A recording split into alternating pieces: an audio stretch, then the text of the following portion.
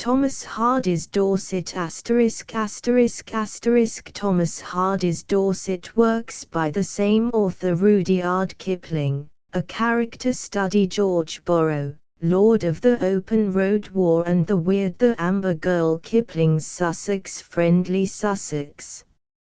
In the press, birthplace of Thomas Hardy, Upper Bockhampton. Thomas Hardy's Dorset by R. Thurston Hopkins with illustrations by E. Harris and from photographs New York D. Appleton and Company 1922 first edition 1922 copyright printed in Great Britain by the Riverside Press Limited Edinburgh Contents Chapter Page I Dorset Folk and Dorset Ways 13 The Dorset Rustic a genial fellow, unconscious humor, the jovial blacksmith, cider making, the poetic tippler, Anglo-Saxon tongue, enigmatical sayings and proverbs, a Dorset rector and his ale, white legs, thatch and cob, a beautiful tract between Seaton and West Bay, the devil's own card, Thomas Hardy's story of witchcraft, Conjurer Trendle, the Piskies, the bibulous farmer and the Piskies, the cider mill, Happy Days at Hovey's barn, Mark Briggs, a game of hunting, a Dorset vicar on miracles, A. Kerman's Wiltshire Glossary, William Barnes, Dorset's Good Enough for Me. Large farm kitchens 2. Barford St. Martin to Tisbury and Shaftesbury 33 Tisbury, John Lockwood Kipling, The Green Dragon at Barford St. Martin, The Man Who Laughed Gloriously, Points of Perfection in a Greyhound, The Best Dog That Ever Breathed, Shaftesbury and Its Traditions, A Curious Custom, A Story of Water-Carrying Days at Shaston, Bimport and Jude the Obscure, Old Groves Place, Marnhull, Pure Drop in 3. The Vale of Blackmoor 45 Fortune Scowls on Me, The Song of the Nightingale, A Little Round-Faced Man, The Hauntings of Woolpit House, The Vale of Blackmoor, White Hart Silver, King's Stag Inn, The Length of Life in Animals, Folk Sayings of Blackmoor, The Maidens of Blackmoor, Barnes the Poet 4. Blandford to Dorchester 59 Blandford, Winterbourne Whitchurch, Turberville the Poet, Milebourne St Andrews, Welland House, Hardy's 2 on a Tower, Puddletown, The Story of Farmer Dribblecum and the Christmas Ale, The Ancient Family of Martins, The Ape of the Martins, The Last of the Martins, The Church of Puddletown, A Sad Love Story, Weatherby Upper Farm v Dorchester 69 Daniel Defoe's Description of Dorchester, Dr. Arbuthnot, St. Peter's Church, Thomas Hardy of Melcombe Regis, William Barnes, Judge. Jeffreys, Mornbury Rings, Mary Channing Strangled and Burnt, Thomas Hardy and Relics of Roman Occupation, Maiden Castle, Old Inns, The Grammar School, Napper's Mite, Hangman's Cottage, The Bull Stake, Jop's Cottage, Priory Ruins, High Place Hall, Coleton House, The Mask with a Lear, Thomas Hardy and the Habits of Bridge Haunters, Dorchester Ale, Grove Stingo, The Trumpet Major, Toby Philpott, A Dorchester Butt, Far from the Madding Crowd, Yellowham Wood, The Brown Owl, The Hedge Pig, Fordington, Church of Street. George, Hardy's Mellstock, Winterbourne Villages, Original Manuscript of Mayor of Casterbridge, Wolverton House, Knightley Trenchards, Cerne Abbas and the Giant Six. A Literary Note, Thomas Hardy and William Barnes 98 Hardy's grandfather, Hardy as a poet, Primitive Nature Worship, Prose Poem of the Cidermaker, William Barnes, Troublous Days, Woke Hill, Pathetic Touch 7. Berea Regis and the Ancient Family of Turberville 122 Yellowham Hill, The Royal Oak at Berea Regis, My Friend the Thatcher, The Complete Guide to Thatching, Berea Regis Church, Humorous Norman Carvings, Sepulchre of the Turbervilles, Outline of Hardy's Tess, A Turberville Tradition, The First of the Turbervilles, Bryant's Puddle, The Old Turberville Manor House, Descendants of the Illegitimate Turbervilles, A Flagrant Poacher, The Tyrant of the Tudor Inn, Hodge the Eternally Efficient, Hardy's Tess and Wellbridge Manor House, Tess's Ancestors, Smoke Pence, Superstition and Shrewdness mingled in the rustic, Old Gover, The Story of the Turberville Coach, Bindon Abbey, Tess, A Sinister Old Wood 8. Round and about Weymouth 147 Weymouth and Melcombe Regis, Rivalry of the Old Boroughs, George III. The Sands, Uncle Benji and Inflated Prices, Sandsfoot Castle, Weymouth Localities in the Trumpet Major, The Dynasts, The Dorset Rustic and Boney, The Girls of Budmouth, The Naples of England, Mr. Harper on the Hardy Country, Georgian Houses, The Realist Things, Interesting Relics, Preston, Sutton Points, The Trumpet Major, Overcome Mill, To Keep Dorset Fair, A Soldier Poet, Bincombe, Racy Saxon Speech, Hardy on Wessex Words, Poxwell, Ogham 1, Lulworth Cove, Portisham, Admiral Hardy, Abbotsbury 9. Poole 163 Poole Harbour, The Quay, An English Buccaneer, Brownsea, Lychet, To Please His Wife, An Enjoyable Coast Ramble ex Swanage and Corfe Castle 168 Kingsley's Description of Swanage, Tilly Wim, Thomas Hardy's Knoll C, The Quarry Folk, A Medieval Trades Guild, Old Dorset Family Names, Marrying the Land, High Street at Swanage, Quaint Houses and a Mill Pond, St. Mary's Church, Newton Manor, Studland, The Egglestone, Langton May Travers, Kingston, Inkworth Court, Corfe, The Greyhound Hotel, An Elizabethan Manor House, Corfe Church, A Brave Good Chest, Curfew, Church Wardens and the Degrees of Inebriation, Reward for Killing a Fox, Lonely Kingdom of an Inn, Wareham, Wildlife on the Frome, Wareham once a port, The Bloody Bank, Peter of Pomfret, Meaning of the name Wareham, Bishop Cating, St. Mary's Church, Black Bear and Red Lion, Chapel of St. Martin 11. My Adventure with a Merry Rogue 191 My Sentimentalism over Old Inns, Old Ale and Old Drinking Vessels, Morecambe Lake, Dorset Knobs, The Lonely Singer, The Leather Black Jack, Sleeping with Miss Green, Lyme Regis, The Curiosity Shop, The Spirit of the Artist and the Soul of a Rogue, We Are All Rogues.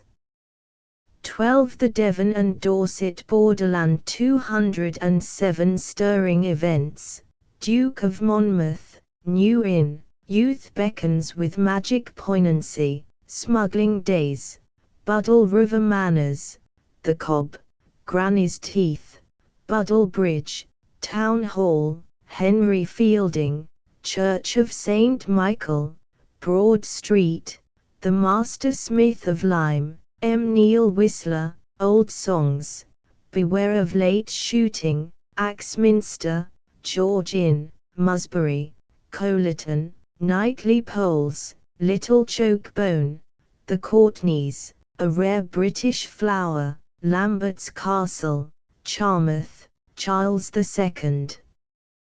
13 Rambles around Bridport. 230 Tola of the Pigs, noble windows, Wifford Eagle, a curious tympanum, a remarkable oven, Rampisham, the Tiger's Head, cross in hand, Alec d'Urberville, Batcombe, Conjuring Minton, the Conjurer of Bygone Days, Hardy's Story, the Withered Arm, Minton's Tomb, Kipling and a Sussex Conjurer, Bridport, Charles II.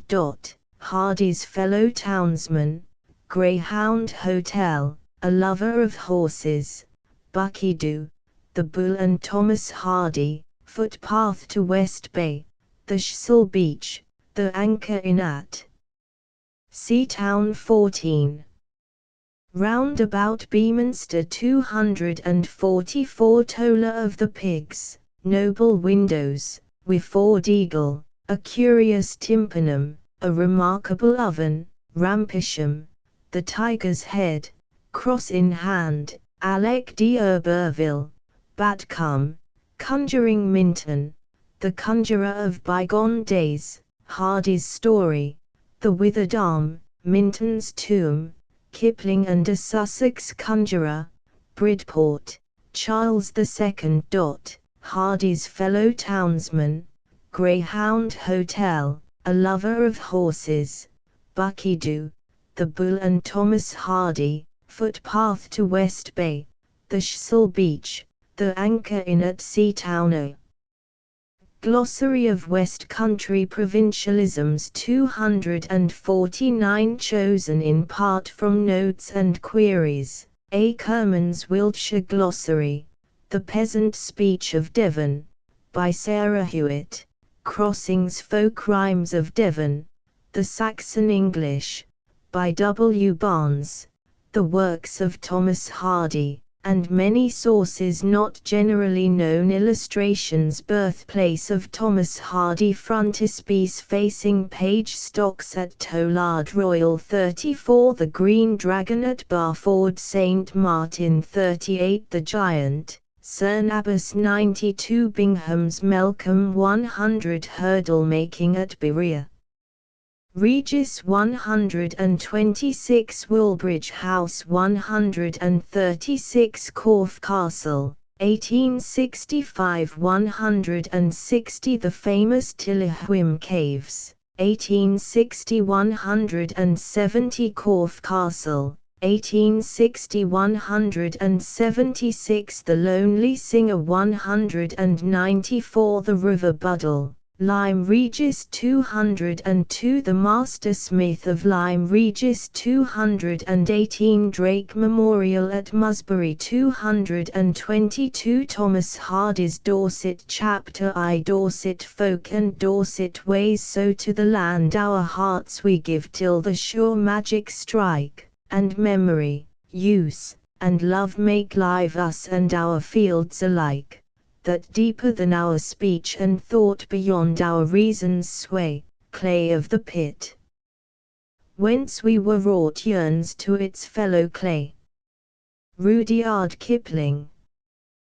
To the traveller who takes an interest in the place he visits, Dorset will prove one of the most highly attractive counties in the kingdom. To the book lover it is a land of grand adventure, for here is the centre of the Hardy country, the home of the Wessex novels. It is in Dorset that ancient superstitions and curious old customs yet linger, and strange beliefs from ages long ago still survive. It is good to find that the kindly hospitality, the shrewd wisdom and dry wit, for which the peasantry in Thomas Hardy's novels are famous, have not been weakened by foolish folk who seek to be up to date.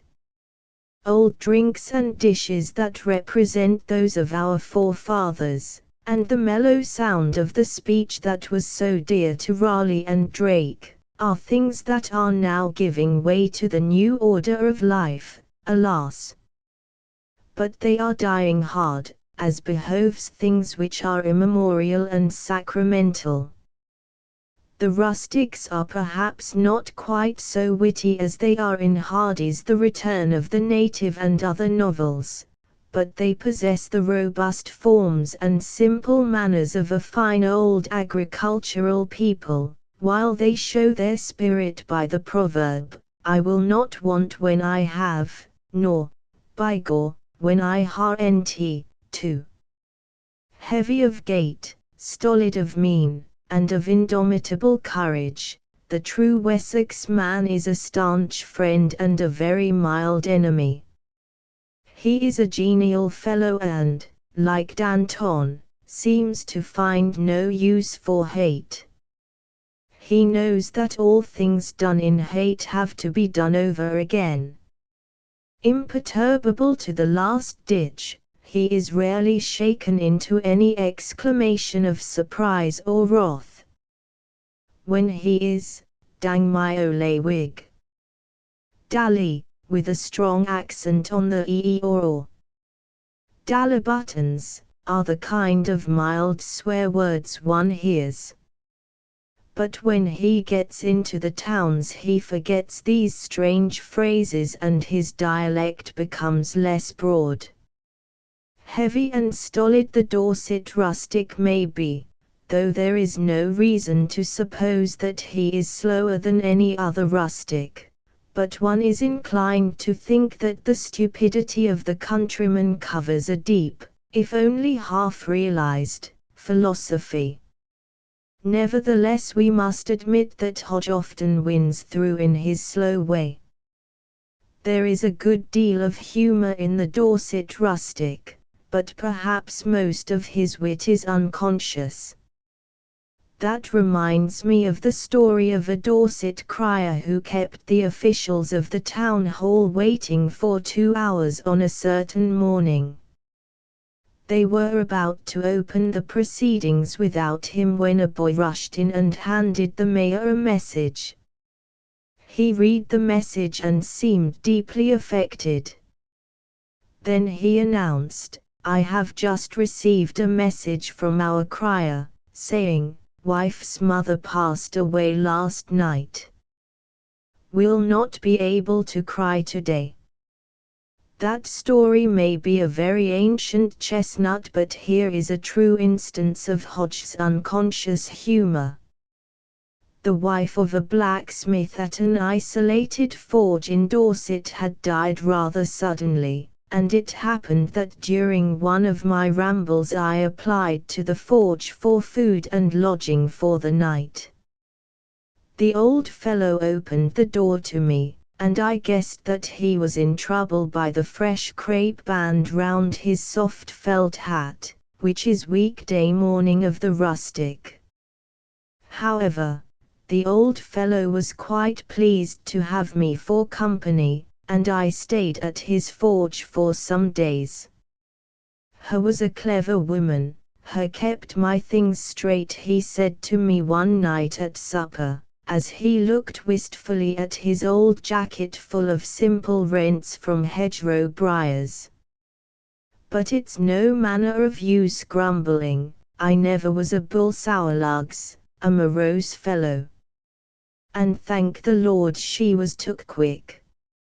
I went off for the doctor 4 miles away, and when I gets there he was gone off somewhere else, so I turned, and in tramping back along remembered I had a bottle of medicine which he did give me last year, so says I, that will do for the old woman, so I gave it to her and she died."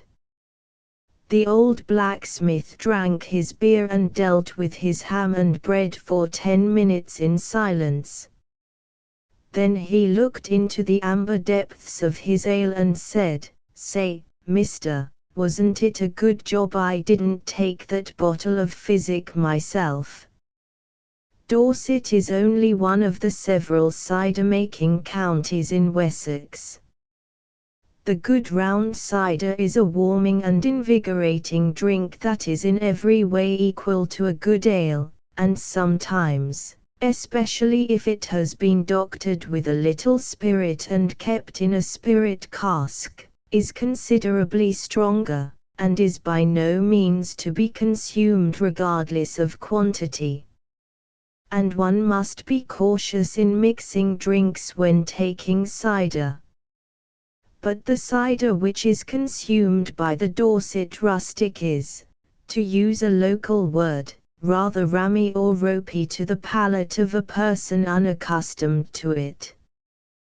That is to say that it is sour and often rather thick. Of course the rustic knows nothing, and would care nothing, for the so-called cider sold in London which resembles champagne in the way it sparkles. Such stuff is only manufactured for folk out of Wessex.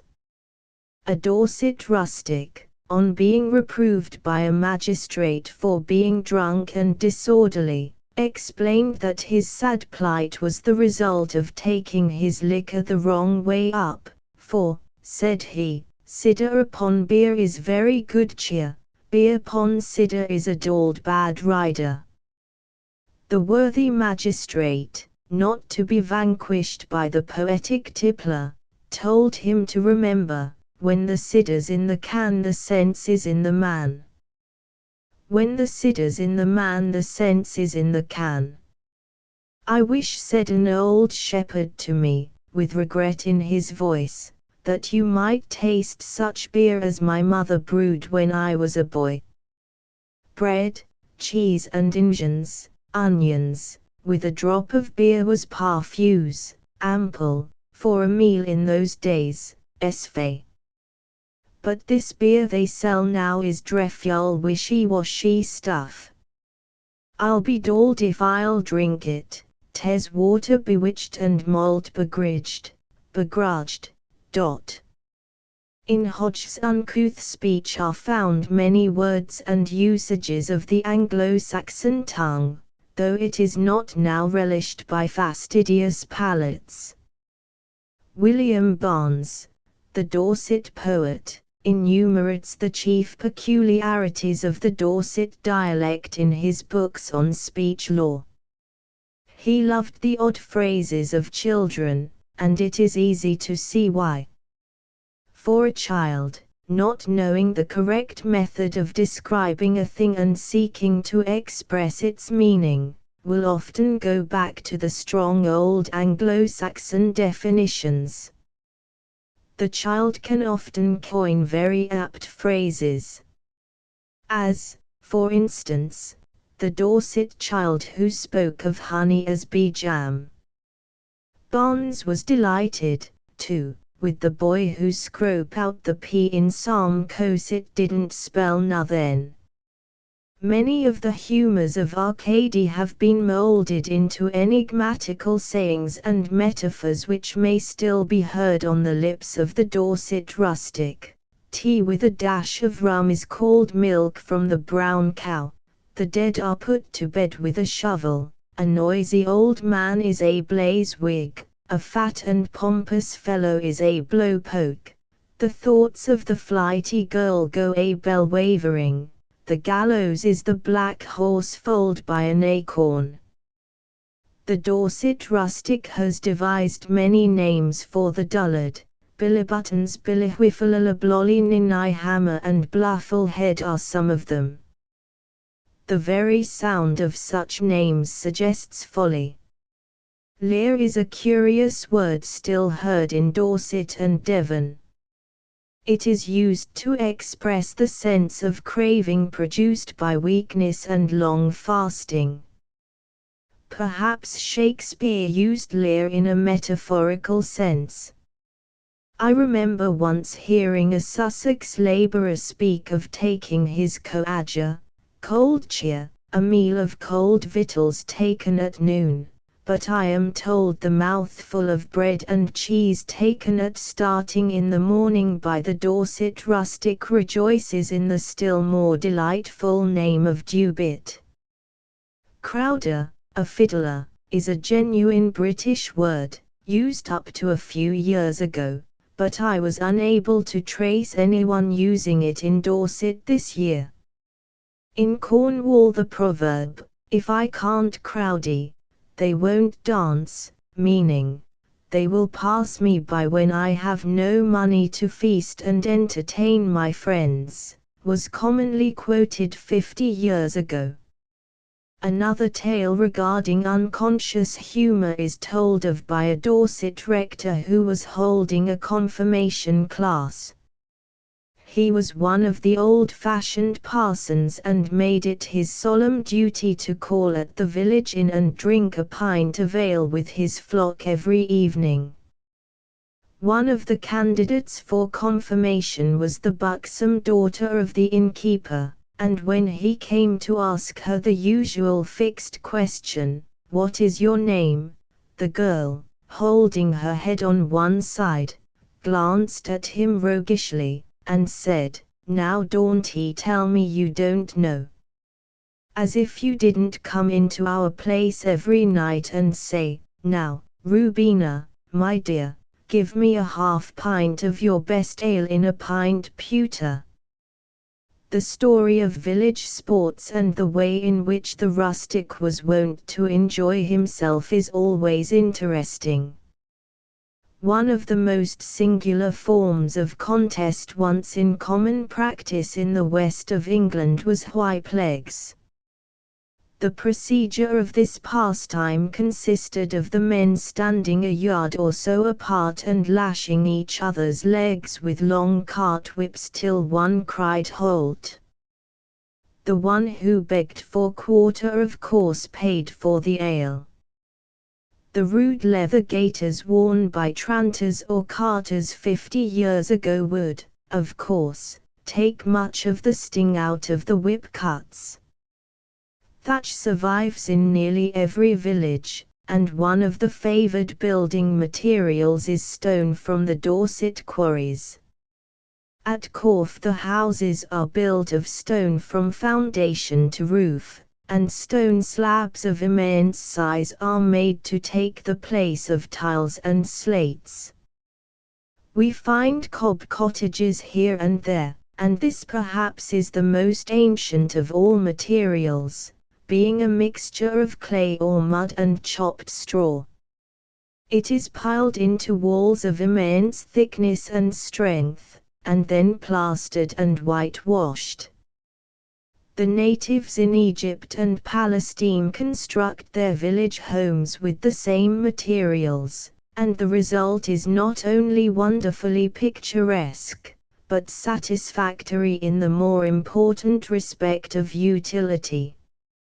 But now the Dorset people seldom build their walls of cob as of yore, and yet such work is very enduring. As an old Devonshire proverb has it, "Good cob, a good hat, and a good heart last forever." The beautiful tract of coastline between Seaton on the west and West Bay on the east is a region of great charm, for here will be found all the most pleasing features of the sister counties, Dorset and Devon. The gracious greenery and combes of Devon trespass over the border at Lyme Regis and so bestow on this nook the wooded charm of the true West Country, which is lacking on the chalky grass hills of other parts of Dorset. If the coast is followed from Lyme Regis we soon thread our way into the wild tangles of Devon. Things have changed somewhat in these days, but still the true son of Devon carries his country with him wherever he goes. He does not forget that every little boy and girl born in the West is breathed over by the piskies. But modern education has just about killed the piskies and there are no more ghosts in the old churchyards. There is a reason for the non-appearance of spirits at the present day. "They have ceased to come out of their graves," said an old rustic, ever since there was some alteration made in the burial service. A firm belief in the very old UN is still, however, a most distinctive article of the rustic creed. There was never a good hand at cards if the four of clubs was in it, said a rooted son of the soil to me. Why? I asked. Because it's an unlucky card, it's the devil's own card. In what way? I urged. It's the old UN's four-post bedstead, was the reply. Another rustic remarked in all seriousness that he did think wizards ought to be encouraged, for they could tell a man many things he didn't know as would be useful to UN. The belief in witchcraft is almost dead, but it is not so many years ago that it was firmly held. Thomas Hardy's tale, The Withered Arm, it will be recalled, is a story of witchcraft. Farmer Lodge brought home a young wife, Gertrude. A woman who worked on Lodge's farm, Rhoda Brooke by name, had a son of which the farmer was the father. Rhoda naturally resented the marriage, and had a remarkable dream in which Gertrude, wrinkled and old, had sat on her chest and mocked her. She seized the apparition by the left arm and hurled it away from her. So lifelike was the phantom of her brain that it was difficult for her to believe that she had not actually struggled with Gertrude Lodge in the flesh. Some time afterwards the farmer's wife complained that her left arm pained her, and the doctors were unable to give her any relief. In the end someone suggested that she had been overlooked and that it was the result of a witch's evil influence. She was told to ask the advice of a wise man named Conjurer Trendle who lived on Egdon Heath. In the days of our forefathers the conjurer was an important character in the village. He was resorted to by despairing lovers. He helped those who were under the evil eye to throw off the curse, and disclosed the whereabouts of stolen goods. His answers, too, were given with a somewhat mystic ambiguity. Own horn eat own corn would be the kind of reply a person would receive on consulting him about the disappearance of, say, a few little household articles. Well, to continue the story, Rhoda Brooke accompanied Gertrude to the hut of Conjurer Trendle, who informed the farmer's wife that Rhoda had overlooked her. Trendle told her that the evil spell might be dissolved and a cure effected by laying the diseased arm on the neck of a newly hanged man. During the absence of her husband she arranged with the Casterbridge hangman to try this remedy. On the appointed day she arrived at the gaol, and the hangman placed her hand upon the neck of the body after the execution, and she drew away half fainting with the shock. As she turned she saw her husband and Rhoda Brooke. The dead man was their son, who had been hanged for stealing sheep, and they harshly accused her of coming to gloat over their misfortune. At this the farmer's wife entirely collapsed, and only lived for a week or so after.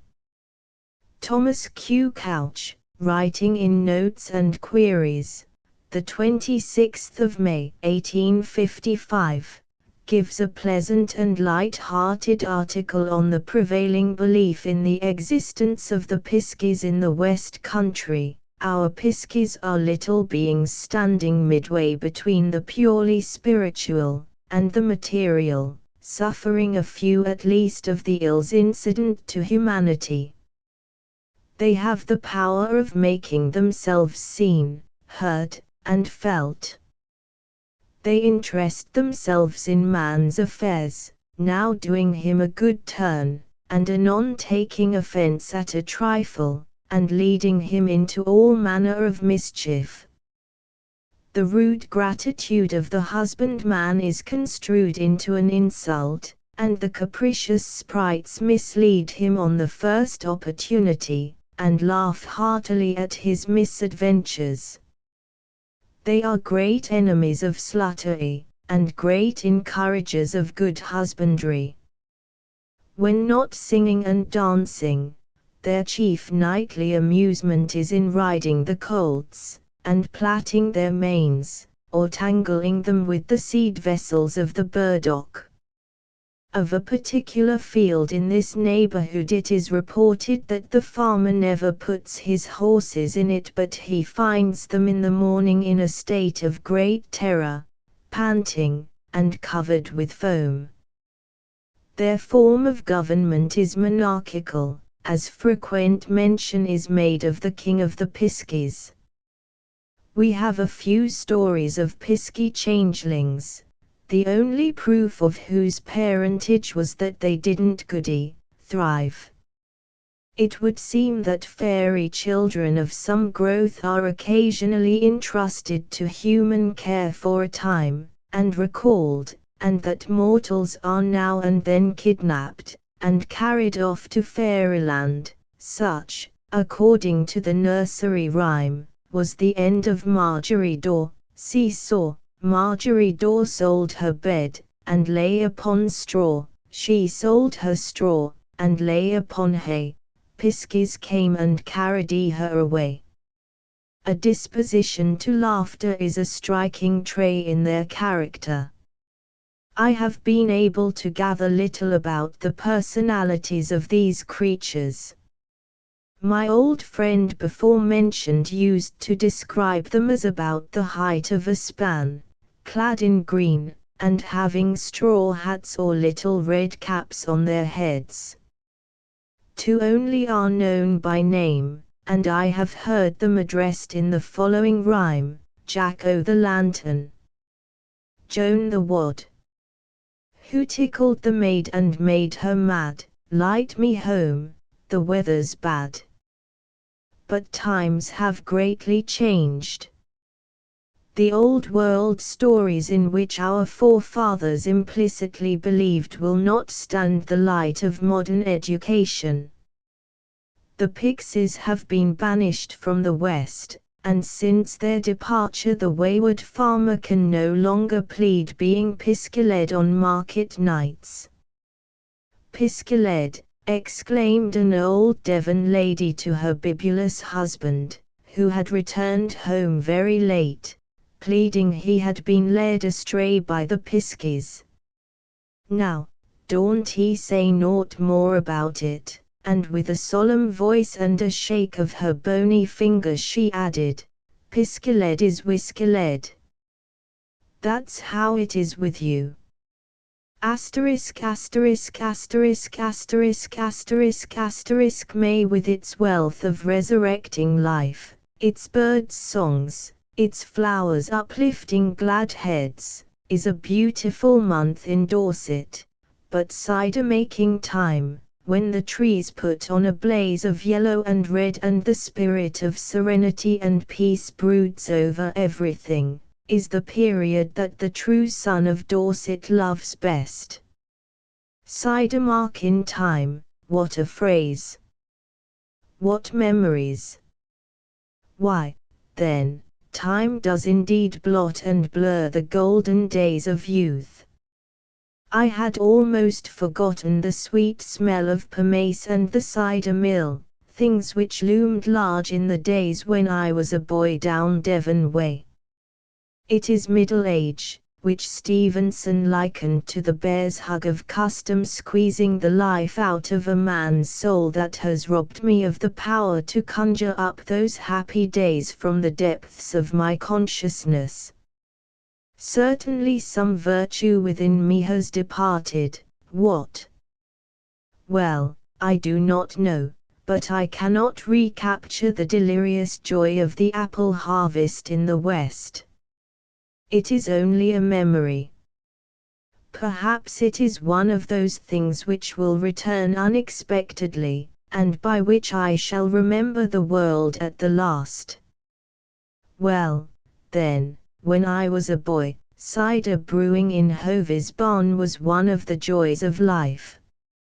A steam engine on 4 wheels arrived from Exeter, and pulleys and beltings were fixed up to work the old-fashioned press. Within the barn a rumbling machine crushed the apples, which had been growing mellow in the loft for a fortnight, and the press noisily descended on the racks of pulp and sent the liquid into the tubs with a swish like the fall of tropical rain. Outside the still October air was broken only by the chug, chug, chug of the stationary engine and the mellow voices and laughter of the farmers who delivered their apples and received in exchange barrels of cider. The marc from the cider press was sometimes fed to cattle combined with bran, hay and chaff. But I suppose that was an old-fashioned idea, and farmers today would ridicule such a thing. But Farmer Hovey was a keen-eyed man of business, a man who could farm his acres successfully in the face of any disaster. How I wish that, now grown up, I could reopen those records, the book of his memory. But it has long been closed, laid away in the tree-shaded churchyard in Fore Street, near a flat stone commemorating John Star. John Star. Star on high, where should a star be but on high? Though underneath he now doth lie sleeping in dust, yet shall he rise more glorious than the stars in skies. 1633. Making mark bricks at Farmer Hovey's was the highest pinnacle of my desire. It was one of those peculiarly plashy jobs in which any child would delight. One could get thoroughly coated from head to foot with the apple pulp in about half an hour. The marc was made into bricks, about a pound in weight, to preserve it. It was first pressed as dry as possible, made into cubes with wooden molds, and stacked in an airy place to dry. Hovey liked these bricks for fuel in the winter months, and I remember they made a wonderfully clear fire. It was while making up the apple pulp into bricks that my brothers and their friends caught the idea of the game of hunting. The apple pulp was first made up into a score of heavy, wet balls. Having drawn lots as to who should be the hunter, the winner would take charge of the ammunition and retire to the barn, which was known as the hunter's shack, while the other boys would shin up the orchard trees, or conceal themselves behind walls, ricks and bushes. A short start was allowed, and then the hunter sallied forth with unrestricted powers to bombard with shot and shell anyone within sight. The first one who made his way home to the shack became the next hunter. Many a satisfying flap on the back of the neck have I got home with those balls of apple pulp. It was a very primitive game, sometimes a very painful one, and not infrequently it ended in a general hand-to-hand fight. The game was certainly an excellent exercise in the art of encountering the hard knocks of life with a sunny fortitude. In 1916 it was my fortune to suffer rather a sharp period of shell fire in Palestine with one of the players of this game. My old playmate turned to me and yelled, "Hi, there, Bob. Look out. These coming over are not made of apple pulp." Then the smell of the cider press came full and strong on the night air of the desert, and England and the West Country came back to me in the foolishness of dreams, as the Garden of Hesperides or any other valley of bliss my erring feet had trodden in heedless mood. There is a story of a Dorset vicar who was explaining to his flock the meaning of miracles. He saw that his hearers were dull and inattentive, and did not seem to grasp what he was saying, so he pointed to an old rascal of a villager who always lived riotously yet never toiled, and said in a loud voice, "I will tell you what a miracle is. Look at old Jan Domini, he hasn't an apple tree in his garden, and yet he made a barrel full of cider this October. There's a miracle for you." While cycling out of Swanage to Corfe, a back-breaking and tortuous succession of hills, I had the misfortune to meet a wasp at full speed and receive a nasty sting. I asked a little girl if her mother lived near, as I wished to get some ammonia for it, and was delighted to hear the child call to her mother through an open window, "Lukey, mother, a wapsie hath a stinged this maist upon his feece." Which reminded me of a story in Ockerman's Wiltshire Glossary of a woman who wished to show off her lubberly boy to some old dames, and accordingly called him to say his alphabet. She pointed to the letter and asked Tommy to name it. "Dang my ole hat, I don't know UN," said the child, scratching his head. His mother passed this letter by and moved the point of her scissors to the next letter. "What be thuck one, Tommy?" "I knows UN by sight, but I can't call UN by name," replied the boy. "What is that thing as goes buzzing about the garden, Tommy?" The boy put his head on one side and considered a moment, then replied, with a sly grin, "Wapsie." William Barnes told a good tale of a West Country parson who preached in the rudest vernacular. A rich and selfish dairyman of his flock died, and in place of the customary eulogy at the graveside, he said, "Here lies old. He never did no good to nobody, and nobody spake no good o' he. Put him to bed and let's pratch to the living." And here is a good story related to me by a West Country vicar. A lively old lady in his parish was very ill, and likely, as it seemed, to die. The vicar called on her and talked with professional eloquence of the splendors and joys of heaven. But the bright old creature had no fears for the future, and indeed was not so ill as they supposed. "Yes, sir," she said, "what you say may be very true, and heaven may be a bobbedazzling place, but I never was one to go a bell-wavering. Old Dorset's good enough for me." Inside the old Dorset farmhouses there is much that belongs to other days than these. Many old homes have deep porches, with stone seats on each side, which lead to the large kitchen.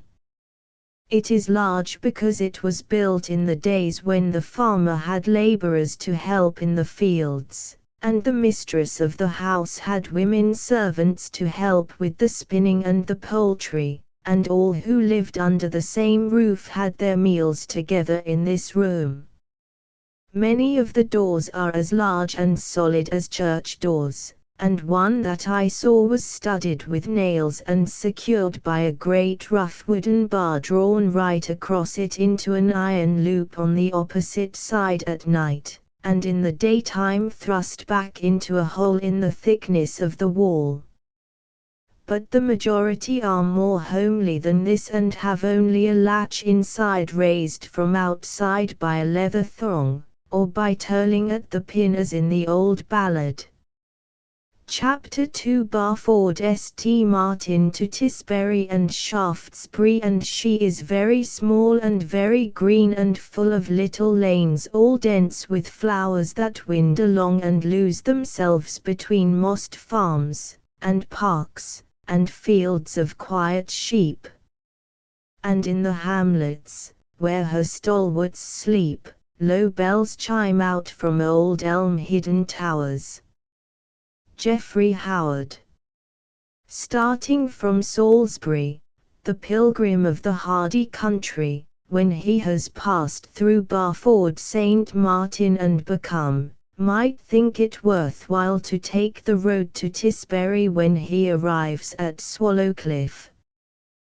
The large village of Tisbury is situated on the north side of the River Nadder, on rising ground, and is about 12 miles west of Salisbury.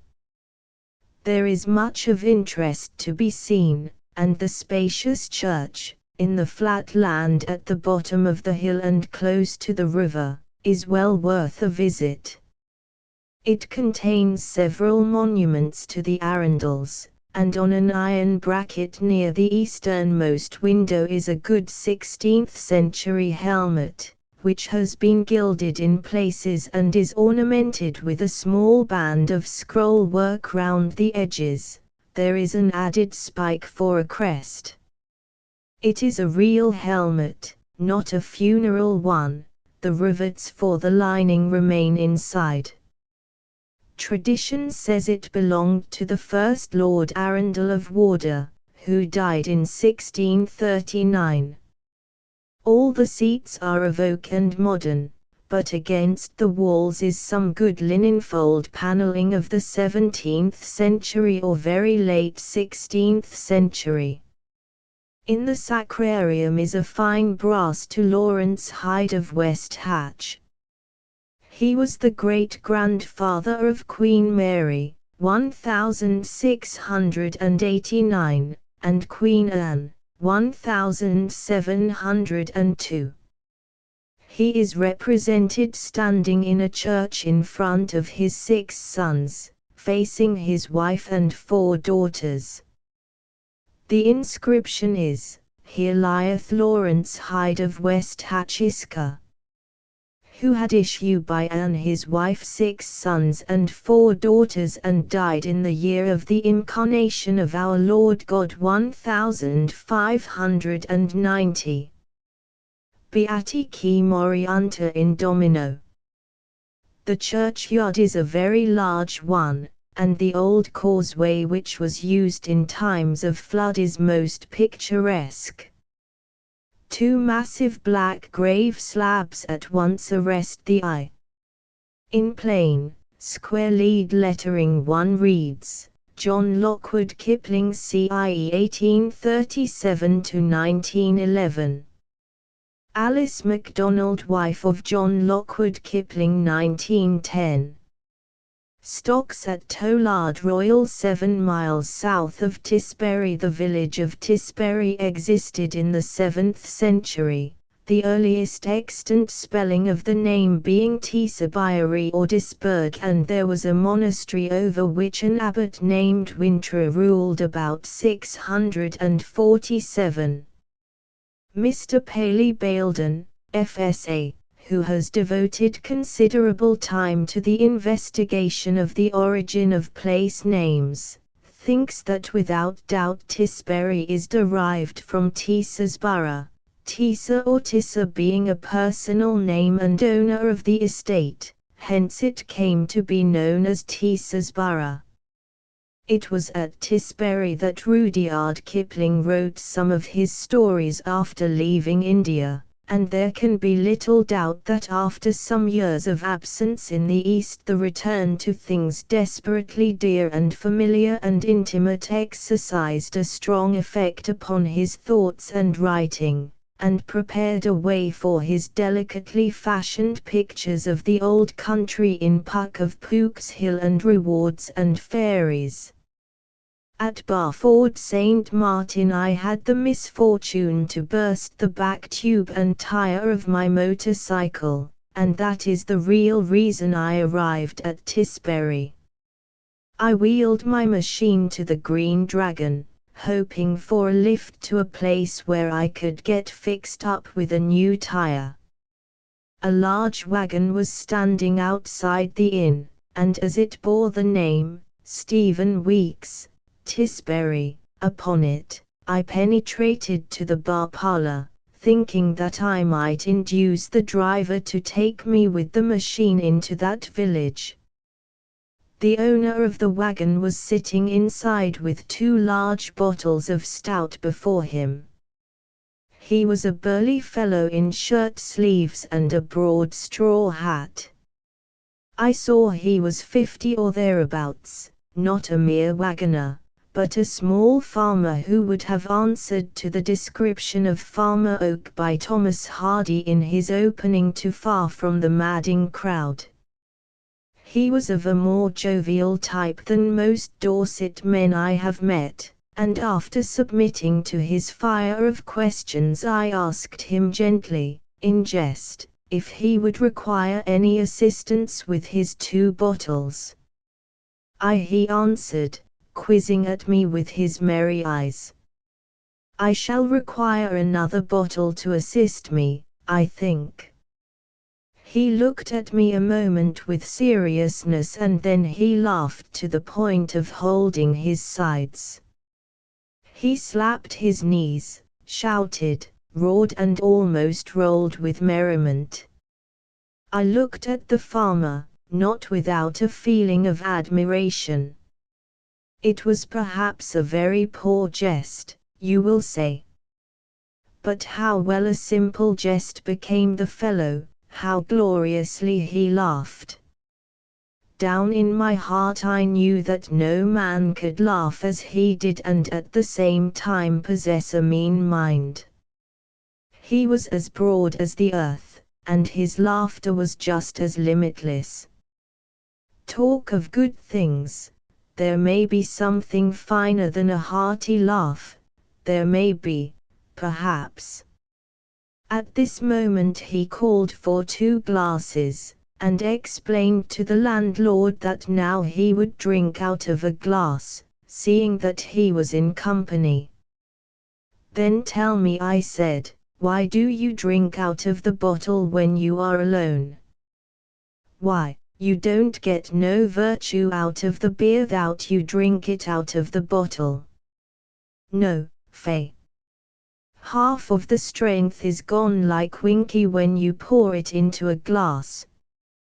"I believe you are right," I said, "and I especially commend you for drinking beer. Ale is a great and generous creature, it contains all health, induces sleep o' nights, titillates the digestion and imparts freshness to the palate. Tea's the only drink that will go with bread and cheese and pickling cabbage dashed in the farmer." "Tea's a pity," I said, "that so many workers in London take bread and cheese with tea and coffee, for there is no staying power in such a mixture. It can't be good," he shouted. "It can't be healthy." The farmer's name was Mr. Weeks, the same as it was painted on the wagon outside, and he said that he would be very glad to take me with my machine into Tisbury, where there was a motor garage. He made an extraordinarily shrill noise with his mouth and a fine greyhound that had been sleeping beneath the table bounded up. "This long dog," said Mr. Weeks, "is a wonderfully good dog, the best dog of his kind in the world. Mr. Weeks is never half-hearted about things. His enthusiasm is prodigious. He is like a human hurricane when he launches upon any of his pet subjects." At once he fell to explaining the points and final perfection of a perfect greyhound. I remember a quaint rhyme he quoted, which is perhaps worth repetition here. "The shape of a good greyhound is, a head like a snake, a neck like a drake, a back like a beam, a belly like a bream, a foot like a cat, a tail like a rat.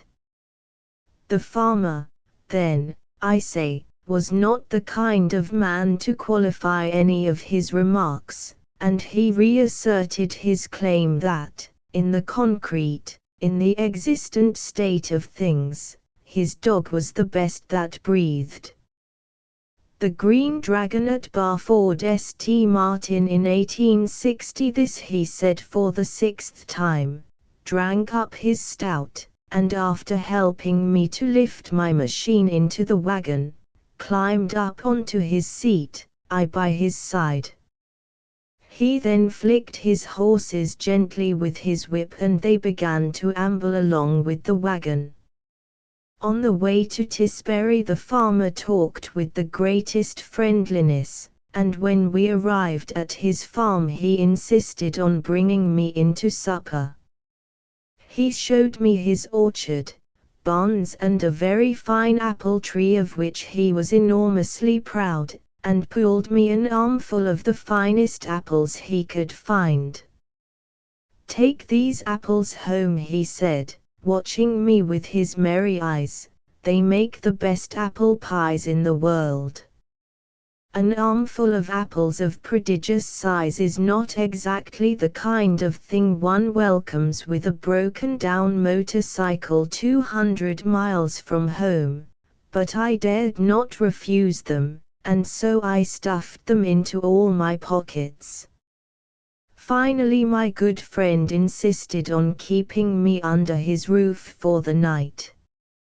After my machine had been repaired next morning I went on my way, thinking what a fine, merry, hospitable fellow the Dorset yeoman is, if you only approach him with a little caution.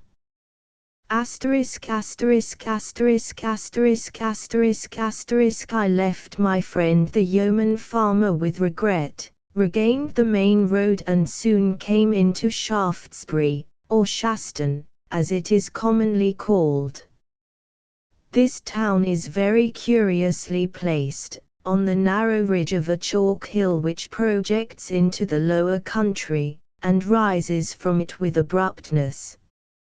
Hence an extensive landscape is seen through the openings between the houses, and from commanding points the eye ranges over the greater part of Dorset and Somerset.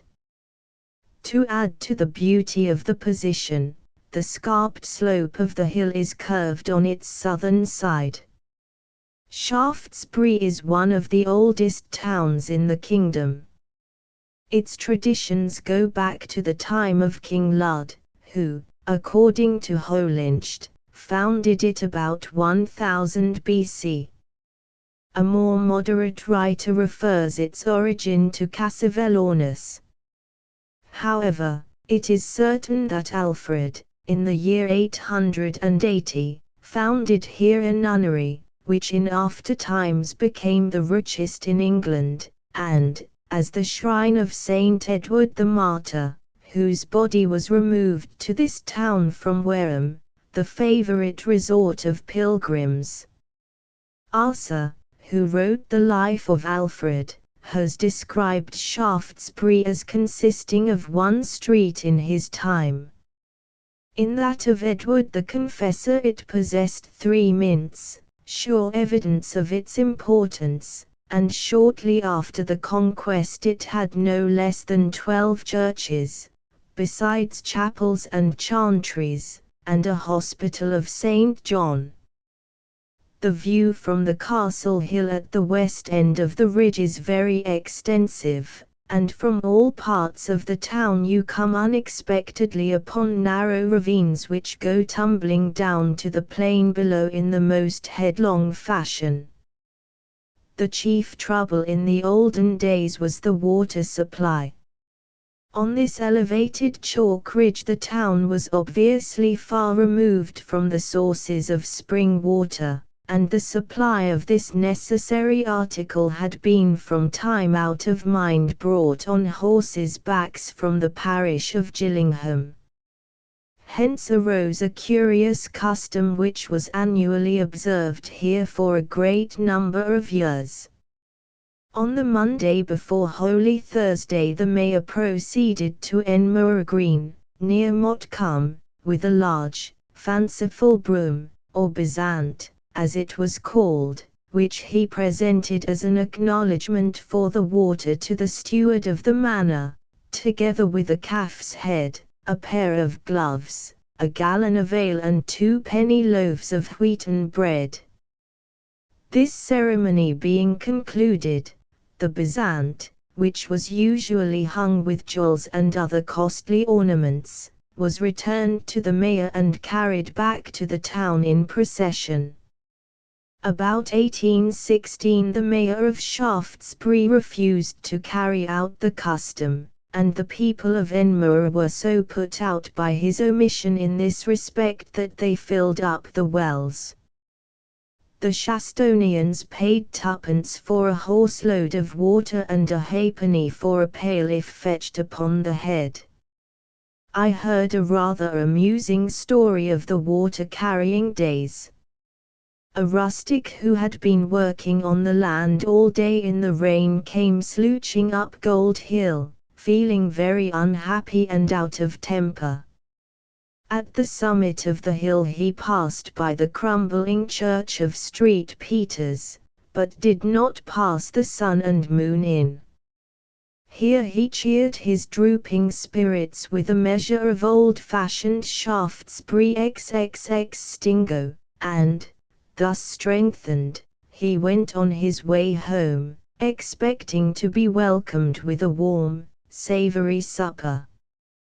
But the news of his call at the inn had reached his wife before he arrived home, and being rather an ill-natured person, she decided to punish him for loitering on his way. "Oh," she said to him, "as you are so wet already, just you take this stone, earthenware pot, and fill it with water at Tout Hill Spring, and don't go loafing at the Sun and Moon again." The rustic took up the pitcher without a word, filled it and returned to his sour housewife, but instead of putting the pitcher down, he hurled the contents over her, saying, "Now you are wet too, so you can go to the spring and fetch the water." Bimport is a wide and comfortable street which skirts the north crest of Castle Hill. It is a street of honest stone houses, and readers of Jude the Obscure will look here for Phillickson's School and the little low drab house in which the wayward Sue wrought the wrecking of her life. Their house, Old Grove's Place, now called Ox House, is not difficult to find. As you come up from the Town Hall and Market House to the fork of the roads which run to Motcombe and East Stour, Bimport turns off to the left, and 100 or so yards down is Grove's Place, with a projecting porch and mullioned windows. It was here that Sue in a momentary panic jumped out of the window to avoid Phillotson. The name of the house derives from that of a former inhabitant mentioned in an old plan of Shaftesbury. Poor, highly strung Sue Bridehead, with her neurotic temperament, could not throw off the oppressiveness of the old house. "We don't live in the school, you know," said she, "but in that ancient dwelling across the way, called Old Grove's Place. It is so antique and dismal that it depresses me dreadfully. Such houses are very well to visit, but not to live in. I feel crushed into the earth by the weight of so many previous lives there spent. In a new place like these schools there is only your own life to support." The village of Marnhull is situated in the Vale of Blackmoor, 6 miles from Shaftesbury. It is the Mullet of Hardy's novel Tess, the village home of the Durbeyfield family. It contains little of interest. The Pure Drop Inn, where there's a very pretty brew in tap, may be the crown. Here John Durbeyfield kept up Tess's wedding day as well as he could, and stood treat to everybody in the parish, and John's wife sung songs till past 11 o'clock. There is a Pure Drop Inn at Wootton Glanville and another at Wareham. One of these most probably suggested the name. The fine churches of the 18th century Gothic, 1718, and it has often been regarded by strangers as being 300 years earlier. The font bowl, late Norman, was unearthed in 1898, also the rood staircase and squint and the piscina. Some ancient alabaster effigies, ascribed to the middle of the 15th century and representing a man in armor and two female figures, are placed on a cenotaph in the north aisle. Some authorities claim that they represent Thomas Howard, Lord Bindon, and his wives, and are of a later date. Nash Court, a little to the north, is a fine Elizabethan mansion, formerly the seat of the Husses. Chapter 3 The Vale of Blackmoor. My motorcycle had carried me without a hitch from London to Melbury Abbas, then fortune scowled on me. With ridiculous ease I had rolled along the roads all day, and I had been tempted to ride through the warm autumnal darkness till I came to the Half Moon Inn at Shaftesbury, where the roads fork away to Melbury Hill, Blandford and Salisbury.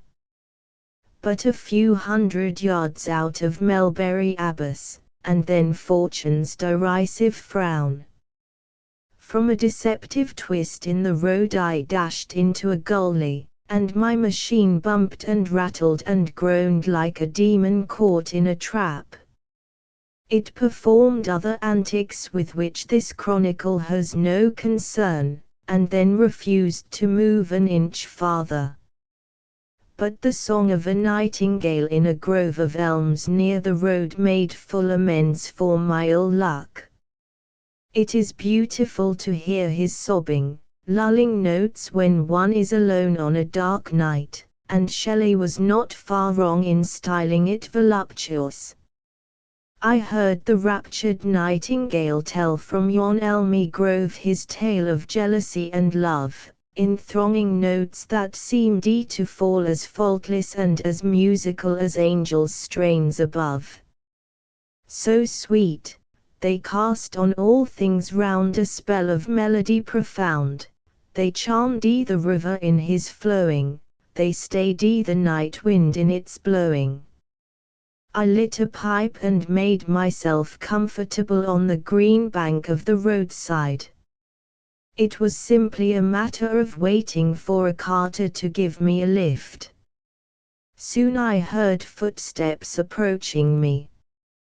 "Good evening," said a friendly, quavering voice, and a little, round-faced gentleman in a grey overcoat and straw hat emerged from the shadows. I questioned him as to the distance of the nearest inn or cottage where I could get a shelter for the night, and explained how my machine had failed me. "The nearest inn is 2 miles away. I'm afraid they do not accommodate travellers," he replied. "Is this your home?" I asked. "Oh yes. Woolpit House is just beyond those elms. I live there. I am not a native of these parts. I have only lived there for the last 6 months. I am sorry I came here, for the place does not suit me. Do you care to leave your motorcycle?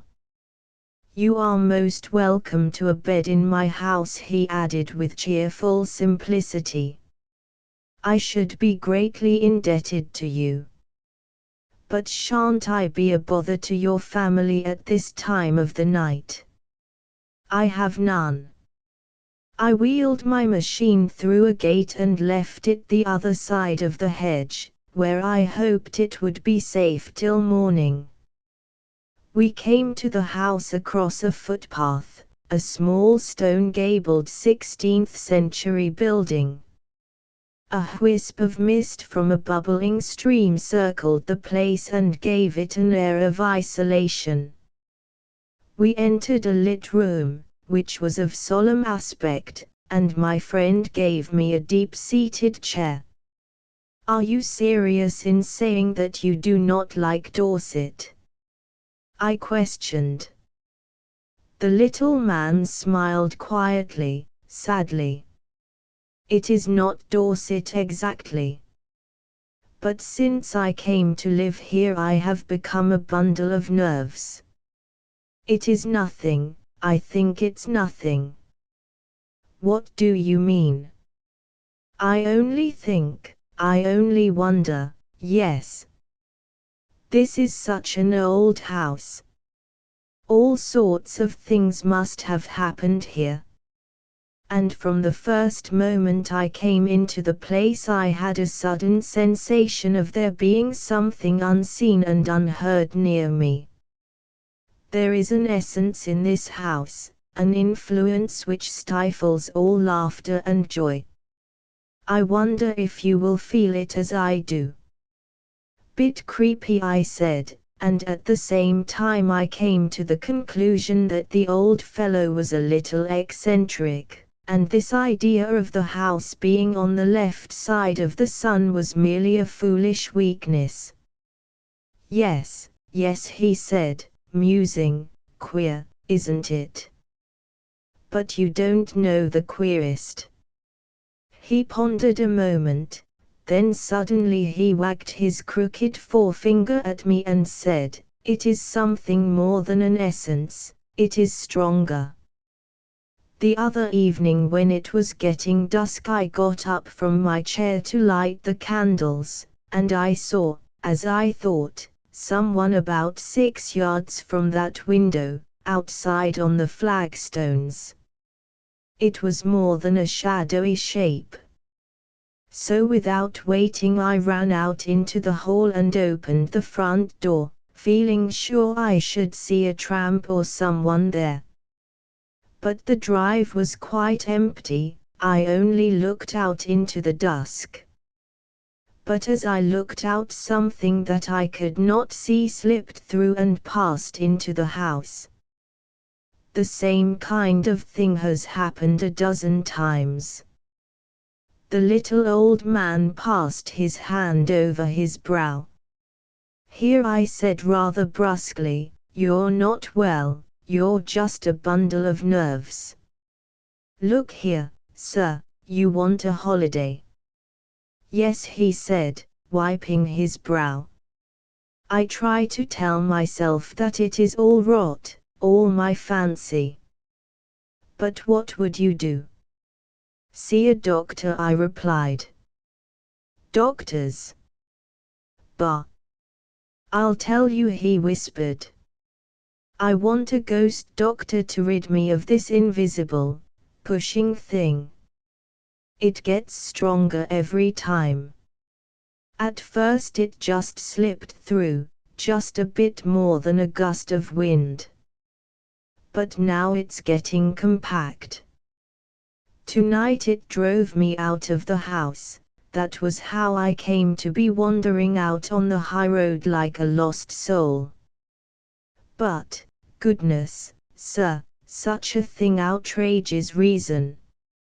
You can say what you will, but it is there, and it is growing tangible. Last night I could distinguish his features as he came up close to the window. He smiled at me, but the smile was one of inscrutable evil. He resents me being in this house. I shall have to abandon it. This little man is either off his head, or worse, I said to myself. In spite of the warmth of the room, I felt myself shiver. At that moment I heard the sound of a stealthy footstep outside the door. The little old man jumped up. "I say," he said in an odd voice, "did you hear?" I pretended I had not heard. "Ah, you didn't, and, of course, you didn't feel anything." It must have been my imagination.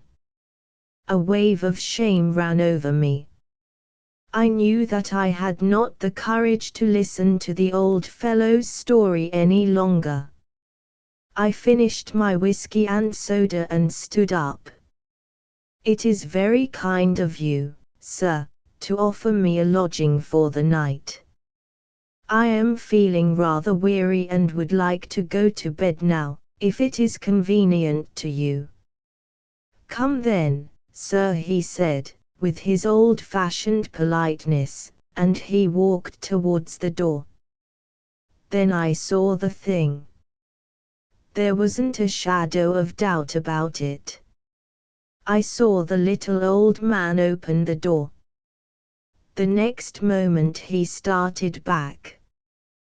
Then he thrust forward with his body, and I could see him bearing against something. He swayed, physically, as a man sways when he is wrestling. A second after he was free. "Well, you've seen it, what do you think of it?" he said presently, as I followed him into the hall. His face had turned cloudy whitish grey. I laughed, but the full horror of it had soaked into me. I followed my host up a series of stairs.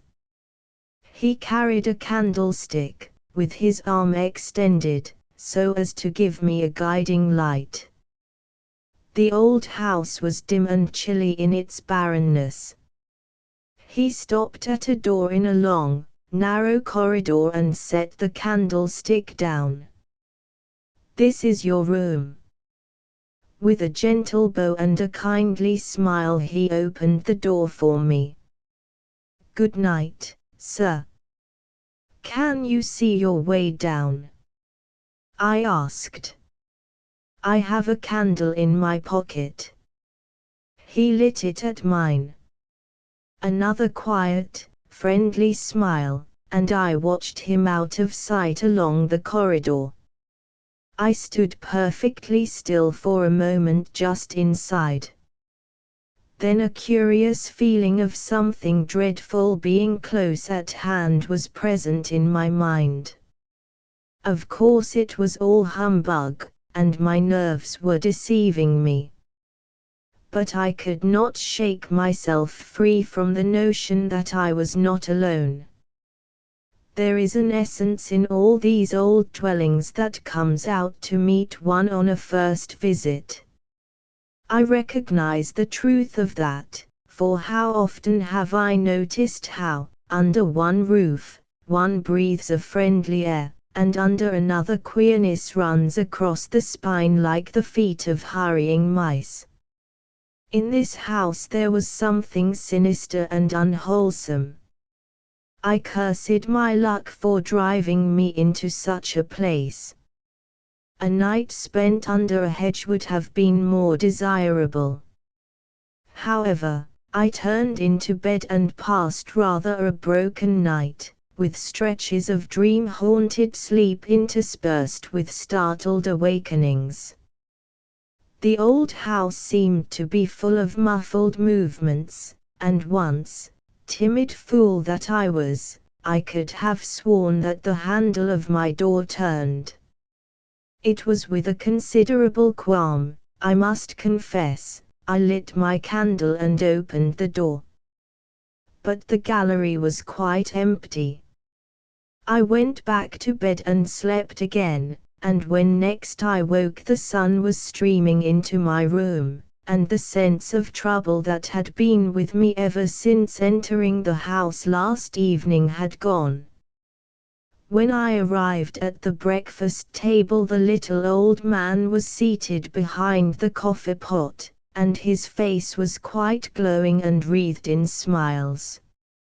Morning had brought a flood of hard common sense to him, as clear as the crisp sunshine that filled the room.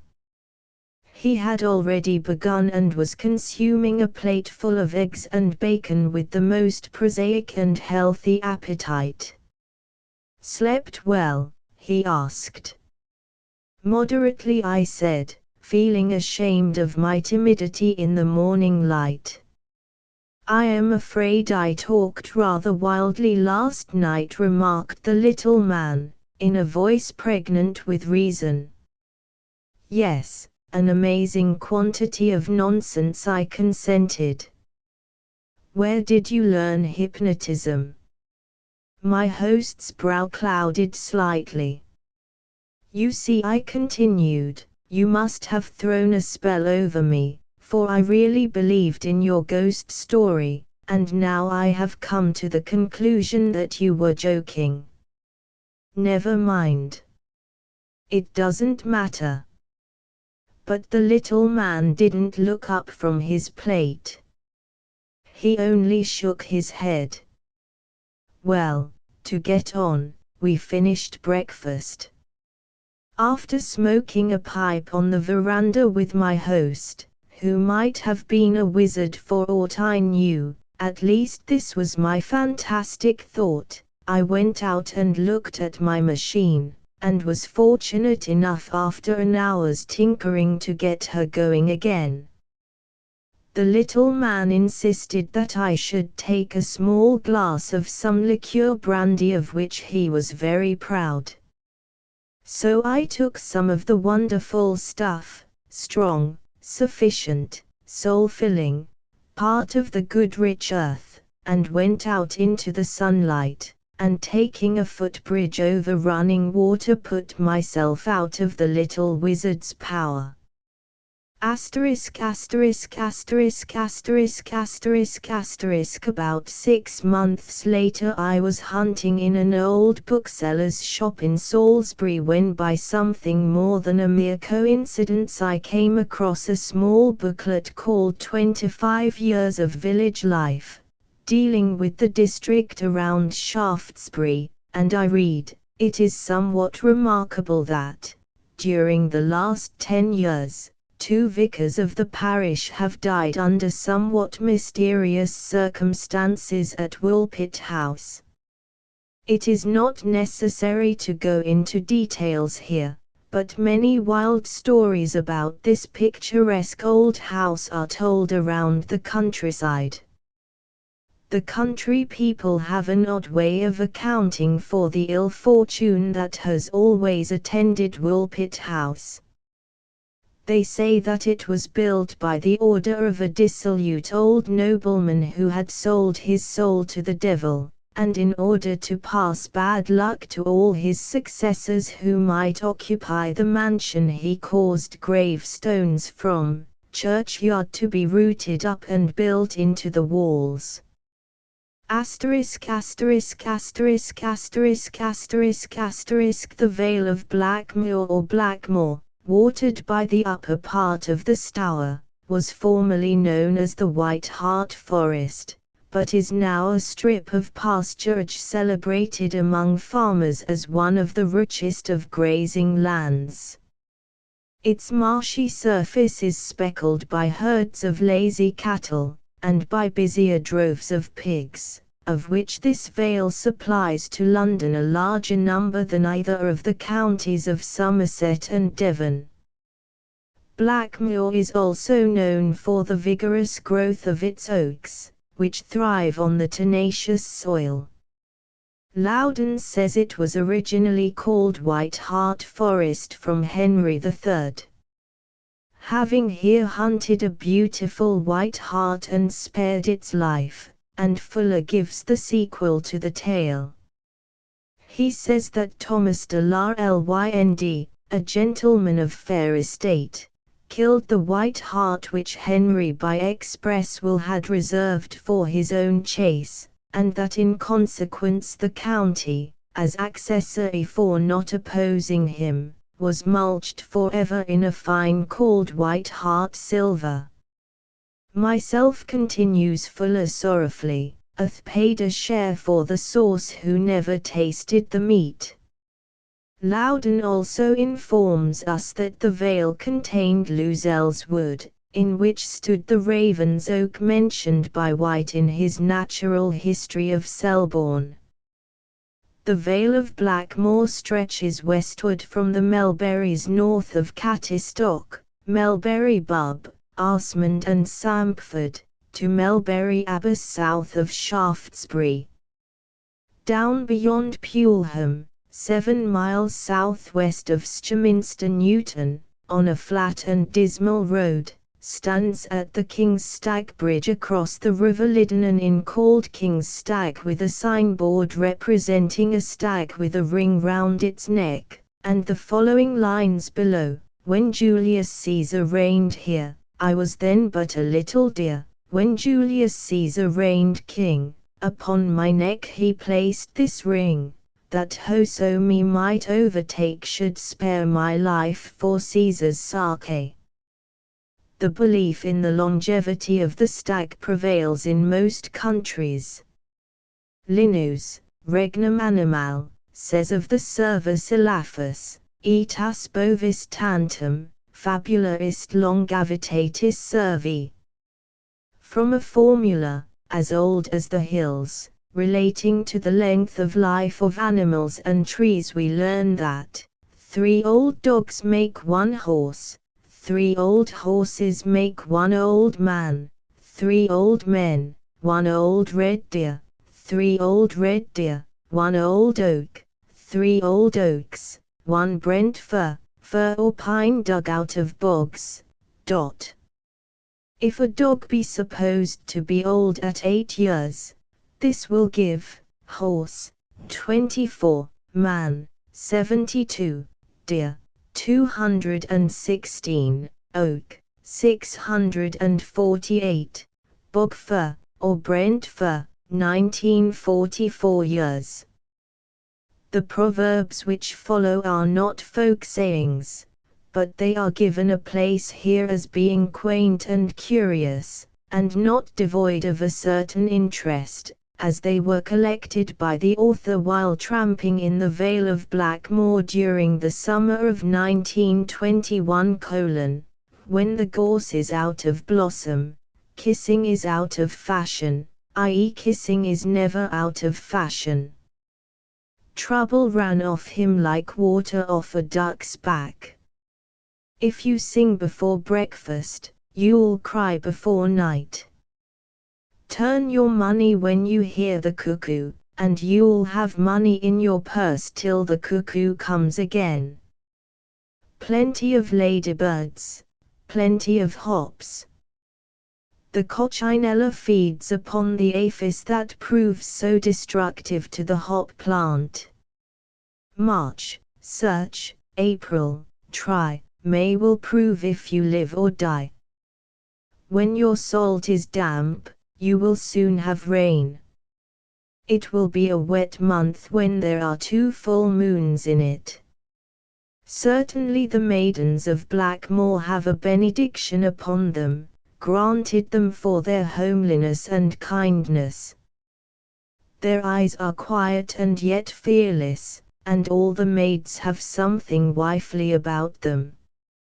William Barnes, the poet of the Dorset Valley, praising the Blackmoor maidens, says, "Why, if a man would wive and thrive without a dower, then let en look en out a wife in Blackmoor by the Stour."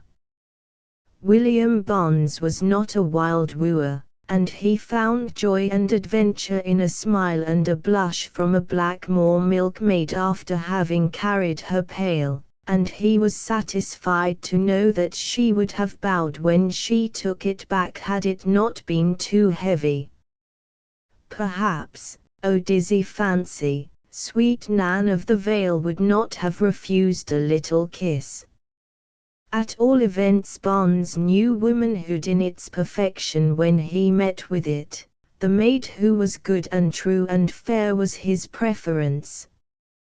Chapter 4 Blandford to Dorchester. If we return, will England be just England still to you and me? The place where we must earn our bread, we who have walked among the dead, and watched the smile of agony, and seen the price of liberty, which we have taken carelessly from other hands. Nay, we shall dread, if we return, dread lest we hold blood guiltily the thing that men have died to free. Oh, English fields shall blossom red in all the blood that has been shed, by men whose guardians are we, if we return. F. W. Harvey.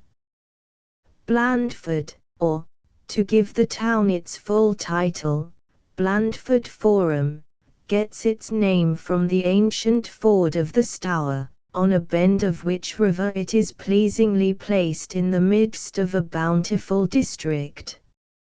It is called Shottsford Forum in Hardy's far from the madding crowd, and in the woodland as we are told that Shottsford is Shottsford still. You can't victual your carcass there unless you've got money, and you can't buy a cup of genuine there whether or no. The long chief street of the town has a bright, modern aspect, due to the great fire of 1731 which destroyed all but 40 houses in the place. There is nothing to detain the pilgrim here, but it makes a good centre for any who are exploring the country around it. 5 miles of rather hilly road brings us to Winterbourne Whitchurch, which has a very interesting church containing a curious old font dated 1450 and a fine old pulpit removed from Milton. The grandfather of John and Charles Wesley was vicar here from 1658 to 1662. Of the poet George Turberville, born here about 1530, very little is known. He was one of the wild Turbervilles, and one would like to learn more about him. Anyway, here is a specimen of his verse. Death is not so much to be feared as daily diseases are. What? Is't not folly to dread and stand of death in fear that mother is of quiet rest, and grief away does wear? Was never none that twist have felt of cruel death the knife, but other griefs and pining pains do linger on through life, and oftentimes oneself same course with furious fits molest when death by one dispatch of life doth bring the soul to rest. When we arrive at Milebourne St. Andrews we are within 8 miles of Dorchester. The manor house, up a by-road and past the church of St. Andrew, is the original of Welland House in Hardy's 2 on a tower. This was once the residence of the Mansell-Pliddle family, but since 1758 it has been used as a farmhouse. The village was formerly an important posting place between Blandford and Dorchester, and we are reminded of the coaching days by the effigy of a white hart on the cornice of the post office, in time past a busy inn. Puddletown is our next halt on the road. It is a considerable village whose church has a chapel full of ancient monuments to the Martins of Athelhampton. Canon Carter held the living here in 1838, and when he first arrived the news that he neither shot, hunted nor fished disturbed the rustic flock, and they openly expressed their contempt for him. Then he replaced the village church band with a harmonium, and the story gained so much bulk and robustity in travelling, as such stories do in the country, that I have no doubt he seemed a sort of devastating monster.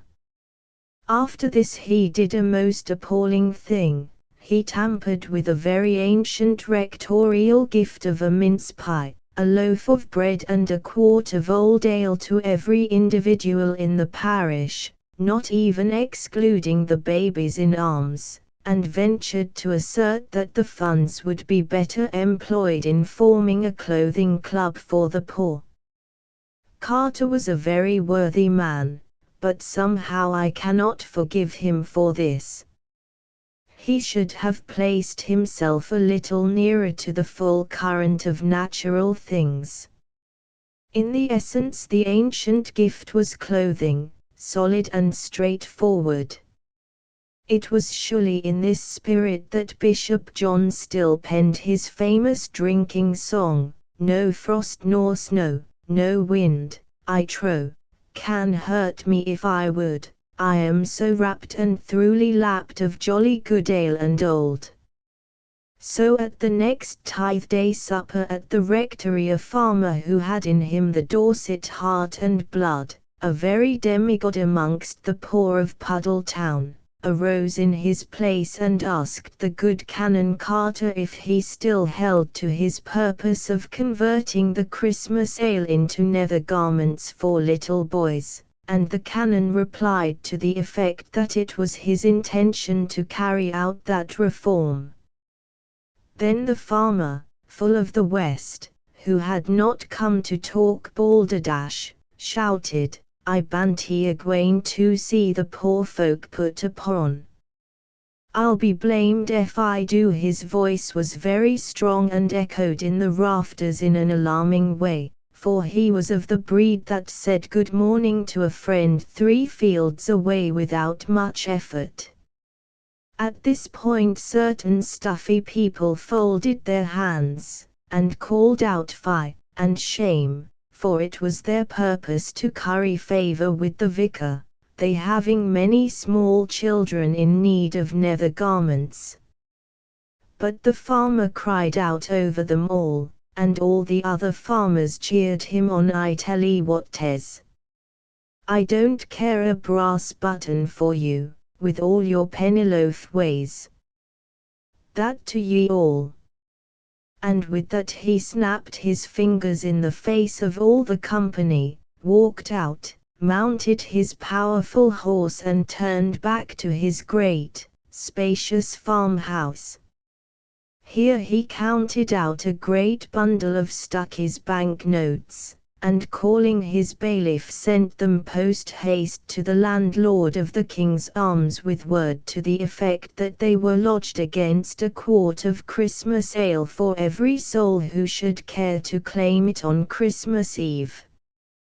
That is the story of Farmer Dribble come, and may we all come out of a trying position as well as he. But to return to the church.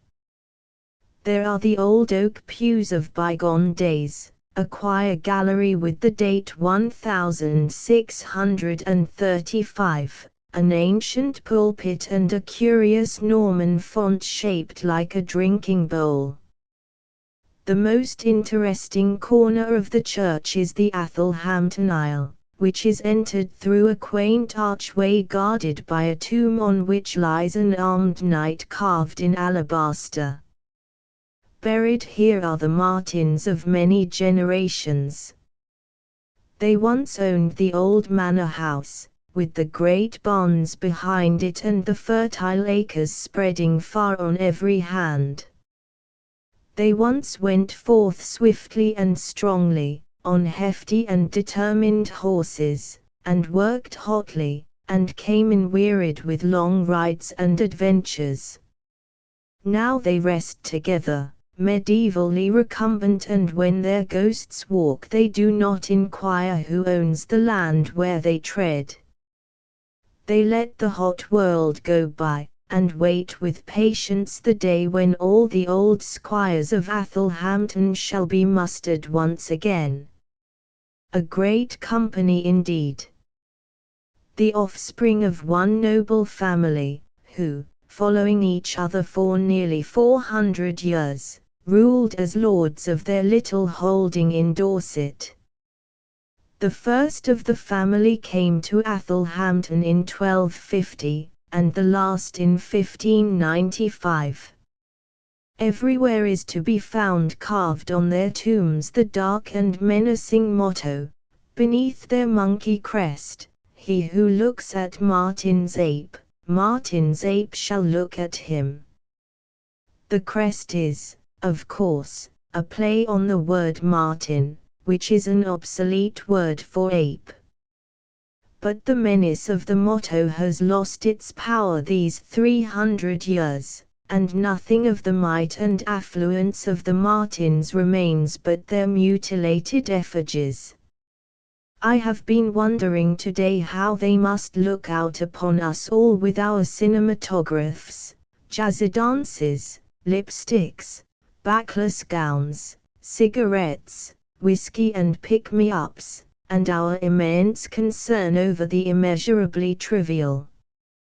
I don't know that I said it aloud, such things need not be said aloud, but as I read a touching epitaph which urged a little prayer for two of the family, I turned almost numbly away, while my whole being seemed to cry out, God rest your souls, God rest your souls. Here, since we are on the subject, is the touching prayer from the lips of one of the ancient house of the Martins. Here lieth the body of Xbufer Martin Esquire, sown and heir unto Syrwm, Martin, Knight. Pray for their souls with hearty desire that both may be sure of eternal lyght, calling to remembrance that evo wyhgt most nedis die, and therefore let us pray as others for us may do another day. The last of the Martins was the knight Nicholas, who was buried here in 1595, and the last passage of his epitaph are the words, Good night, Nicholas. With these appropriate words they put Nicholas to rest, like a child who had grown sleepy before it was dark.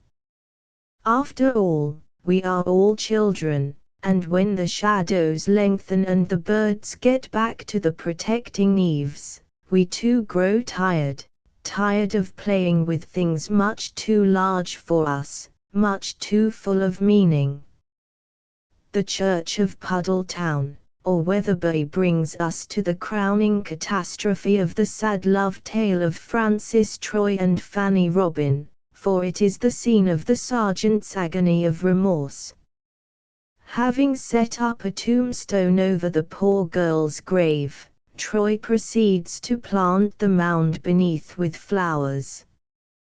There were bundles of snowdrops, hyacinth and crocus bulbs, violets and double daisies, which were to bloom in early spring, and of carnations, pinks, picotees, lilies of the valley, forget-me-not, summer's farewell, meadow saffron, and others, for the later seasons of the year.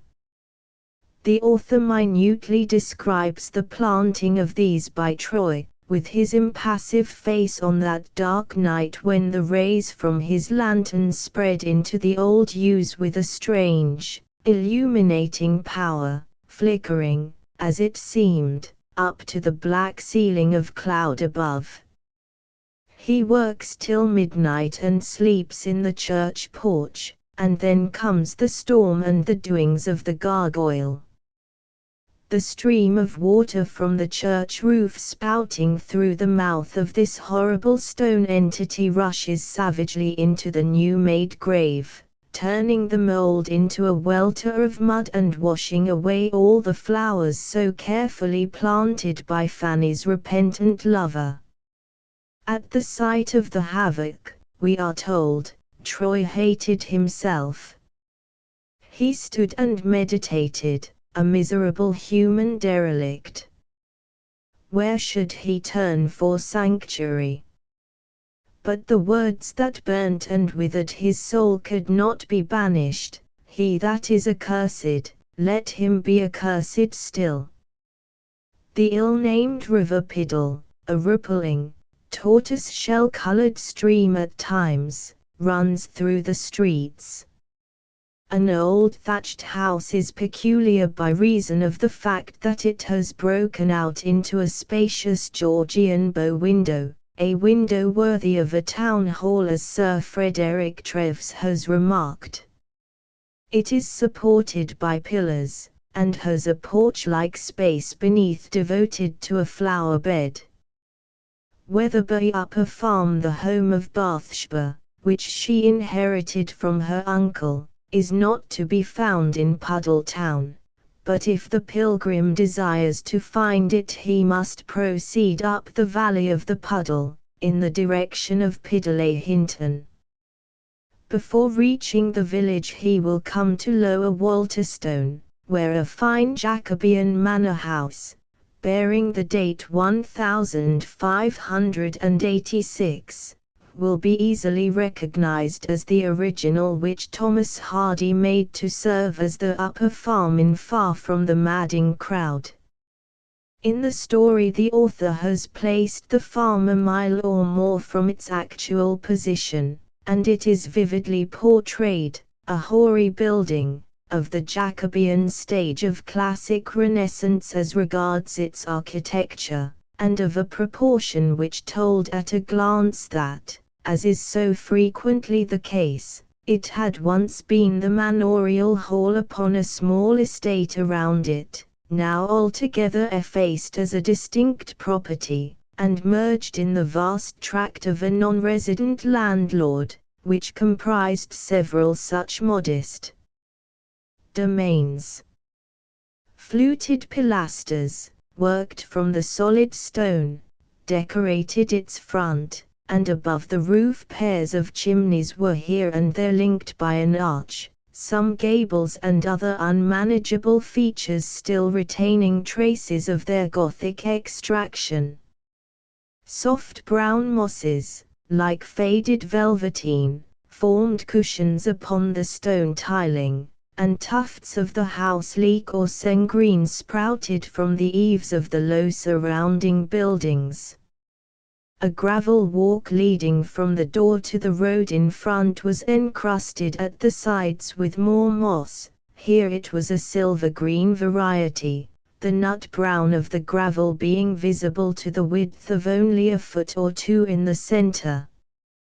This circumstance, and the generally sleepy air of the whole prospect here, together with the animated and contrasting state of the reverse facade, suggested to the imagination that on the adaptation of the building for farming purposes the vital principle of the house had turned round inside its body to face the other way. Chapter v. Dorchester. When I am dead, my body shall go back to the hills between the Ridgeway and the sea, to the earthworks and terracing and ancient bridle track, to the Dorset hills my heart has held in fee. My limbs that thrived on them shall be their very own. I shall live again in little wayside flowers. My flesh and bones and sinew shall give life to mighty trees, and my spirit shall abide in ancient towers. *********** When I am dead, my dust shall mix with clay, and puddle some lone dew pond on the hill, so every Dorset lad who drinks upon his way will somehow lead me back to Dorset still. Anonymous. Dorchester deserves to be chosen as the headquarters of the earliest of a series of excursions in Dorset, not only by reason of the premier position which it holds in the country, but also on account of the multitude of interesting surroundings which claim the attention of the literary pilgrim, the antiquary and the archaeologist. The town is situated on a hill which slopes on the one side to the valley of the Frome, and extends on the other in an open country, across which run the Roman roads, still used as the highways. The principal thoroughfares divide Dorchester pretty equally, the High Street intersecting it from east to west, the South Street and North Market in the opposite direction. On the southwest is the suburb of Fordington. The principal street, on the line of the Via Iceniana, ends abruptly at the fields, and on the south and west is the rampart, planted with rows of sycamore and chestnut trees as a walk. Daniel Defoe, in his whimsical description of his pilgrimage from London to Land's End, published in 1724, gives an entertaining survey of the town at that period. He says, "Dorchester is indeed a pleasant, agreeable town to live in, and where I thought the people seemed less divided in factions and parties than in other places, for though here are divisions, and the people are not all of one mind, either as to religion or politics, yet they did not seem to separate with so much animosity as in other places. Here I saw the Church of England clergyman and the dissenting minister or preacher drinking tea together, and conversing with civility and good neighbourhood, like Catholic Christians and men of a Catholic and extensive charity. The town is populous, though not large, the streets broad, but the buildings old and low. However, there is good company, and a good deal of it, and a man that coveted a retreat in this world might as agreeably spend his time, and as well, in Dorchester as in any town I know in England. There are abundance of good families and of very ancient lines in the neighbourhood of this town of Dorchester, as the Napiers, the Courtenays, Strangeways, Seymours, Banks, Tregonwells, Sydenhams, and many others, some of which have very great estates in the county, and in particular Colonel Strangeways, ancestor of the present Earl of Ilchester, Napier, ancestor of the present Lord Arlington, and Courtenay. As to the healthiness of Dorchester, the editors of Hutchins's second edition wrote, "The pleasant and healthy situation of this town deserves an encomium." The famous Dr. Arbuthnot, coming hither in his early days with a view to settle in it, gave as a reason for his departure that a physician could neither live nor die in Dorchester.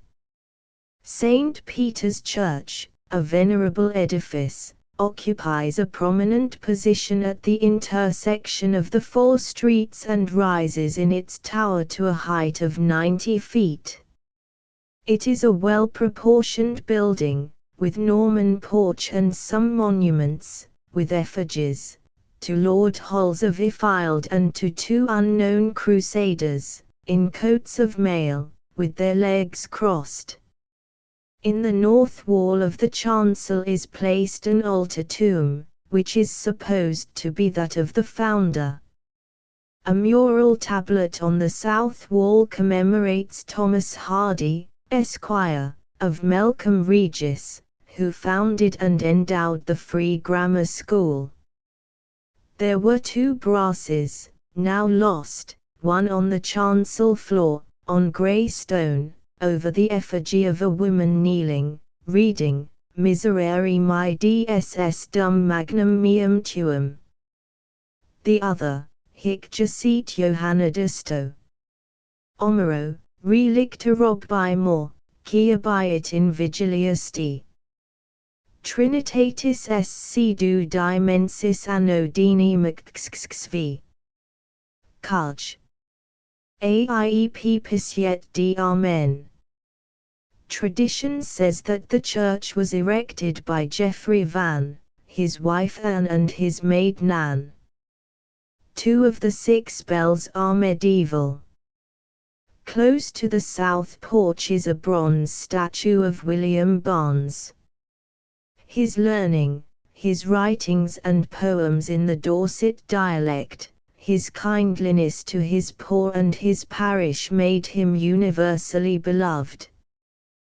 The pedestal bears the simple inscription, William Barnes, 1801–1886, and the following lines from his poem, Culvedel and the squire, Zoo now I hope his kindly fees is gone to vind a better place, but still we've OK left behind, he'll always be a kept in mind. On the 3rd of September, 1685 Judge Jeffreys opened his bloody assize at Dorchester. Lord Macaulay says, by order of the Chief Justice, the court was hung with scarlet, and this innovation seemed to the multitude to indicate a bloody purpose. More than 300 prisoners were to be tried. The work seemed heavy, but Jeffreys had a contrivance for making it light. He let it be understood that the only chance of obtaining pardon or respite was to plead guilty.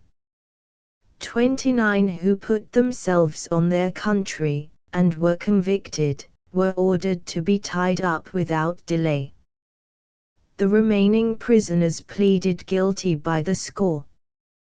292 received sentence of death. 13 were executed here on the 7th of September.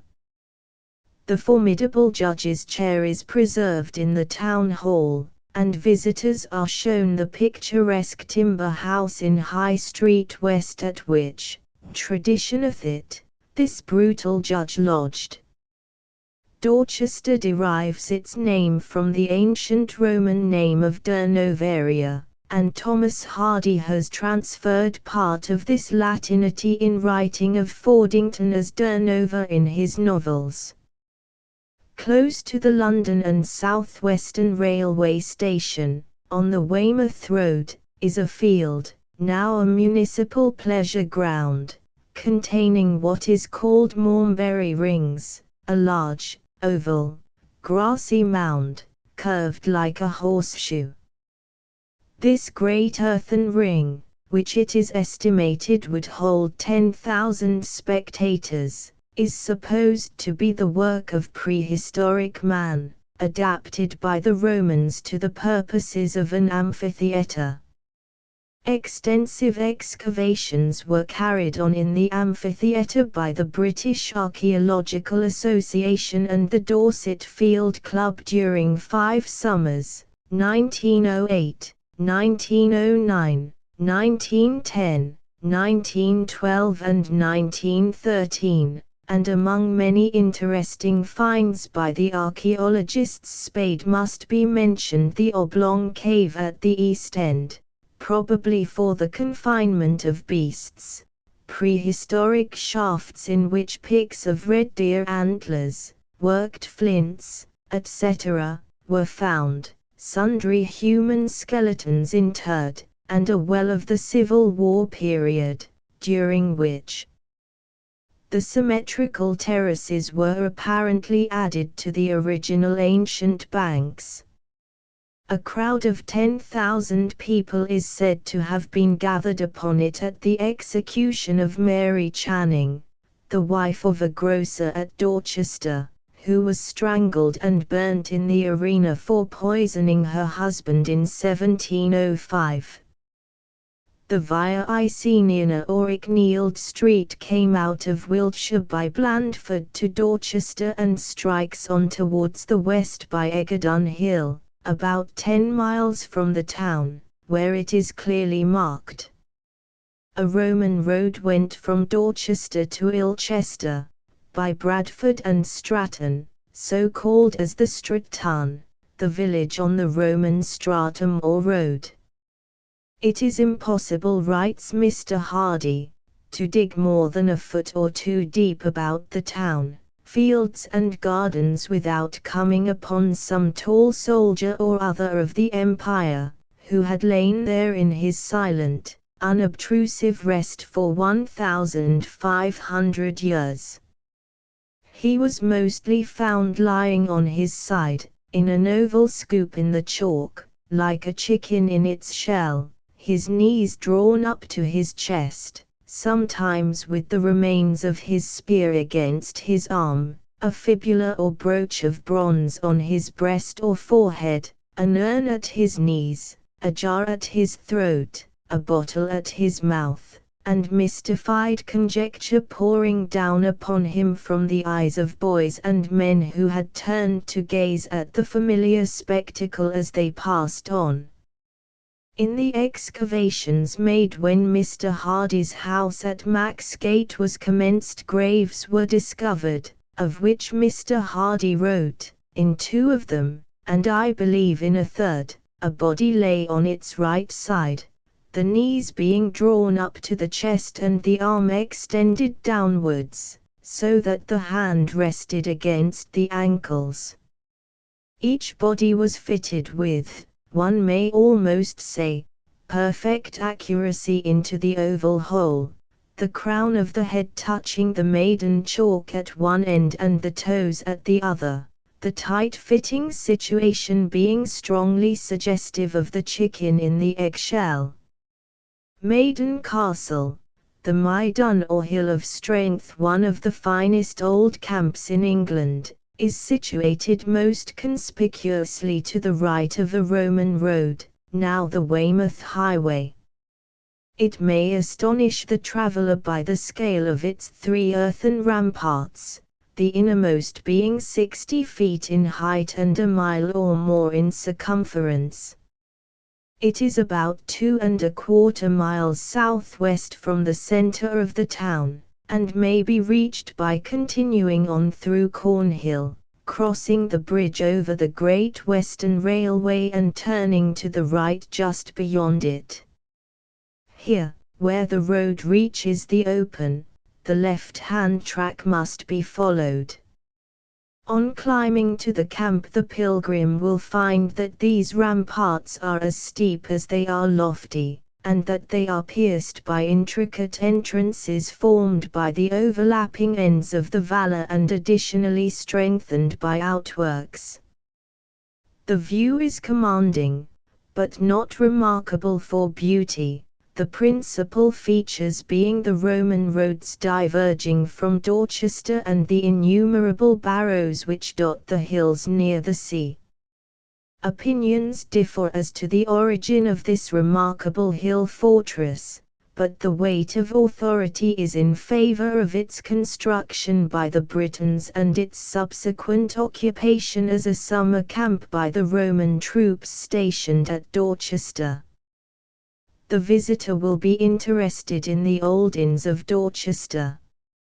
In High Street East stands, just as described in the Mayor of Casterbridge, that fine and most comfortable of country hotels, the King's Arms.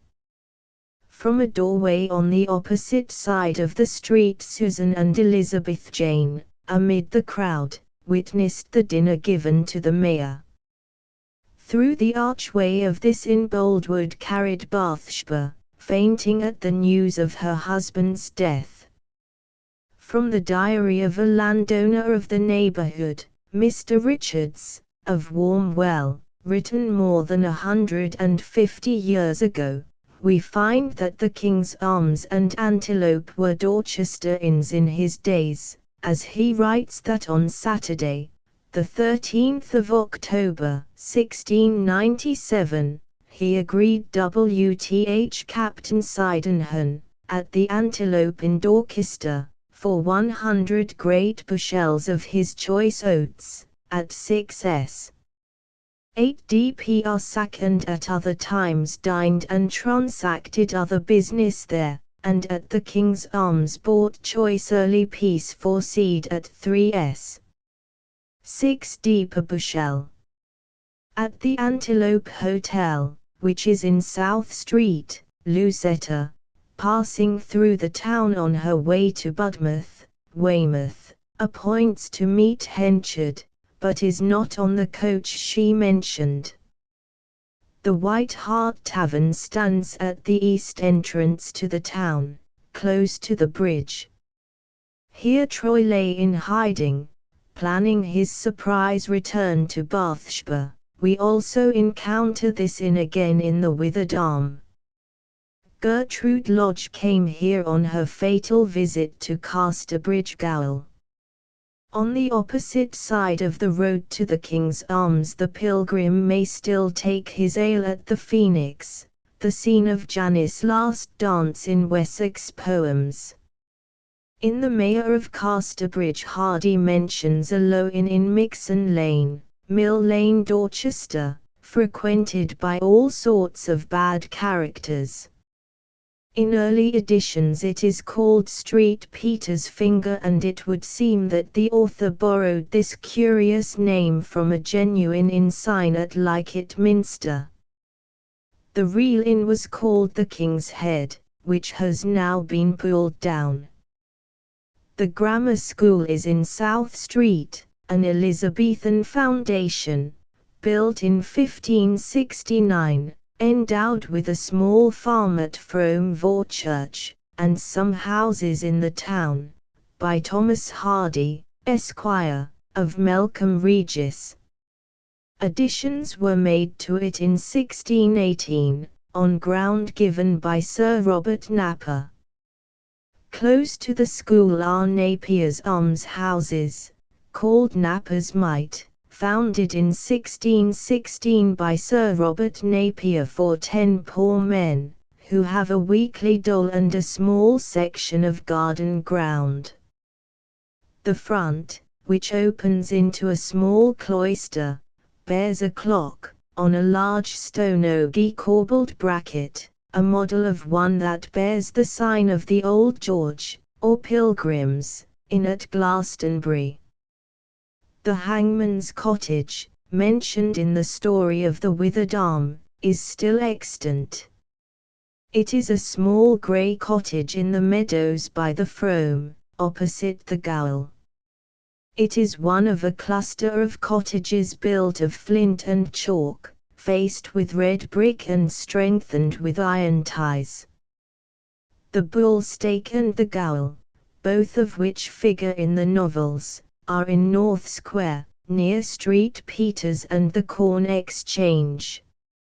Approaching the Frome, we pass close to the Friary Mill, the old mill of the suppressed Franciscan Priory, near which was Jop's cottage, to which Henchard retired after his bankruptcy. Trees, which seemed old enough to have been planted by the friars, still stood around, and the back hatch of the original mill yet formed a cascade which had raised its terrific roar for centuries.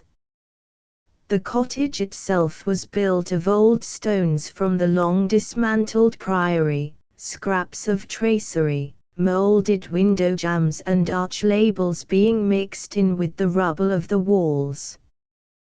The remains of the priory ruins were used up as building material and no trace is left. The prison was largely built from its remains, while in its turn it is said to have been erected from the ruins of a castle built by the Chedaioks.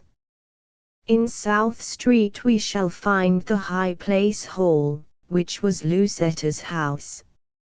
It stands at the corner of Durngate Street, but the facade has been modernized and the lower portion has been converted into business premises. The depressing mask which formed the keystone of the back door was taken from Coleton House, in another part of the town. If we go to the bottom of South Street and take the turning to the left, we quickly come to a quiet byway on the right near the Shire Hall, called Glide Path Road. On the left of this narrow thoroughfare is the early 18th century mansion called Coleton House. Here will be found the long filled-in archway, with the mask as its keystone. Originally the mask had exhibited a comic leer, as could still be discerned, but generations of Casterbridge boys had thrown stones at the mask, aiming at its open mouth, and the blows thereat had chipped off the lips and jaw as if they had been eaten away by disease. The building to which the archway belongs was formerly the county town residence of the Churchills. This is Lucetta's house as to character, though not as to situation. Just beyond the White Hart we come to the first of the two bridges, the second, Gray's Bridge, being only a few hundred yards farther along, which have their parts in the Mayor of Casterbridge. Thomas Hardy has quaintly described these bridges and has discoursed upon the habits of their frequenters. Two bridges stood near the lower part of Casterbridge, Dorchester town. The first, of weather-stained brick, was immediately at the end of High Street, where a diverging branch from that thoroughfare ran round to the low-lying Durnover lanes, so that the precincts of the bridge formed the merging point of respectability and indigence. The second bridge, of stone, was farther out on the highway, in fact, fairly in the meadows, though still within the town boundary. Every projection in each was worn down to obtuseness, partly by weather, more by friction from generations of loungers, whose toes and heels had from year to year made restless movements against these parapets, as they had stood there meditating on the aspect of affairs. To this pair of bridges gravitated all the failures of the town. There was a marked difference of quality between the personages who haunted the near bridge of brick and the personages who haunted the far one of stone. Those of lowest character preferred the former, adjoining the town. They did not mind the glare of the public eye. The miserables who would pause on the remoter bridge were of a politer stamp. Dorchester has now lost its fame for brewing beer. But about 1725 the ale of this town acquired a very great name. In Byron's manuscript journal, since printed by the Chetham Society, the following entry appears: the 18th of May, 1725. I found the effect of last night drinking that foolish Dorset, which was pleasant enough, but did not at all agree with me, for it made me stupid all day. A mighty local reputation had Dorchester ale, and it still commands a local influence. For this summer I was advised by the waiter of the Phoenix Hotel to try a bottle of Grove's Stingo made in the town. It is a potent beverage, and needs to be treated with respect, to be drunk slowly and in judicious moderation. Thomas Hardy thus describes this wonderful stuff: the pale-hued Dorchester in his novel, The Trumpet Major. In the liquor line Loveday laid in an ample barrel of Dorchester strong beer. It was of the most beautiful colour that the eye of an artist in beer could desire, full in body, yet brisk as a volcano, piquant, yet without a twang, luminous as an autumn sunset, free from streakiness of taste, but, finally, rather heady. Francis Fawkes, in his Song of the Brown Jug, 1720–1777, mentions the Dorchester butt, and perhaps the Dorset reader, with, it may be, some tender memories of his own, will fancifully identify Sweet Nan of the Vale with another made down Blackmore Vale way. Dear Tom, this brown jug that now foams with mild ale, in which I will drink to Sweet Nan of the Vale, was once Toby Philpot, a thirsty old soul as e'er drank a bottle or fathomed a bowl. In boozing about 'twas his praise to excel, and among jolly topers he bore off the bell. It chanced as in dog days he sat at his ease in his flower-woven arbour as gay as you please, with a friend and a pipe puffing sorrows away, and with honest old Stingo was soaking his clay. His breath doors of life on a sudden were shut, and he died full as big as a Dorchester butt.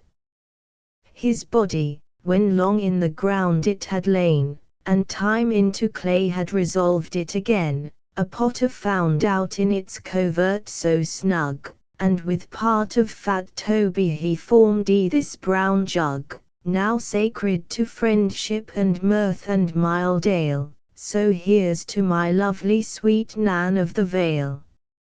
Far from the madding crowd is a novel concerned with Dorchester and the immediate neighborhood, most of the incidents happening in Wetherby, Puddletown, and Casterbridge, Dorchester. On market day at Dorchester one still meets prosperous farmers, stiffly dressed children, lean, tanned, rough-necked laborers caged in their Sunday clothes and stout horse dealers in grey gaiters and black hats, and it is not difficult to conjure up a picture of the hiring fair mentioned by Hardy, where Gabriel Oak appeared in search of a situation as bailiff. It will be recalled that Bathsheba was in the habit of attending the Casterbridge market to sell her corn, and here she met William Boldwood, who attracted her attention on account of his indifference to her. Bathsheba comes vividly before us with her debut in the Forum in the place of her uncle. We can picture her with her beautiful black hair and soft, misty eyes attracting considerable attention as she displayed her sample bags, adopting the professional pour into the hand, holding up the grains in her narrow palm for inspection in perfect Casterbridge manner.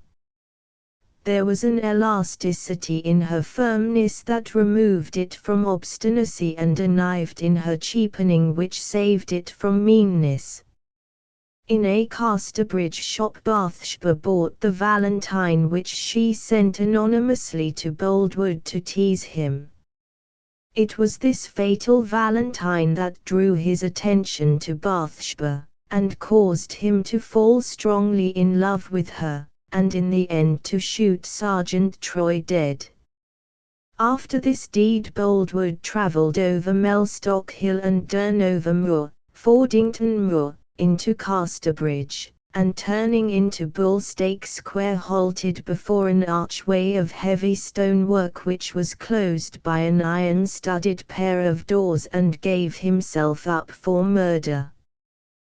The White Hart Tavern at Casterbridge serves to call to the reader's mind the reappearance of Sergeant Troy, in propria persona, after playing the part of Turpin in a circus at Grenell Fair. Yellowham Wood, Yelam Wood locally, and the Yulberry Wood of Far from the Madding Crowd, is about 3 miles from Dorchester on the road to Puddletown. In a keeper's cottage here dwelled sweet Fancy Day, and here it was, as told in another novel, that Joseph Poorgrass had the experience the recounting of which used to put that most bashful of men to the blush. Once he had been working late at Yulberry Bottom, and had had a drop of drink, and lost his way as he was coming home along through Yulberry Wood. And as he was coming along in the middle of the night, much afeard, and not able to find his way out of the trees nohow, a cried out, "Man a lost! Man a lost!" An owl in a tree happened to be crying woo woo woo, as owls do, you know, shepherd, and Joseph, all in a tremble, said, "Joseph Poorgrass, of Wetherby, sir." "No, no, now, that's too much," said the timid man. "I didn't say sir. I never said sir to the bird, knowing very well that no man of a gentleman's rank would be hollerin' there at that time o' night. Joseph Poorgrass, of Wetherby, that's every word I said, and I shouldn't ha' said that if 't hadn't been for Keeper Day's Metheglin." Here, as in many other passages, Hardy shows his minute knowledge of nature. He appears to know every sight and sound of animal and bird life, at all seasons of the year. Some readers have perhaps, as they walked in the woods just before the thrushes and blackbirds have finished their evensong, heard the note of the brown owl, a long and somewhat tremulous woo-oh. It is a very musical note, and it does not at all resemble Shakespeare's to wit, to woo which so many other writers have copied. Long may the brown owl live to chant his dim song in Yalam Wood, and long may he escape the gun and trap of the gamekeeper. For, of all the cursed and vile things in this world, there is nothing that is worse than the trap that snares some beautiful wild thing and keeps it prisoner for long hours in patient suffering, unrelieved of any hope but of being torn from the cruel teeth and dashed to death against a wall. Yet thousands of owls have been destroyed for the sake of a few pheasants in the coverts, and after all the mischief done by hawks and owls has been greatly exaggerated, it is part of the hereditary ignorance of the rustic. Perhaps if we are in ferny glades of Yellowham woods when light on dark is growing, we may hear that curious sound which has been compared to the quacking of a duck with a sore throat, and after it a sniffing sound not unlike a dog might make while scratching at a rat hole. This is a hedgehog taking his constitutional. The witch in Macbeth says, "Thrice the hedgepig whines, but as my acquaintance with hedgepigs goes, their conversation is limited to a quack and a snuff."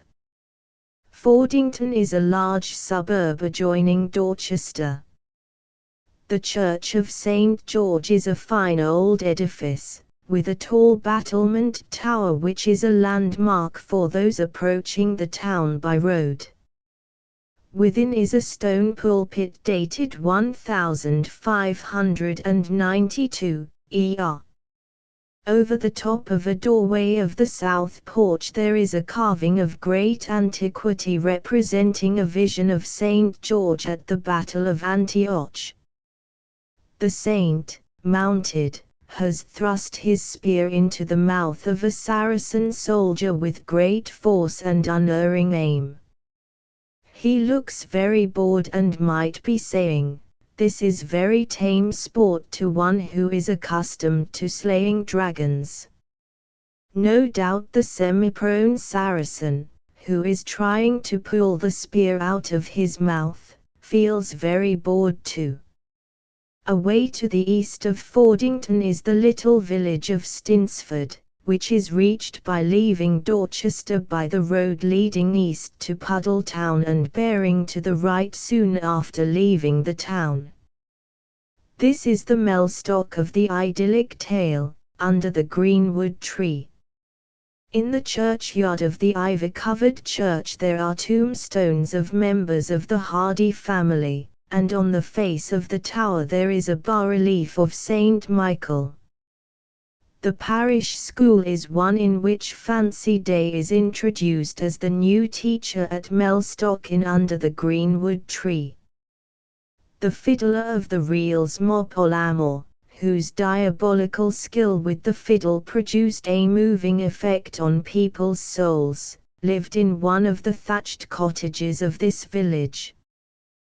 To the south of Dorchester are the Winterbourne villages, all places of rural content, in the shallow valley of a stream which only becomes visible in the winter. The church of Winterbourne Steepleton possesses an ancient stone steeple.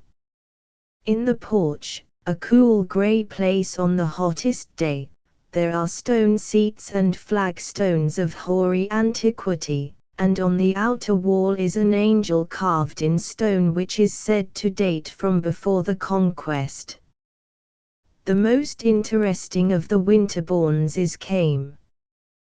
Barnes, the Dorset poet, was rector here for the last 25 years of his life.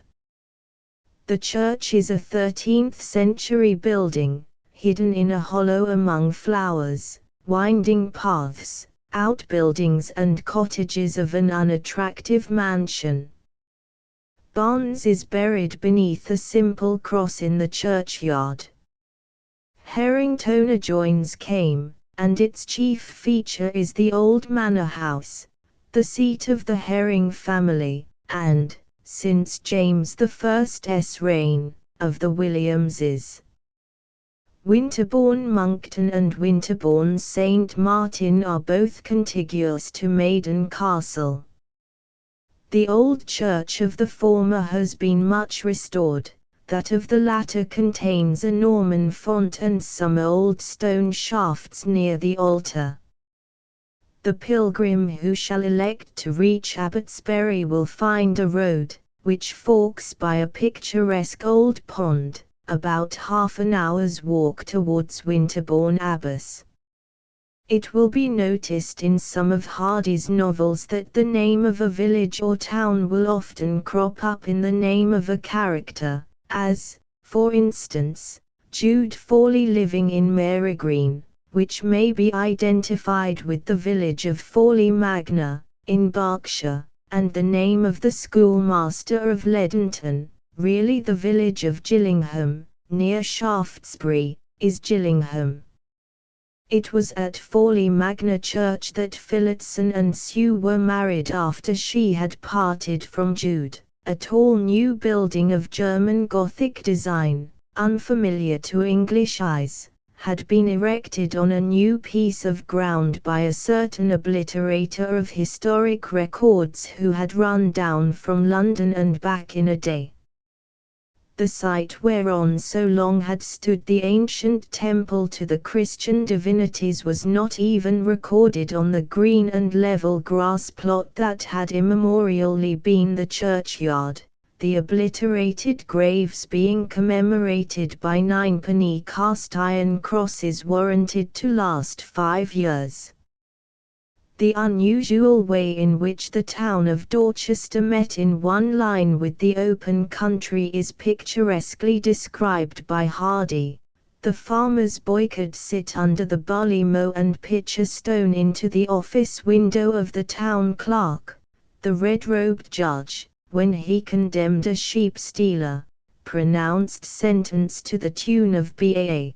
That floated in from the remainder of the flock browsing hard by, and at executions the waiting crowd stood in a meadow immediately before the drop out of which the cows had been temporarily driven to give the spectators room. The intermixture of town and country life is again touched upon in a sketch of Fordington. Here wheat ricks overhung the old Roman street, and thrust their eaves against the church tower, great thatched barns with doorways as high as the gates of Solomon's temple opened directly upon the main thoroughfare. Barns, indeed, were so numerous as to alternate with every half-dozen houses along the way. Here lived burgesses who daily walked the fallow, shepherds in an intramural squeeze. The original manuscript of the Mayor of Casterbridge, which is described in the Dorchester Guide by Harry Pouncey, published by Longman, Cornhill Press, Dorchester, as an example of rare beauty of penmanship and of absorbing interest, especially in regard to the alterations, is now in the Dorset County Museum. The leaves of the manuscript have been bound in book form, and Captain Akeland, the curator, informs me the binding has resulted in the edges of the paper being cut, and the top edges being gilt. Let us hope that the marginal notes have not been maimed by the binder's guillotine, that is, if any marginal notes were added. However, the absorbingly interesting alterations are not yet for the public gaze, and Captain Ackland was immovable before my entreaties to be allowed to make notes on them. A most interesting jaunt from Dorchester is along the Sherborne Road northward for 8 miles to Cerne Abbas. The road from Dorchester bears to the left not far from the Great Western Railway and follows the River Frome. A mile along the road on the right, lying back and surrounded by trees, is Wolverton House, which figures in Hardy's group of noble dames. This was formerly the seat of the knightly Trenchards, and is an interesting 15th-century house which has obtained a niche in history thus. In this house John Russell, Esquire, of Berwick, laid the foundation of the honours and fortunes of the illustrious family of the Duke of Bedford. Having resided some years in Spain, he was sent for by his relation, Sir Thomas Trenchard, to attend and entertain the Archduke of Austria, King of Castile, who recommended him to the notice of King Henry VII, who took him into favour, and appointed him one of the gentlemen of his privy chamber, and afterwards recommended him to his son Henry VIII. Hutchins. The Russells were seated at Kingston Russell, where their old manor house still remains. Wolverton was in later days the scene of a dread omen recorded by credulous Aubrey. The chief feature of the whole was a screen carven with the effigies of the kings of England, and on the 3rd of November, 1640, the day the Long Parliament began to sit, the sceptre fell from the figure of King Charles I, while the family and a large company were at dinner in the parlour. No wonder, when the Trenchard of that day proved a sturdy rebel, and did yeoman service for the Parliament in the county. The giant, Cerne Abbas Lady Penelope, in Hardy's A Group of Noble Dames, was not an imaginary character, but a noble dame in real life. She was a daughter of Lord Darcy and in turn married George Trenchard, Sir John Gale and Sir William Hervey. She is described in Hardy's story as a lady of noble family and extraordinary beauty. She was of the purest descent. She possessed no great wealth, but was sufficiently endowed.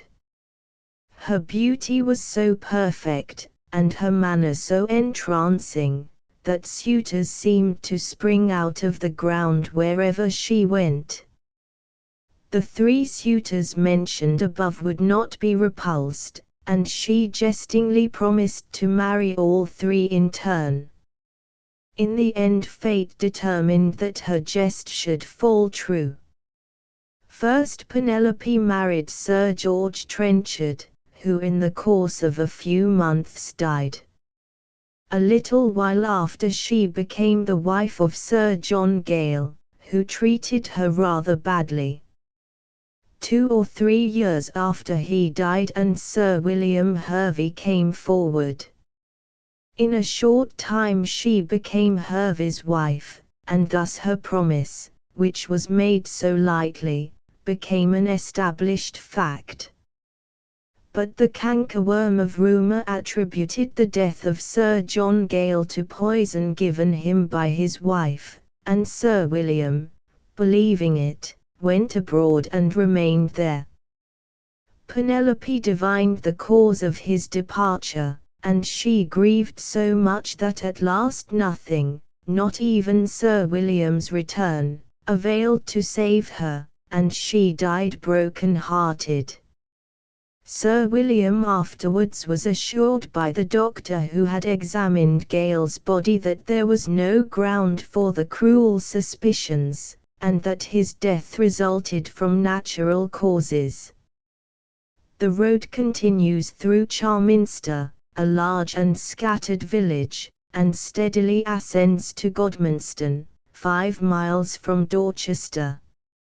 A mile beyond, the road still rising, is Nethercerne, with a tiny church, prettily situated.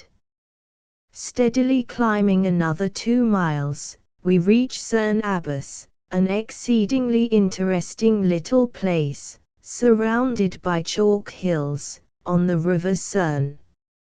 It derives its distinguishing name from an abbey, which was founded in memory of Edmund the Martyr, King of East Anglia, who met his death at the hands of the Danes AD 870. It was erected about 100 years later and was a place of some importance. Canute plundered the church. Here Margaret of Anjou sought refuge on the day following her landing at Weymouth, when she received tidings of the defeat of her cause at the Battle of Barnet, 1471. The remains consist of a gatehouse, bearing the escutcheon of the abbey, and those of the Earl of Cornwall, Fitzjames and Beaufort, the abbey barn, a long, buttressed building, and some traces of the park and gardens. The church, dedicated to Saint Mary, is of Perpendicular style and supposed to have been built by the abbots. Immediately above the town rises a lofty eminence, popularly called the Giant's Hill, from an uncouth colossal figure cut on its chalky surface. It represents a man, 180 feet in height, holding in his right hand a club and stretching forth the other. Vulgar tradition, says Britain, makes this figure commemorate the destruction of a giant, who, having feasted on some sheep in Blackmoor, and laid himself to sleep on this hill, was pinioned down, like another Gulliver, and killed by the enraged peasants, who immediately traced his dimensions for the information of posterity. On the summit of the hill is an entrenchment called Trendle, i.e. a circle, Saxon. The Cerne giant is believed by some authorities to be of Phoenician origin and to represent Baal, but no one really knows much about him, and, it must be also added, the Dorset rustic cares very little about the matter.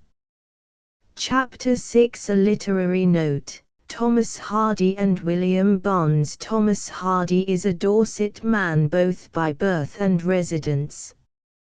He was born on the 2nd of June, 1840, in a pretty, thatched cottage in the hamlet of Higher Bockhampton. If one takes the London road out of Dorchester, a walk of a mile and a turn to the right will lead to the village of Stinsford. Passing this hamlet and keeping to the road which crosses Kingston Park, a turn to the left breaks onto Higher Bockhampton. The house stands on the edge of Thorncombe Wood, skirting Bockhampton Heath, but Hardy has told us that within the last 50 years the wood enclosed the house on every side. Come into this old-world dwelling itself. The living room is grey and white and dim. Ivy peers in at the open windows set deep in the thick walls. The floor is grey and shining, stone-flagged, the ceiling cross-beamed with rich old oak, the fireplace wide and deep, and the whole building covered with a fine roof of thatch. Here the earlier years of the novelist were spent. Here the aroma of the earth and woods invaded his heart when it was young. The environment helped to feed the long thoughts of the boy and gave him the image of the beginning of man living in the woods in the darkness, outwitting the wolves. It was here in the cradle of nature that Hardy first gained his minute knowledge of nature, and learned how life and the meaning of life must be linked with place and the meaning of place. As in old Greek drama, the chorus was directed to the audience at certain stages, so does Hardy turn the play's spirit upon the progress of the story at certain moments with a vital bearing upon the action. He sees, as only the artist can see, how all the world is interwoven, and how the human spirit cannot be divorced from the plain course of nature without pity and disaster.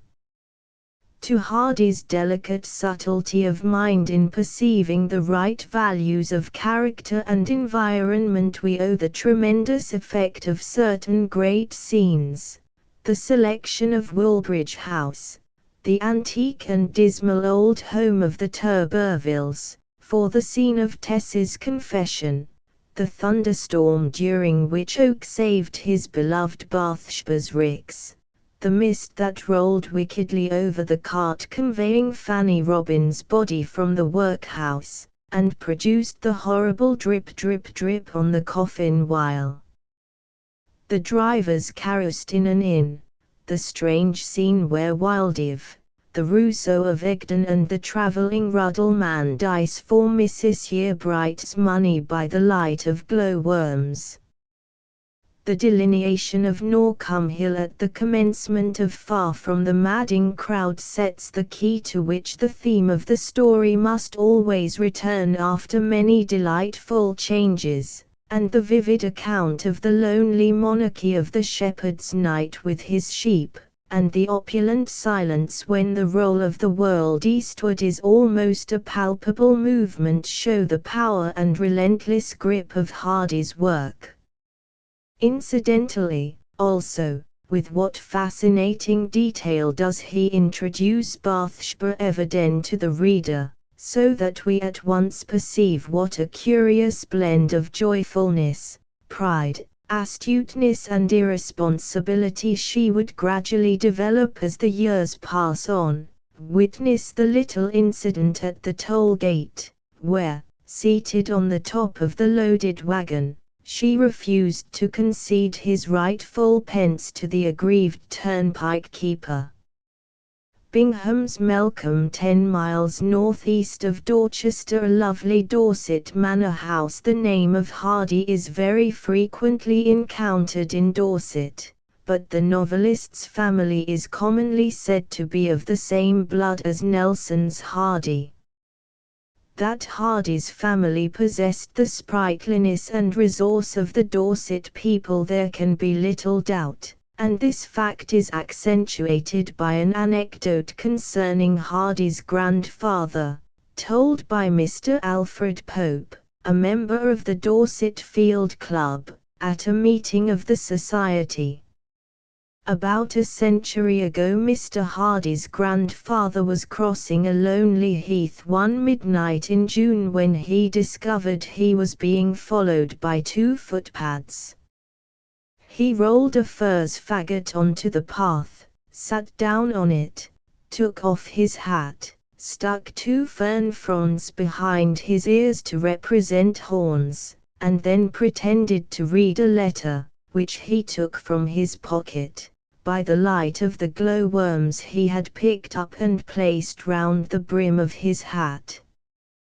The men took fright and bolted on seeing him, and a rumour soon got abroad in the neighbourhood that the devil had been seen at midnight near Grenell Pond. At the age of 17 Hardy was articled to an ecclesiastical architect of Dorchester named Hicks, and it was in pursuance of this calling that he enjoyed many opportunities of studying not only architecture, but also the country folk, whose types he has been so successful in delineating. Architecture has deeply colored all his work, from Desperate Remedies to Jude the Obscure. The former of these stories, in which, as it will be remembered, 3 of the characters are architects practicing the miscellaneous vocations of stewards, land surveyors and the like, familiar to architects in country towns, appeared in 1871, signed only with initials. It was followed in the next year by Under the Greenwood Tree, and at this date Hardy departed from architecture, in which he had distinguished himself so far as to be a prize winner at a Royal Society's competition. In 1873 A Pair of Blue Eyes appeared, and in 1874 Far from the Madding Crowd ran through the Cornhill. It was the first of his books to be published in yellow-backed form, which was then a sign that the novel had reached the highest point of popularity. His first novel, The Poor Man and the Lady, was never published, and probably never will be, having been suppressed at Hardy's own request, although accepted for publication on the advice of George Meredith. But it was not long before he had finished a second story, Desperate Remedies, which first saw the light through the agency of Tinsley Brothers in 1871. His first published article appeared without signature in Chambers's Journal, on the 18th of March, 1865, entitled, How I Built Myself a House, and was of a semi-humorous character. But previous to this Hardy had written a considerable amount of verse, all of which, with the exception of one poem, The Fire at Tranter Swetley's, was unfortunately destroyed.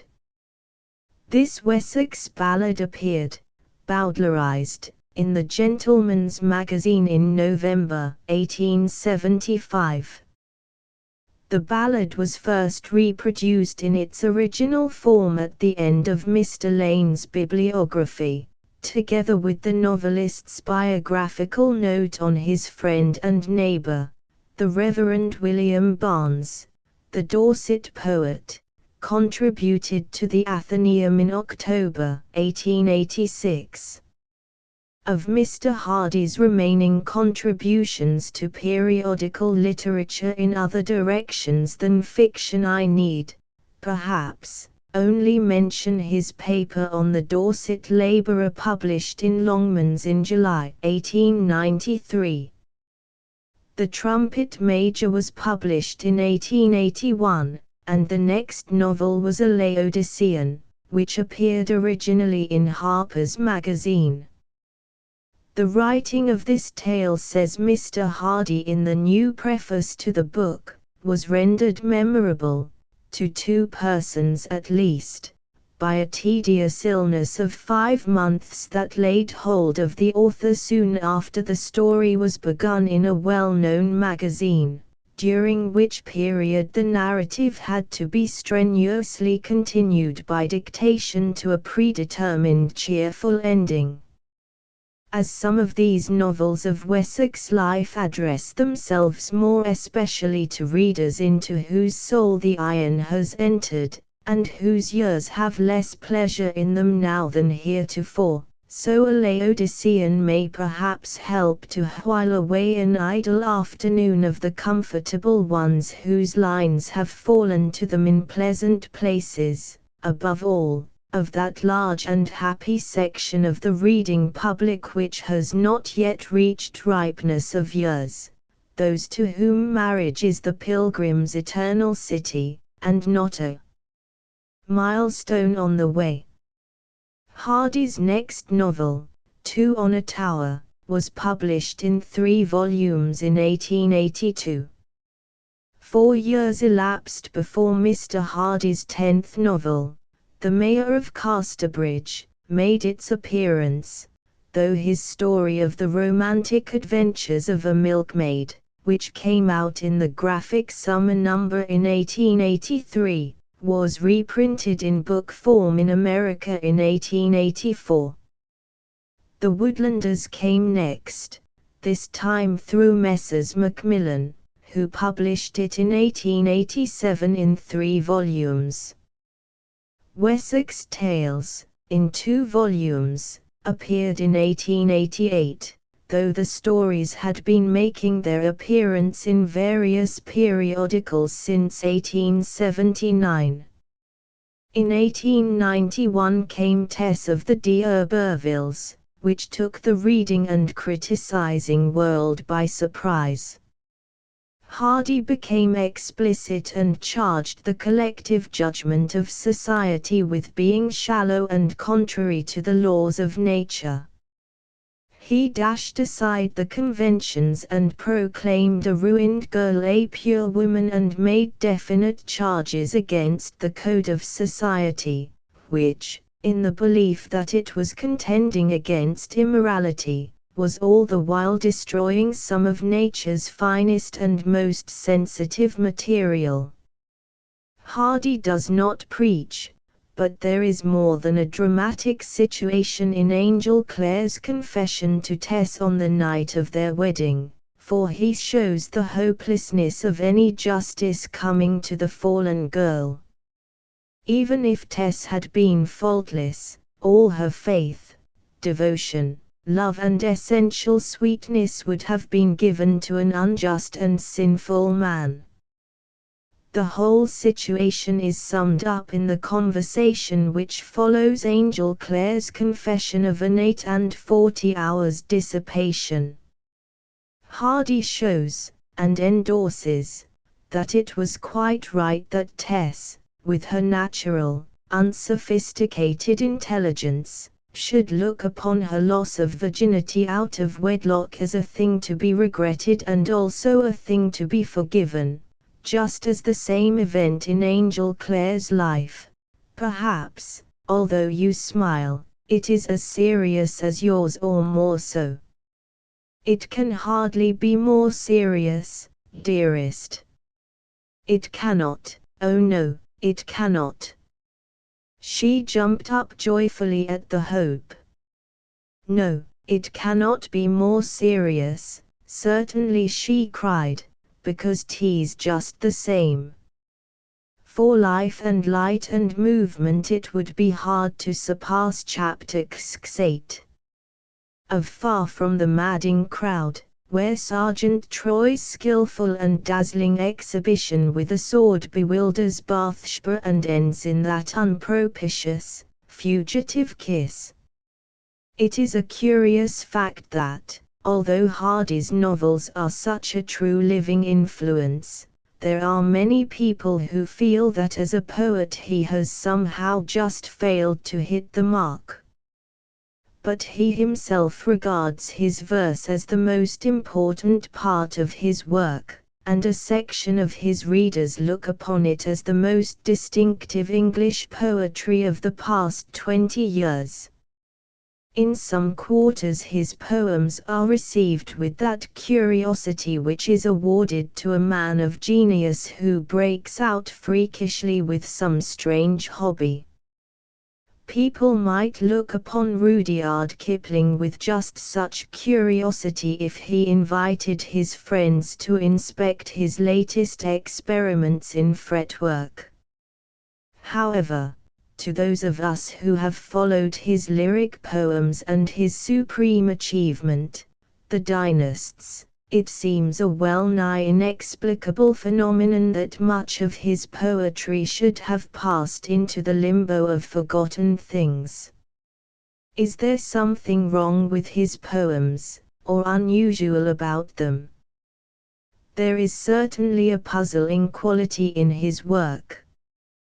When his Wessex poems were published in 1899, the reviewers, in a chorus, decided that it was want of form which weakened his verse, and it is interesting to read how literature summed up his position as a poet. Here is no example of that positive inability to write well in verse which has marked several great prose writers, such as in Carlyle and Hume, nor of that still more curious ability to write once or twice well, and never to regain the careless rapture, as in Berkeley and Chateaubriand.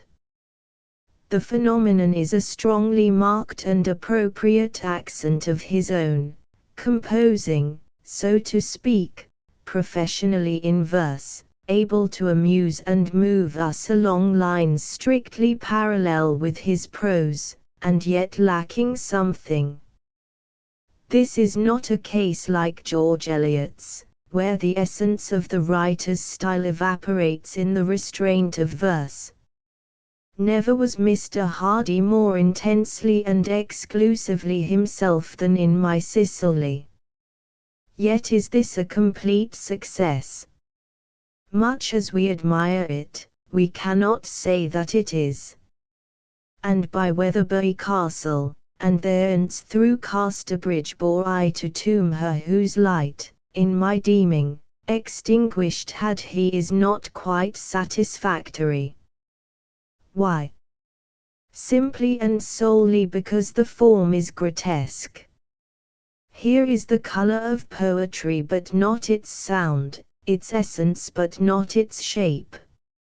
It might seem only right that in the face of a volume of verse so violent and rugged as Wessex poems we should protest that this is not the more excellent way of writing poetry. At the same time, every man must preserve his individuality, if he has one to preserve, as Mr. Hardy assuredly has. And we have no reason to suppose that it is the desire of the author of The Peasant's Confession to found a school or issue a propaganda. On the contrary, it is far more likely that he has put forth his Wessex verses with extreme simplicity and modesty, not asking himself in what relation they stand to other people's poetry.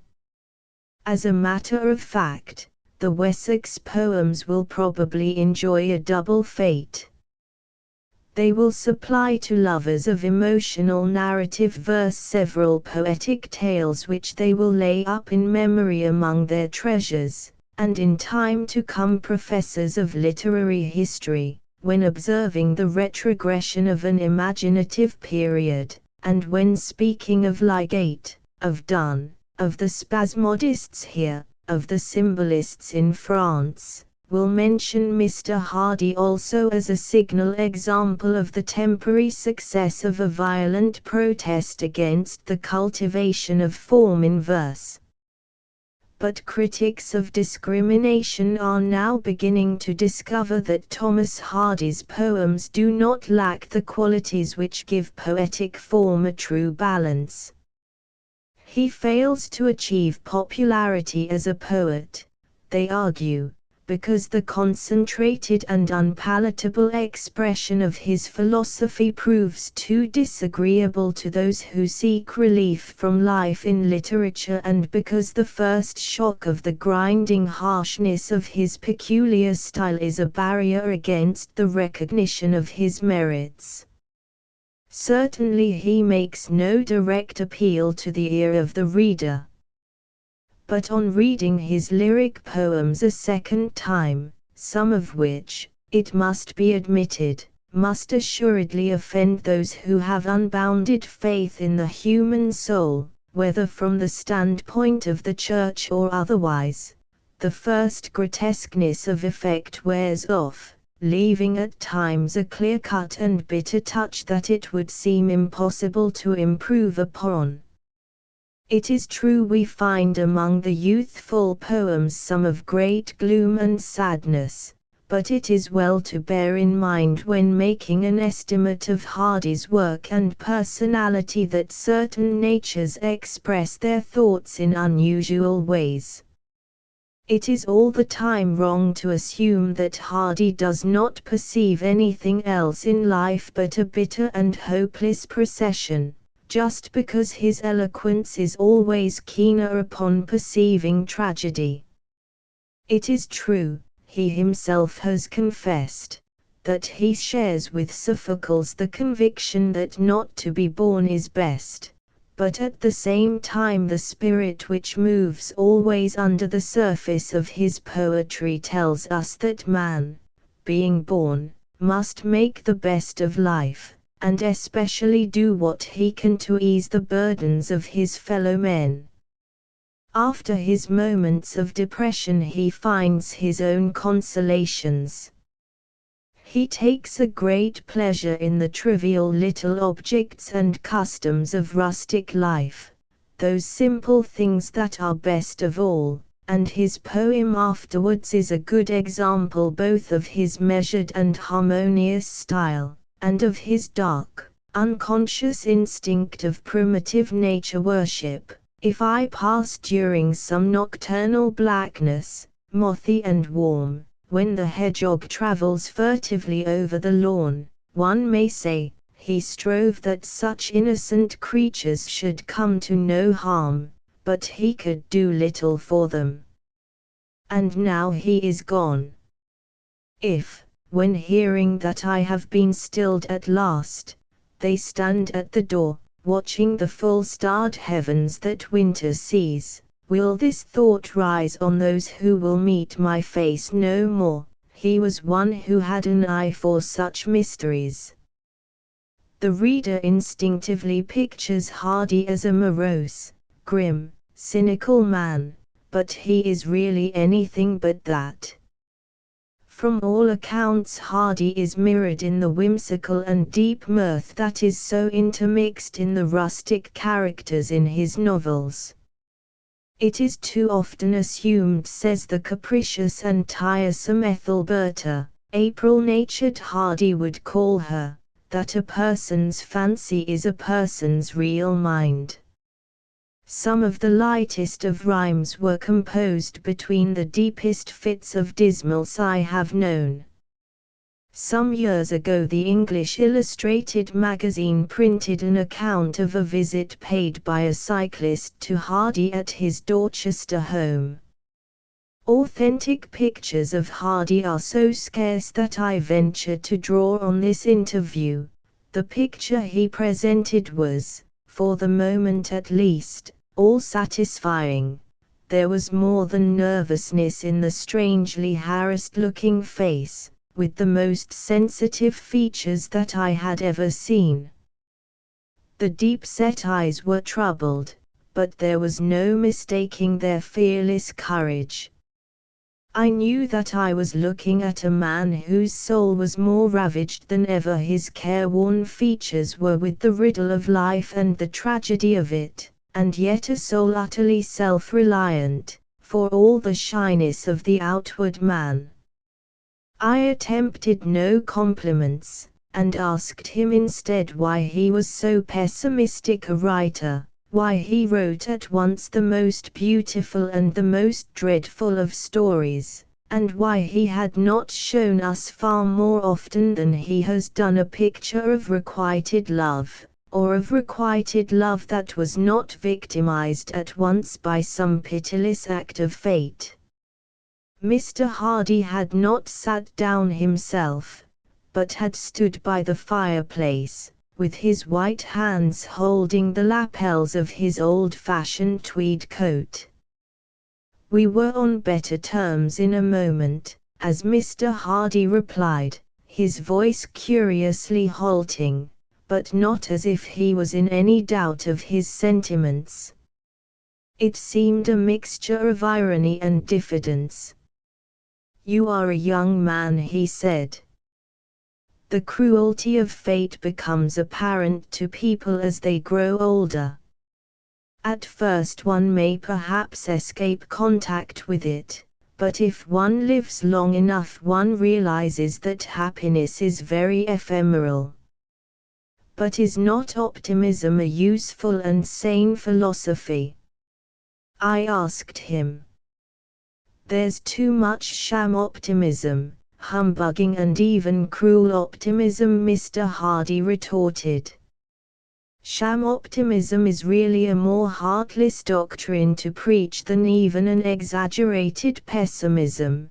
The latter leaves one at least on the safe side. There is too much sentiment in most fiction. It is necessary for somebody to write a little mercilessly, although, of course, it's painful to have to do it. That is what we must do if we wish to move on the higher ideal of philosophical speculation as Hardy explains it.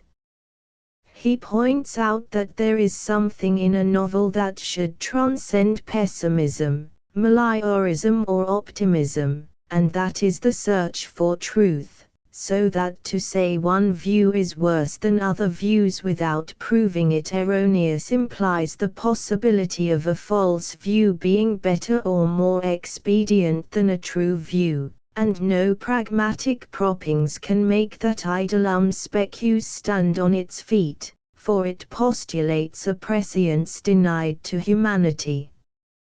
Charges of pessimism Hardy dismisses as the product of the trouble-headed people who only desire to pair all the couples off at the end of a novel and leave them with a plentiful supply of simply exquisite babies, hard cash and supreme contentment.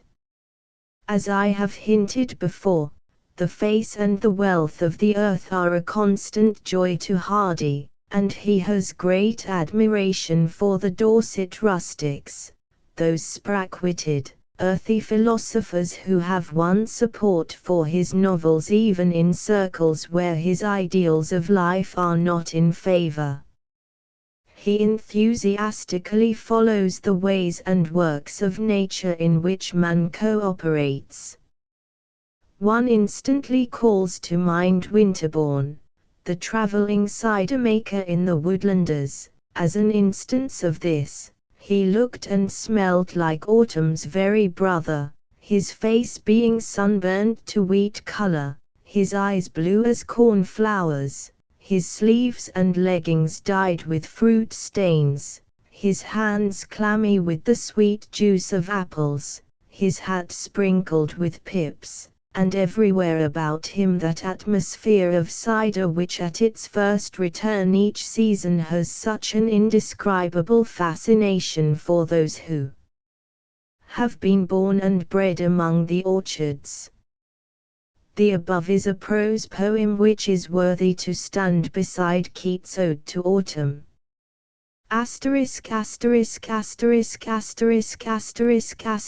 William Barnes was born at Rushay, near Pentridge, a village about 4 miles from Cranbourne, in the northeast of the county, on the Wiltshire border, and in the heart of the Vale of Blackmore, the beauties of which he was never tired of extolling in his gentle poems enriched with his native dialect. His mother was a woman of good education and refined tastes, and he attended an endowed school at Struminster, where the classes were composed of boys and girls and conducted in the American way. On leaving school he entered a solicitor's office in the same town, but at the age of 18 he removed to Dorchester. In 1823 he went to Mere, in Somerset, where he worked as a schoolmaster for 4 years in loneliness. At this time he married Miss Julia Miles, and after an additional 8 years at Mere he returned to Dorchester, where teaching was still his profession. One might almost say that Dorchester was his spiritual birthplace, for here his genius began to attract more than local attention, and here he grew into the hearts of the people so deeply that when he passed away all wished to preserve his memory in the form of a public statue. Barnes was one of the secretaries of the Dorset Field Club. His most earnest wish was to enter the church, and from St. John's College, Cambridge, he was ordained by the Bishop of Salisbury in 1847, and became pastor of Whitcombe. He fell on troublous days and passed through a labyrinth of trials, sickness, death and sordid money embarrassments. Only once did he allow his pent-up humors of discouragement to break loose. One day he came into his family with a sheaf of correspondence in which letters from Duns were accompanied by others containing warm eulogy of the poet. "What a mockery is life," he exclaimed. "They praise me and take away my bread. They might be putting up a statue to me some day when I am dead, while all I want now is leave to live. I asked for bread and they gave me a stone, he added bitterly. At about this time he was awarded a civil list pension of £70 a year, while the gift of the living of Came relieved him of the anxiety over money matters.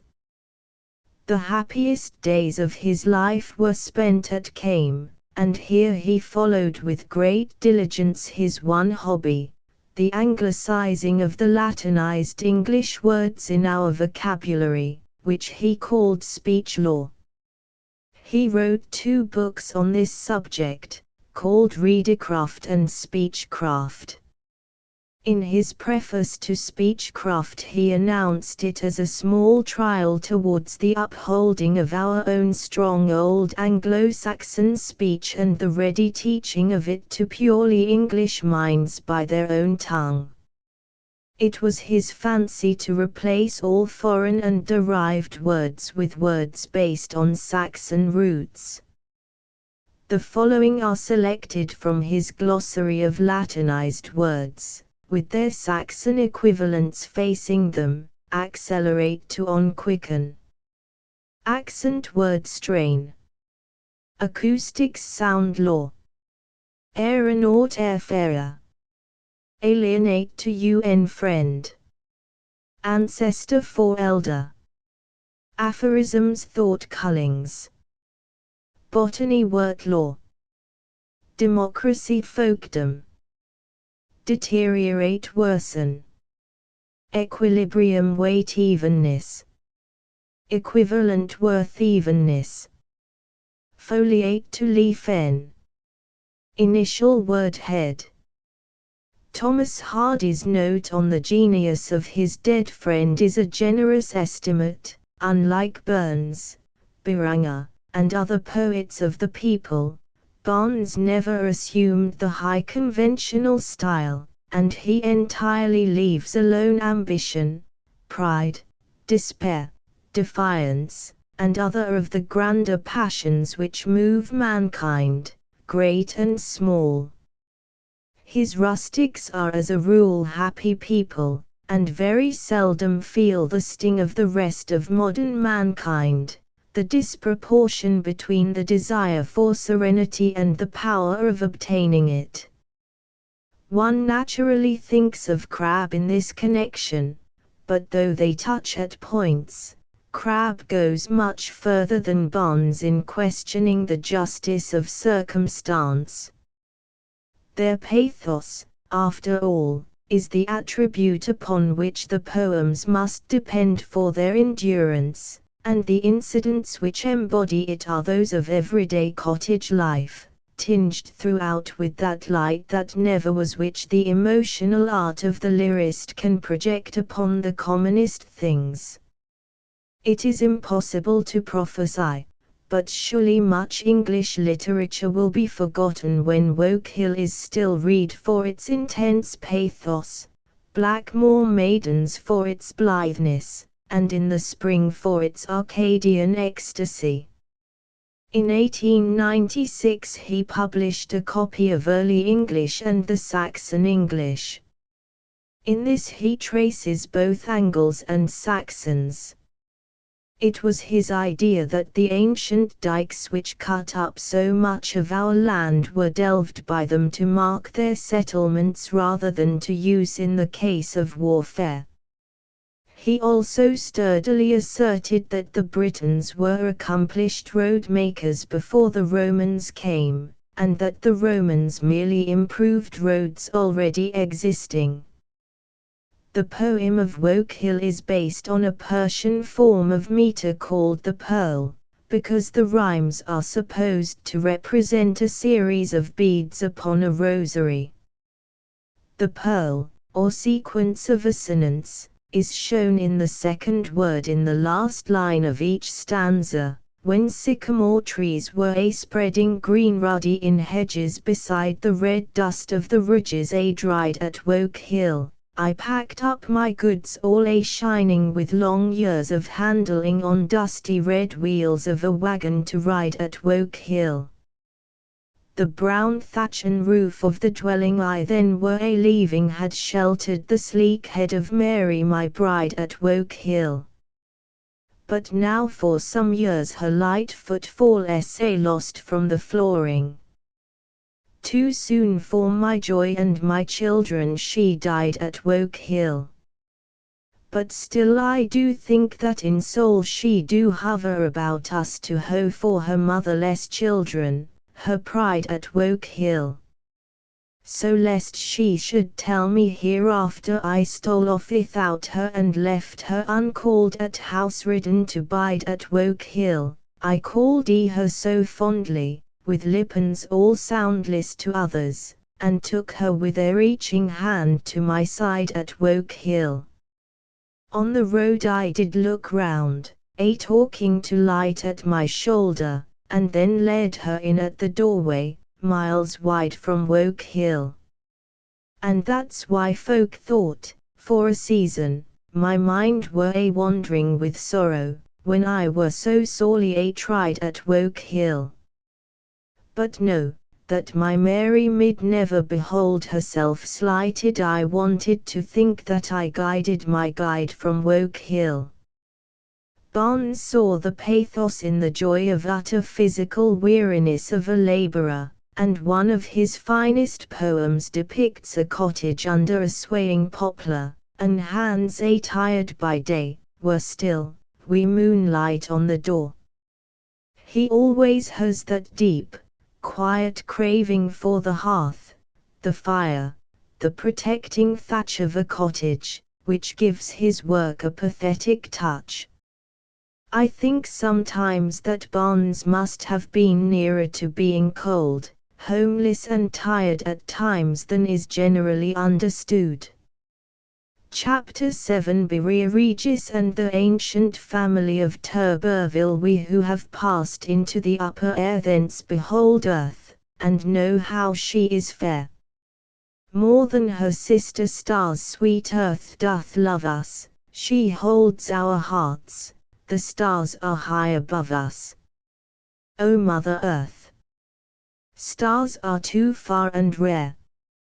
Berea Regis, that blinking little place with a history extending back to Saxon times, identified by Dr. Stukely with the Roman Hibernium, is a typical little Dorset town about 7 miles to the northwest of Wareham. It makes a capital walk or ride from Dorchester, and it was this way I travelled. I left Dorchester by High Street East, ascending Yellowham Hill, the Yulberry Hill of Troy's affecting meeting with Fanny Robin, leaving Troy Town to pass through Puddle Town and Toll Puddle. Evening had fallen when I arrived at Berea Regis, and the rising wind and flying rack of clouds above seemed to presage a wild night. I was just wondering whether, although it looked so threatening, I dared ride on to Wareham, when my eyes rested on the Royal Oak Inn, with its Elizabethan barns, mossed and mouldering red tiles and axe-hewn timbers. It is at such houses, I thought, that men may stretch out weary legs and taste home-cured bacon. I heard the squeak of a pig in the outhouse, and such places are the homes of adventure. I will go in and call for ale and a bed.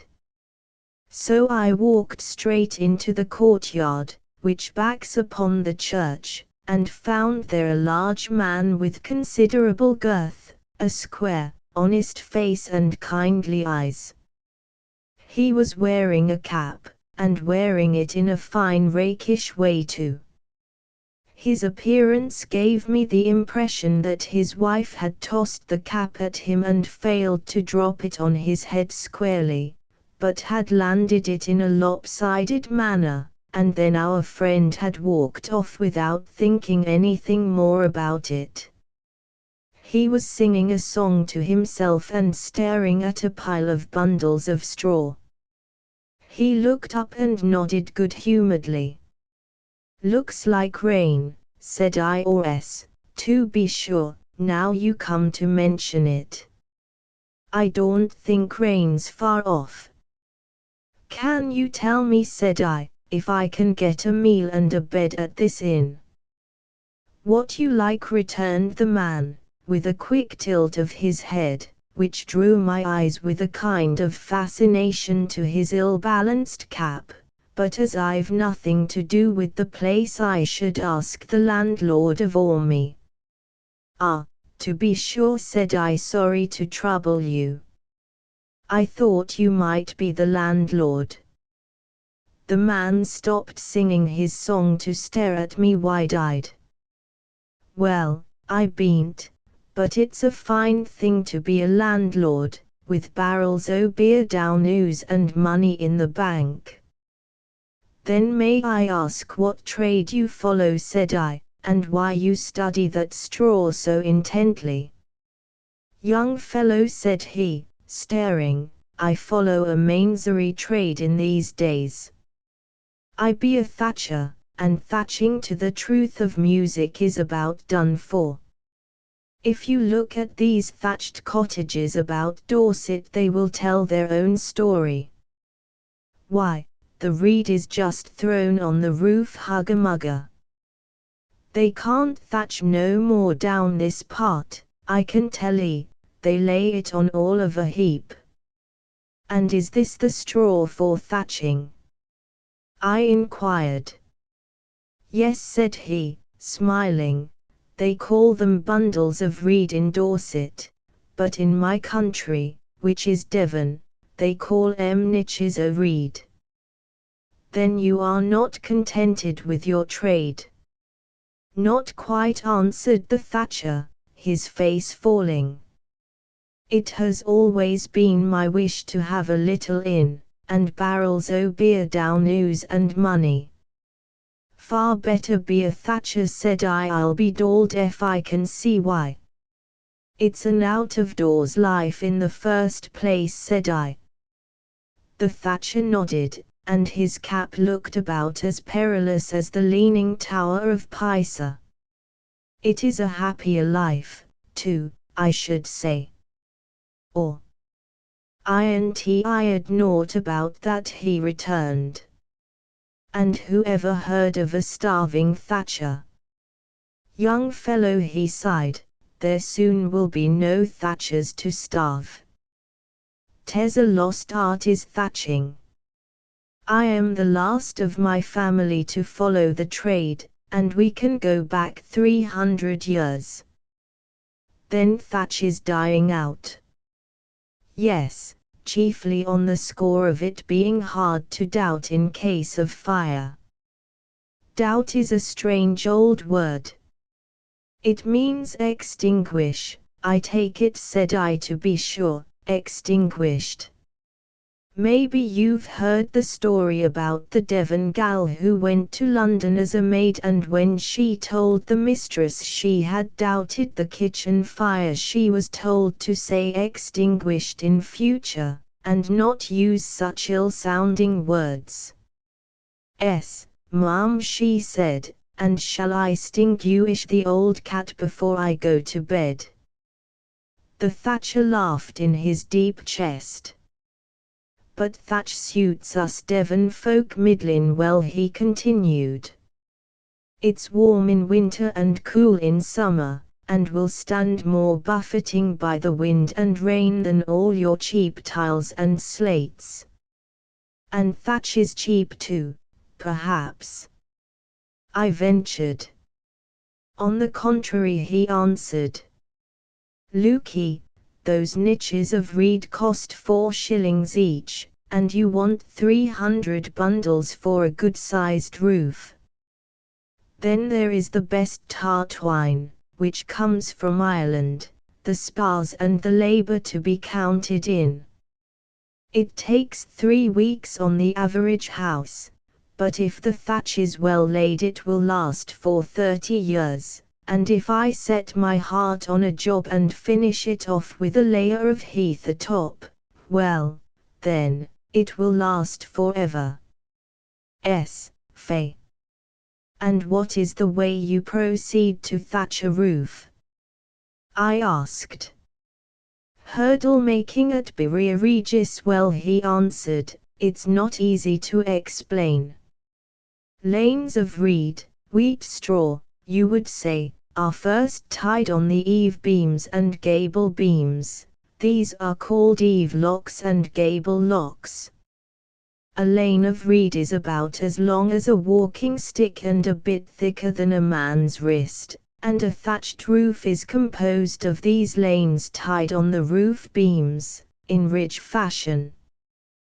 Then when the reeds are all tied on, overlapping each other, they are trimmed with a paring hook. The reed has to be wet when put up, that is why thatchers wear leather knee-naps. The best thatching reed comes from clay soil out Exeter and Crediton Way. And where do you think, I asked, can be seen the most perfect examples of thatching in England? I lay you won't see any better than the cottages around Lyme Regis and Axminster. But soon merry England will be done with thatch, for the boys of the village are too proud to learn how to cut a spar or use a thatcher's hook. Bless my soul! They all want to be clerks or school teachers.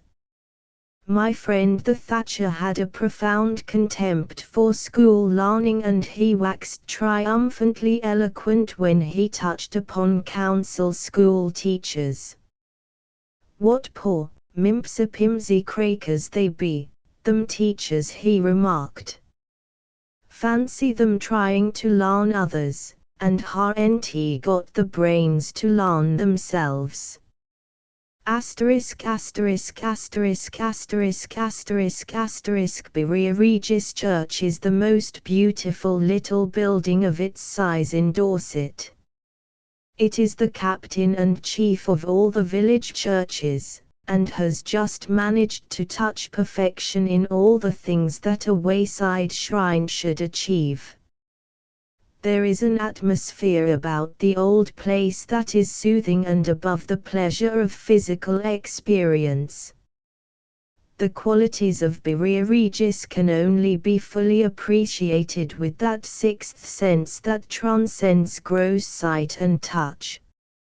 Upon entering the building, one is captivated by the remarkable roof and the number of effigies, half life-size, in the dress of the period, which are carved on the hammer beams. This magnificent carved and painted timber roof is said to have been the gift of Cardinal Morton, born at Milebourne Stileman, in this parish. The roof effigies are supposed to represent the 12 apostles, but they are not easily identified. The canopied Skern tomb possesses a special interest for its brasses and verse. I Skern do show that all our earthly trust, all earthly favors and goods and sweets are dust. Look on the world's inside and look on me, her outside is but painted vanity. In the south porch will be found an interesting relic in the shape of some old iron grappling hooks used for pulling the thatch off a cottage in the event of fire. An ancient altar slab on which, perchance, sacrifices have been offered has been preserved, and there is also a fine old priest's chair, the upper arms of which have supported the leaning bodies of a great company of Dorset vicars, for it must be remembered that the priest was not allowed to sit on the chair, but leaning was permitted. The Norman pillars in the south arcade are striking to the eye, and the humorous carvings on their capitals are objects of great interest. One of them gives a very good picture of a victim in the throes of toothache. Apparently the sufferer has just arrived at that stage in which the pain is mounting to a crescendo of agony, for he has inserted his 8 fingers in his mouth in an attempt to battle with his tormentors. The other figure displays some poor fellow who is a martyr to headache, perhaps a gentle reproof and warning to those who were inclined to tarry overlong in the taverns. But the main object of interest is the Turberville window in the south aisle, beneath which is the ledger stone covering the last resting place of this wild, land-snatching family, which is lettered as follows: Ostium Sepulchri Antiqua Familiae Turberville 24 Junage 1710. The door of the sepulchre of the ancient family of the Turbervilles. It was at this vault stone that Tess bent down and said, "Why am I on the wrong side of this door?" Perhaps it is as well to recite the outline of Hardy's story of Tess at this stage of our pilgrimage. Tess Durbayfield, the daughter of poor and feeble-minded parents and descendant of a noble but somewhat wild old family, was forcibly seduced by a wealthy young loafer whose father had taken, with no right to it, Tess's proper name of d'Urberville. A child was born, but died. Some years after Tess became betrothed to a clergyman's son, Angel Clare. On their wedding night Tess confessed to him her past relations with Alec d'Urberville, and thereupon Clare, a man who was not without sin himself, left her. In the end fate conspired to force Tess back into the protection of Alec. Clare, who cannot be looked upon as anything but half-baked and insincere, returns repentant from Canada and finds her living with d'Urberville. In order to be free to return to Clare, Tess stabbed Alec to the heart, for which she was arrested, tried and hanged. In this romance Berea Regis figures as Kingsb, and the church is the subject of many references. It was on one of the canopied, altar-shaped Turberville tombs that poor Tess noticed, with a sudden qualm of blank fear, that the effigy moved. As soon as she drew close to it she discovered all in a moment that the figure was a living person, and the shock to her sense of not having been alone was so violent that she almost fainted, not, however, till she had recognized Alec d'Urberville in the form. Here Alec d'Urberville stamped with his heel heavily above the stones of the ancient family vault, whereupon there arose a hollow echo from below, and remarked airily to Tess, "A family gathering, is it not, with these old fellows under us here?" In the south wall a doorway which has been long filled in can still be traced. There is nothing of special note in this alteration, but a legend has been handed down which is worth recording here. It is said that one of the Turberville family quarrelled with the vicar of Berea Regis and ended a stormy meeting by declaring that he would never again pass through the old door of the church. As time went on, the lure of the Turberville dead in the ancient shrine obsessed him, and he grew to regret the haste in which he had cut himself off from the ancient possessors of his land.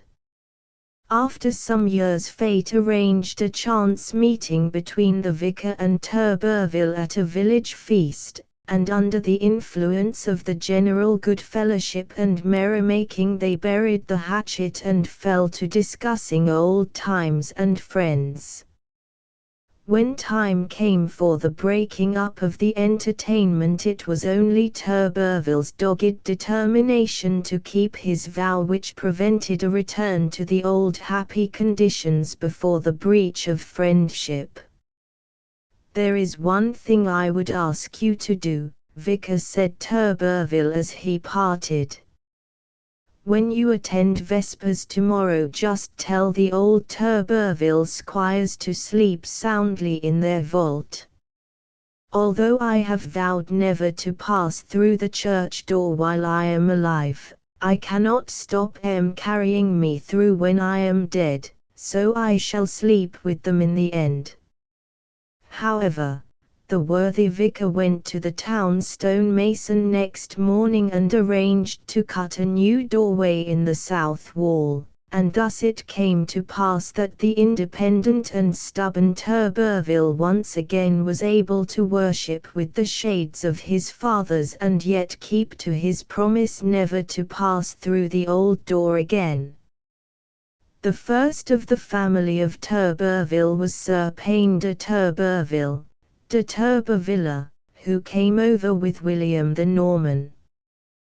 From Sir Payne down to the last descendants of the family who form the theme of Thomas Hardy's romance, Tess of the D'Urbervilles, the Turbervilles were a strange, wild company.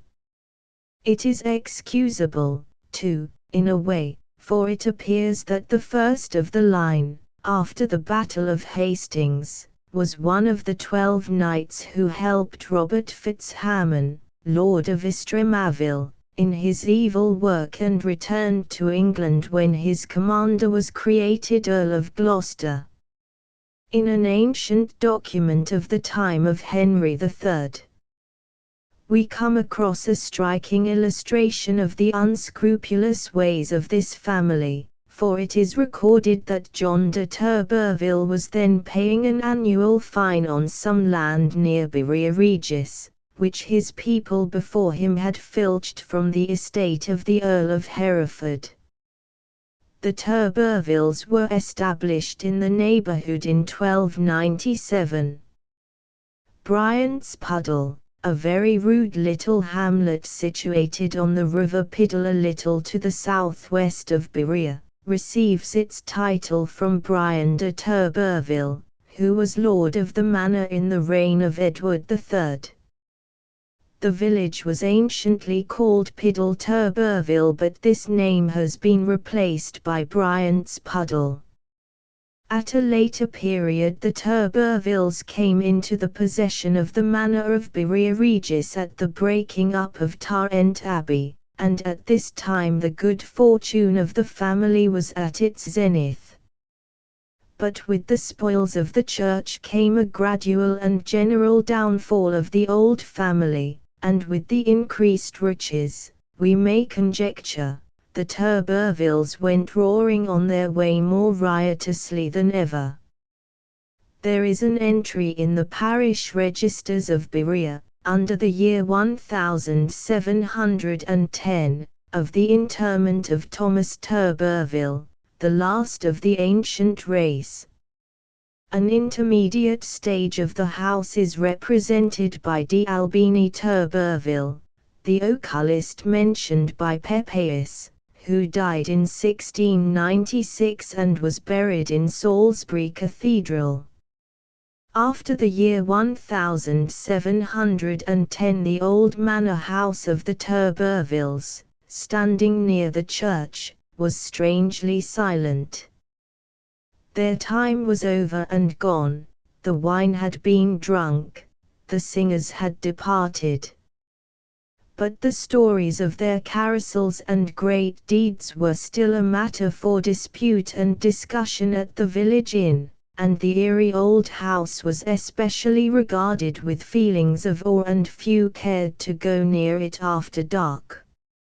It was not what they had seen, but what they might see, that caused them to shun the old place.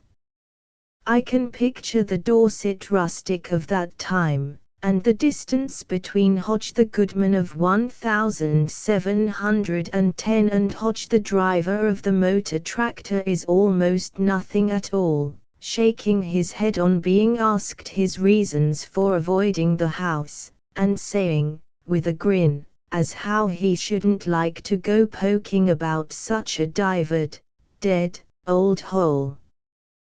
The ancient manor house was allowed to lapse into ruin, and now nothing at all remains but a few crumbling stones. Through broken walls and grey the winds blow bleak and shrill, they are all gone away.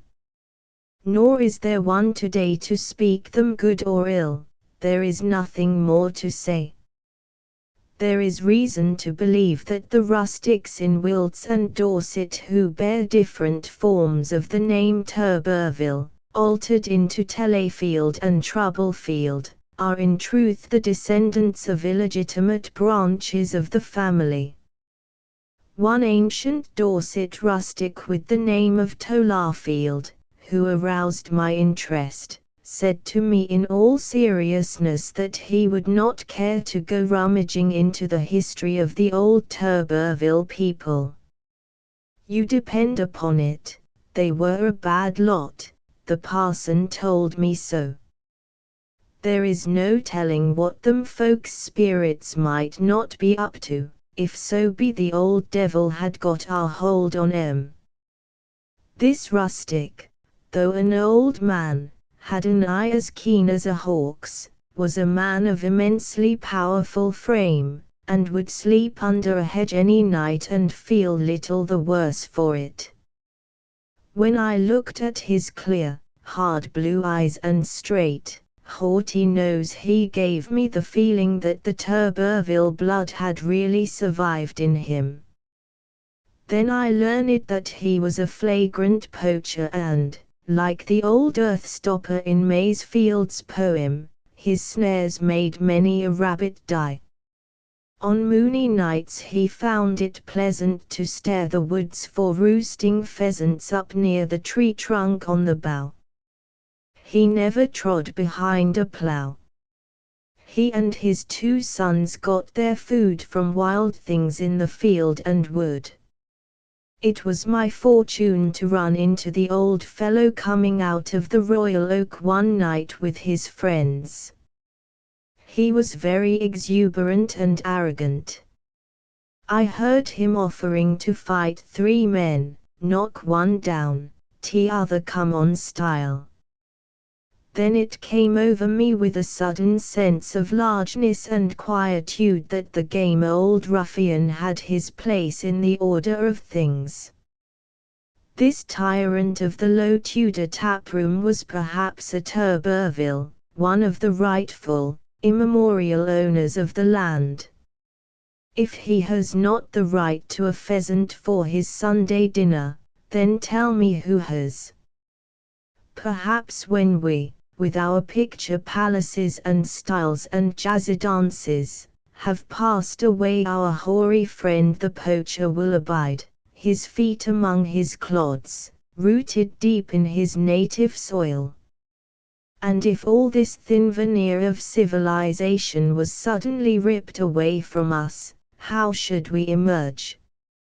Hodge would still go on poaching, sleeping under hedges, outwitting the wild things in the woods and drinking home-brewed ale.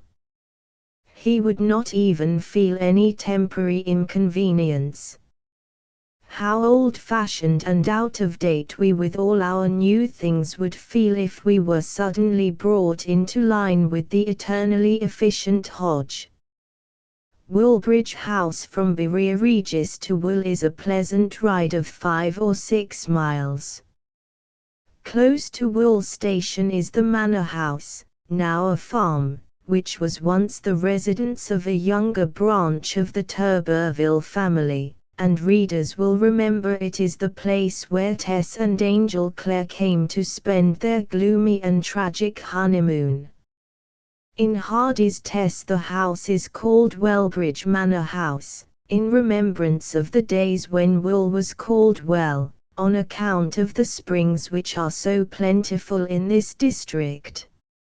Of course the house is named from the 5-arched Elizabethan bridge which spans the reed-fringed river Frome at this point. Each arch of the bridge is divided by triangular buttresses, which at the road level form recesses where foot passengers may take refuge from passing motors or carts.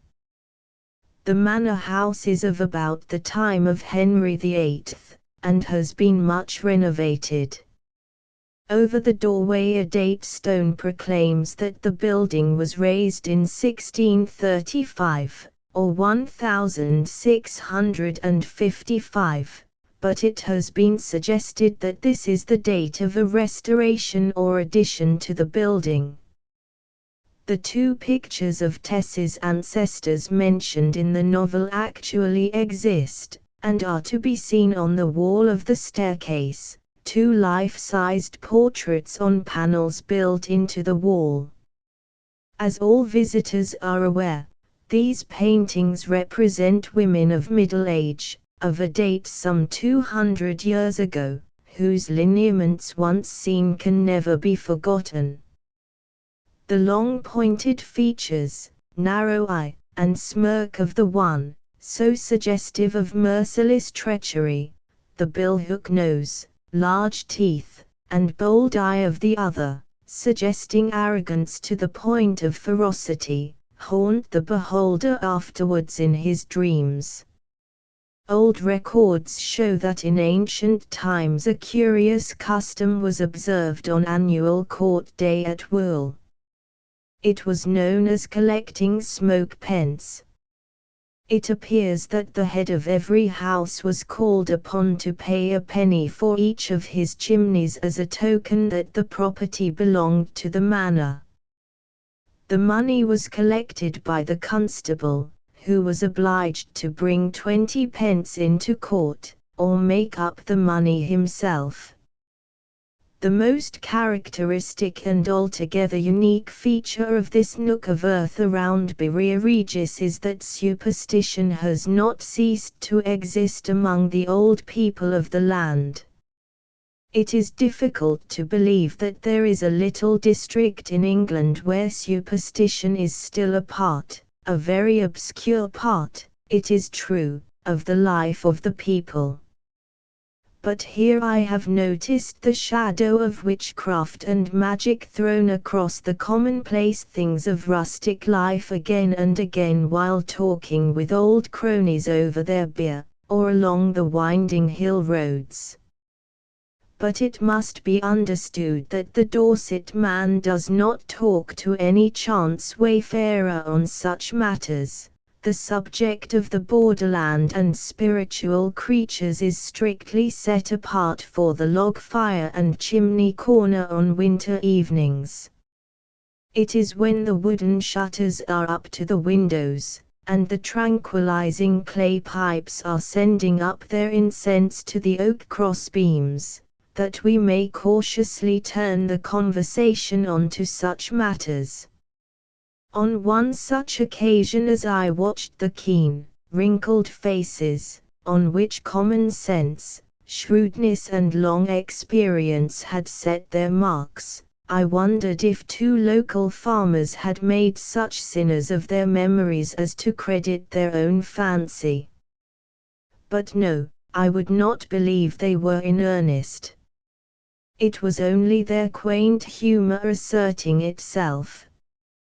They were surely piling it on in order to deceive me.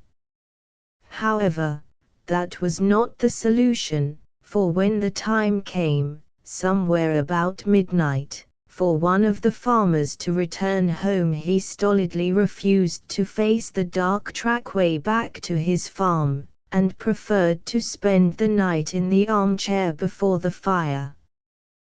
But let one of the dwellers on Berea Heath tell of his own superstitions.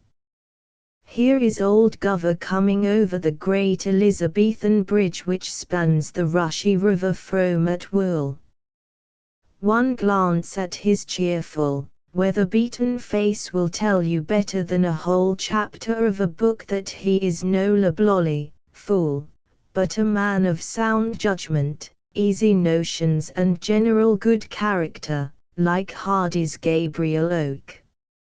Leaning on the ancient stonework of the bridge, and smacking his vamplets, rough gaiters used by thatchers to defend the legs from wet, with a hazel stick, he stops to talk. A motor lorry filled with churns of milk passes on its way to drop its consignment at Wool railway siding. "Tell 'ee what 'tis," said Gover to me, pointing to the lorry, "'twill be a poor come along ot now the motors are taking the place o' horses everywhere." can't get no manure from them things, and the land is no good without manure. Mr. Davis the farmer at 5 Mile Bottom have got 5 Ford cars now where 10 horses used to feed. He said to me that he don't want any horse manure, chemical manures is good enough for him. But he dunno naught all about it. He'll eat the heart out of his soil with his chemicals, and his farm will be barren in a year or so. By gor. You ban't agwain to do justice to the soil without real manure, and them as thinks they can don't know a from a osses eat. Then I asked Gover about the Turberville ghost which we are told haunts this lane, and which is the subject of an allusion in Hardy's Tess of the D'Urbervilles. His keen old face became serious at once. No ghosts or goblins had troubled him, he said, but John Rawls and another chap saw as plain as could be a funeral going along from Woolbridge House to Bury Regis, and they heard the priest singing in front of the coffin, but they could not understand what he did say. There was a cattle gate across the road in those days and Rawls ran to open it. But before he could get there the coffin had passed through the gate and it had all vanished. He had often heard tell of people who had seen ghosts, and he would not be put about if he did see one himself. So you have not seen the blood-stained family coach of the Turbervilles? I inquired. No, I never see that, said Gover, shaking his head, nor never heard of it. Then, as it is a tale that every child should know, I said, I will tell you now, and you shall believe it or no, precisely as you choose. Once upon a time there was a Turberville who deserves to be remembered and to be called, so to speak, the limb of the old UN himself. For he spent all his days in wickedness, and went roaring to the devil as fast as all his vices could send him. I have heard it said that he snapped his fingers in the face of a good parson who came to see him on his deathbed, saying he did not wish to talk balderdash, or to hear it, and bade him clear out and send up his servant with fighting cocks and a bottle of brandy. Gradually all the drinking and vice, which had besieged his soul for so long, swept him into a state of temporary madness and he murdered a friend while they were riding to Woolbridge House in the family coach. The friend he struck down had Turberville blood in his veins too, so you may be certain the blame was not all on one side. Ever since the evil night the coach with the demon horses dragging it sways and rocks along the road between Wool and Bury, and the murderer rushes after it, moaning and wringing his hands, but never having the fortune to catch it up. The spectacle of the haunted coach cannot be seen by the ordinary wayfarer. It is only to be seen by persons in which the blood of the Turbervilles is mixed. Ah, nodded old Gover, I don't hold with that story. If so be as that Turberville who murdered t'other have gone up above, tain't likely as how he'll be wishful to go roustering after that ripping great coach on a dulled bad road like this. And then he shook his bony finger in my face and added, and if the dull have got hold on him he won't be able to go gallivanting about, he'll be kept there. Wool has another attraction in the ruins of Bindon Abbey, lying in the thick wood seen from the station, a few minutes to the south of the line towards Wareham. The ruins are very scanty. A few slabs and coffins are still preserved, and one stone bears the inscription in Lombardic characters, Abbas Ricardus de Manas hic tumulatur apenas tardus deus hunc salvans tuitur. The abbey is in a wood by the river, a gloomy, fearsome, dark place. This is the Wellbridge Abbey of Hardy's Tess, and we read that against the north wall of the ruined choir was the empty stone coffin of an abbot, in which every tourist with a turn for grim humour was accustomed to stretch himself. This is, of course, the lidless coffin in which Angel Clare, walking in his sleep, laid Tess. Woolbridge House is not so near to this spot as Thomas Hardy gives one to understand in the novel. Near the ruin is the old mill of Bindon Abbey, situated on the Frome, where Angel Clare proposed to learn milling. It is called Wellbridge Mill in Tess. The old abbey wood is full of shadows and is the kind of place that one would write down as immemorially old, barren and sinister. The singular impressiveness of its ivy-grown walls, shadowed by heavy masses of foliage, depresses one dreadfully. The straight footpaths beneath the trees have been worn into deep tracks by the attrition of feet for many centuries. Under the trees are the fish ponds which played such an important part in provisioning the monks' larder. They are so concealed from the daylight that they take on a shining jet-black surface. A book might be written about the place, a book of terrible and fateful ghost tales. Chapter 8 Round and about Weymouth. I walk in the world's great highways, in the dusty glare and riot, but my heart is in the byways that thread across the quiet, by the wild flowers in the coppice. There the track like a sleep goes past, and paven with peace and poppies, comes down to the sea at last. E.G. Buckridge. Modern Weymouth is made up of two distinct townships, Weymouth and Melcombe Regis, which were formerly separate boroughs, with their own parliamentary representatives. Of the two, Weymouth is probably the older, but Melcombe can be traced well nigh back to the Conquest, and now, although it is the name of Weymouth that has obtained the prominence, it is to Melcombe that it is commonly applied.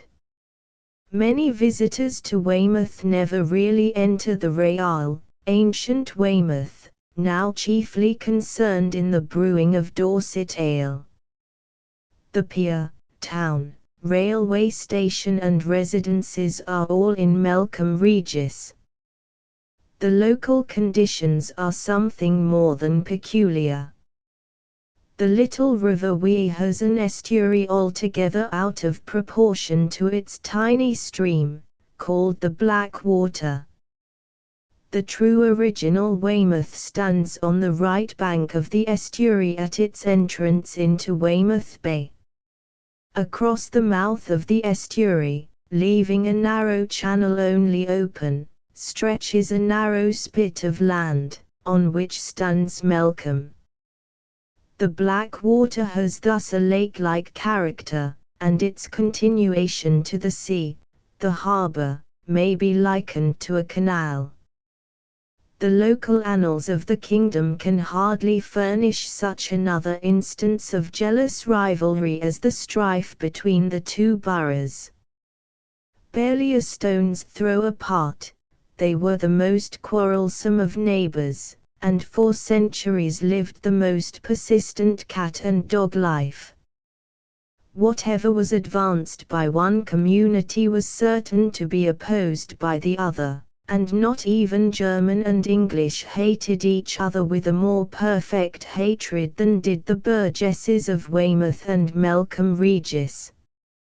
As they would not live happy single, it was resolved to try what married life would do, and so in 1571 the two corporations were rolled into one, the only vestige of the old days retained being the power of electing 4 members to Parliament from the joint municipality, a right which was exercised until 1832.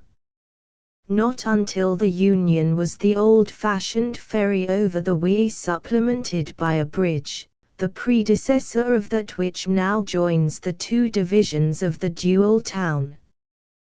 The Union proved to be a success, and in this way Weymouth saved both itself and its name from becoming merely a shadow and a memory. It is to George III that Weymouth must be eternally grateful, for just in the same way as George IV turned Brighthelmstone into Brighton, it was George III who made Weymouth. Of course there was a Weymouth long before his day, but whatever importance it once possessed had long disappeared when he took it up. For many years the king spent long summer holidays at Gloucester Lodge, a mansion facing the sea, and now the sedate Gloucester Hotel. Considering its undoubted age, Weymouth is remarkably barren in traces of the past, and a few Elizabethan houses, for the most part modernized, well nigh exhaust its antiquities. Weymouth, which figures as Budmouth in Hardy's romances, is the subject of many references. Uncle Benjy, in the Trumpet Major, found Budmouth a plaguey expensive place, for if you only eat one egg, or even a poor windfall of an apple, you've got to pay, and a bunch of radishes is a halfpenny, and a quart o' cider 2 3 farthings at lowest reckoning. Nothing without paying. When George III and the sun of prosperity shone upon the tradesfolk of Weymouth, the spirit of pecuniary gain soon became rampant. The inflated prices which so roused poor old Uncle Benjy even staggered Queen Charlotte, and Peter Pinder, Dr. John Walcott, criticized her household thriftiness in bringing stores and provisions from Windsor, bread, cheese, salt, catsup, vinegar and mustard, small beer and bacon, apple pie and custard, all from Windsor. Greets his frugal grace, for Weymouth is a expensive place. Sandsfoot Castle, built by Henry VIII, on the southern shore of the spit of land called the Nothe, Weymouth Bay, is now a mere pile of corroded stone. It was built as a fort when England feared an invasion prompted by the Pope. The old pile plays a prominent part in Hardy's The Well-Beloved. The statue of King George, which is such an object of ridicule to the writers of guidebooks, was the meeting place of Fancy Day and Dick Dewey in Under the Greenwood Tree. The Budmouth localities mentioned in the Trumpet Major are the Quay, Theatre Royal, Barracks, Gloucester Lodge, and the Old Rooms Inn in Love Row, once a highly fashionable resort which was used for dances and other entertainments by the ladies and gentlemen who formed the court of George III. It was also the spot where the Battle of Trafalgar was discussed in the Dynasts. However, the old assembly rooms and the theatre have now vanished. Mention of Hardy's tremendous drama reminds me that it is rarely quoted in topographical works on Dorset, and yet it is full of the spirit and atmosphere of Wessex. Thus in a few words he tells us what Boney seemed like to the rustics of Dorset, woman, in undertones. I can tell you a word or two on tea. It is about his victuals. They say that he lives upon human flesh, and has rashers o' baby every morning for breakfast, for all the world like the Cernal giant in old ancient times. Second old man. I only believe half. And I only own, such is my challengeful character, that perhaps he do eat pagan infants when he's in the desert. But not Christian ones at home. Oh no, 'tis too much. Woman. Whether or no, I sometimes, God forgive me, laugh wi' horror at the queernicity, till I am that weak I can hardly go round house. He should have the washing of 'em a few times, I warrant I wouldn't want to eat babies any more. There are 100 clean-cut, bright things in the dynasts, and some of the songs are so cunningly fashioned that we know the author must surely have overheard them so often that they have become part of his life. Does the reader remember this from the first volume, in the wild October night time, when the wind raved round the land, and the back sea met the front sea, and our doors were blocked with sand, and we heard the drub of Dead Man's Bay, where bones of thousands are, we knew not what the day had done for us at Trafalgar. All had done for us at Trafalgar. Or the other ballad sung by a peninsular sergeant, when we lay where Budmouth beach is, oh, the girls were fresh as peaches, with their tall and tossing figures and their eyes of blue and brown. And our hearts would ache with longing as we passed from our sing-songing, with a smart clink, clink, up the esplanade and down.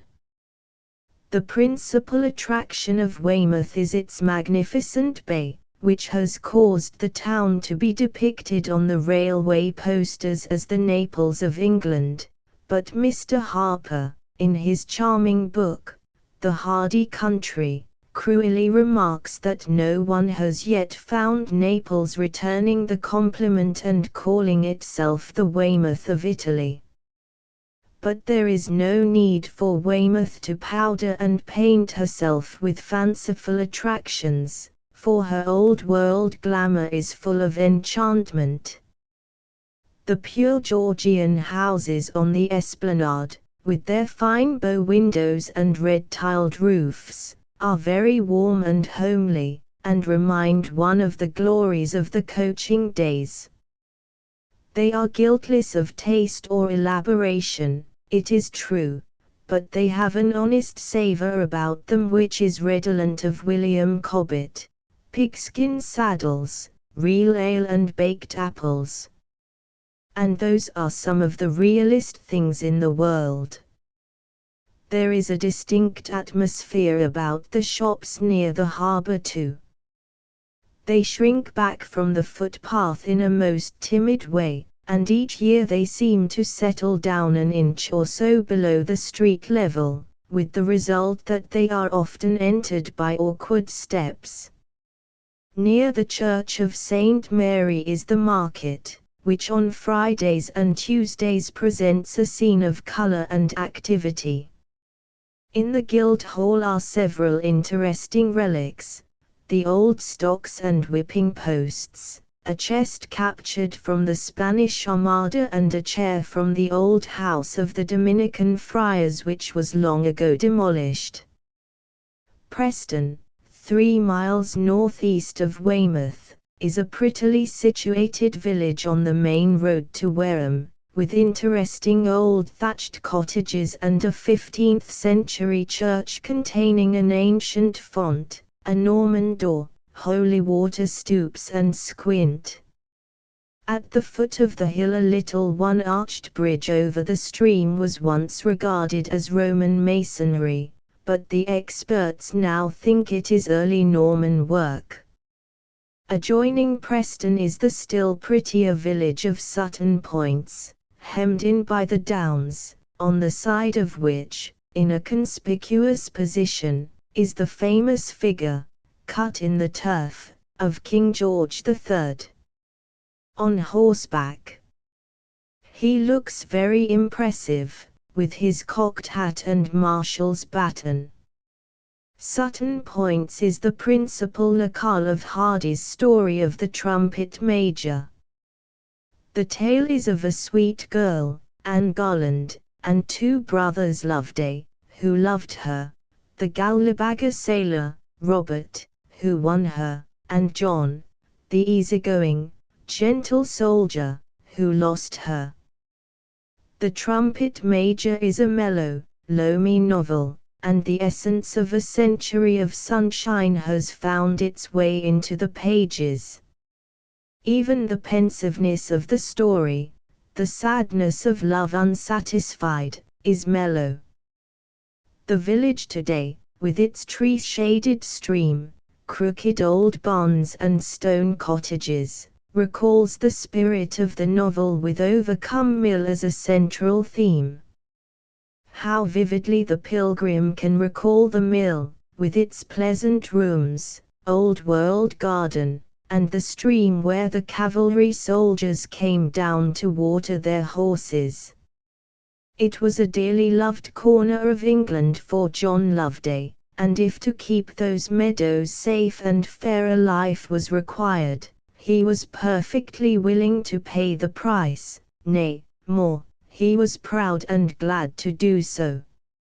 In the end John was killed in one of the battles of the Peninsular War, and his spirit is echoed by a soldier poet who went to his death in 1914, "Mayhap I shall not walk again down Dorset way, down Devon way, nor pick a posy in a lane down Somerset and Sussex way. But though my bones, unshriven, rot in some far distant alien spot, what soul I have shall rest from care to know that meadows still are fair down Dorset way, down Devon way." The mill is not the one sketched in the tale, but it still grinds corn, and one can still see the smooth mill pond, overfull, and intruding into the hedge and into the road. The real mill is actually at Upwey. Bincombe, 2 miles northeast of Upwey, is one of the outstep places where the remnants of dialect spoken in the days of Wessex kings is not quite dead, and as we go in and out among the old cottages we come upon many a word which has now been classed by annotators as obsolete. "I'd as lief be wooed of a snail," says Rosalind in As You Like It of the tardy Orlando, and "I'd as lief" or "I'd liefer" is still heard here in Bincombe. There is a large survival of pure Saxon in the Wessex speech, and Thomas Hardy has made a brave attempt to preserve the old local words in his novels.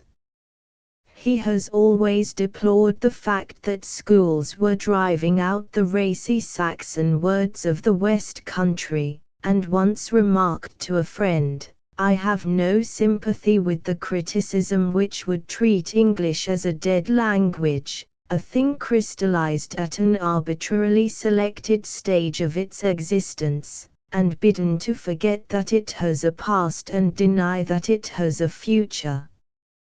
Purism, whether in grammar or vocabulary, almost always means ignorance. Language was made before grammar, not grammar before language. And as for the people who make it their business to insist on the utmost possible impoverishment of our English vocabulary, they seem to me to ignore the lessons of history, science, and common sense. It has often seemed to me a pity, from many points of view, and from the point of view of language among the rest, that Winchester did not remain, as it once was, the royal, political, and social capital of England, leaving London to be the commercial capital. The relation between them might have been something like that between Paris and Marseilles or Havre, and perhaps, in that case, neither of them would have been so monstrously overgrown as London is today. We should then have had a metropolis free from the fogs of the Thames Valley, situated, not on clammy clay, but on chalk hills, the best soil in the world for habitation, and we might have preserved in our literary language a larger proportion of the racy Saxon of the West Country. Don't you think there is something in this? Returning from Bincombe and passing through Sutton to Preston, we come in a mile to Osmington. A short distance beyond the village a narrow road leads off seawards to Osmington Mills. Crossing the hills, this narrower road descends to the coast, and the Picnic Inn, a small hostelry noted for lobster lunches and prawn teas. If we strike inland from Osmington we come to Poxwell, the old manor house of the Hennings, a curiously walled-in building with a very interesting gatehouse. This is the Oxwell Manor of the Trumpet Major and the house of Benjamin Derriman, a wizened old gentleman, in a coat the colour of his farmyard, breeches of the same hue, unbuttoned at the knees, revealing a bit of leg above his stocking and a dazzlingly white shirt frill to compensate for this untidiness below. The edge of his skull round his eye sockets was visible through the skin, and he walked with great apparent difficulty. Pressing onward from this village, we arrive, after a 2-mile walk, at Warmell Cross 3 miles southwest of Moreton Station. The left road leads to Dorchester, the right one to Wareham, and the centre one across the immemorially ancient and changeless Egdon Heath. Here we turn to the right and Ogham Wan, the nether Minton in which the events of the distracted preacher take place. Here indeed is a nook which seems to be a survival from another century, a patch of England of 100 years ago set down in the England of today. The church where Lizzie Newberry and her smugglers stored the stuff is hidden from those who pass on the high road and is reached by a little rutty, crooked lane. The body of the church has been rebuilt, but the tower where the smugglers looked down upon the Coast Guard officers searching for their casks of brandy remains the same. The highway leads for 2 miles along the verge of Egdon Heath, and then we come to a right-hand turning taking us past Winfrith Newburgh and over the crest of the Chalk Downs steeply down to West Lulworth. Lulworth Cove is justly considered one of the most delightful and picturesque retreats on the coast. It is a circular little basin enclosed by towering cliffs of chalk and sand and entered by a narrow opening between 2 bluffs of Portland stone.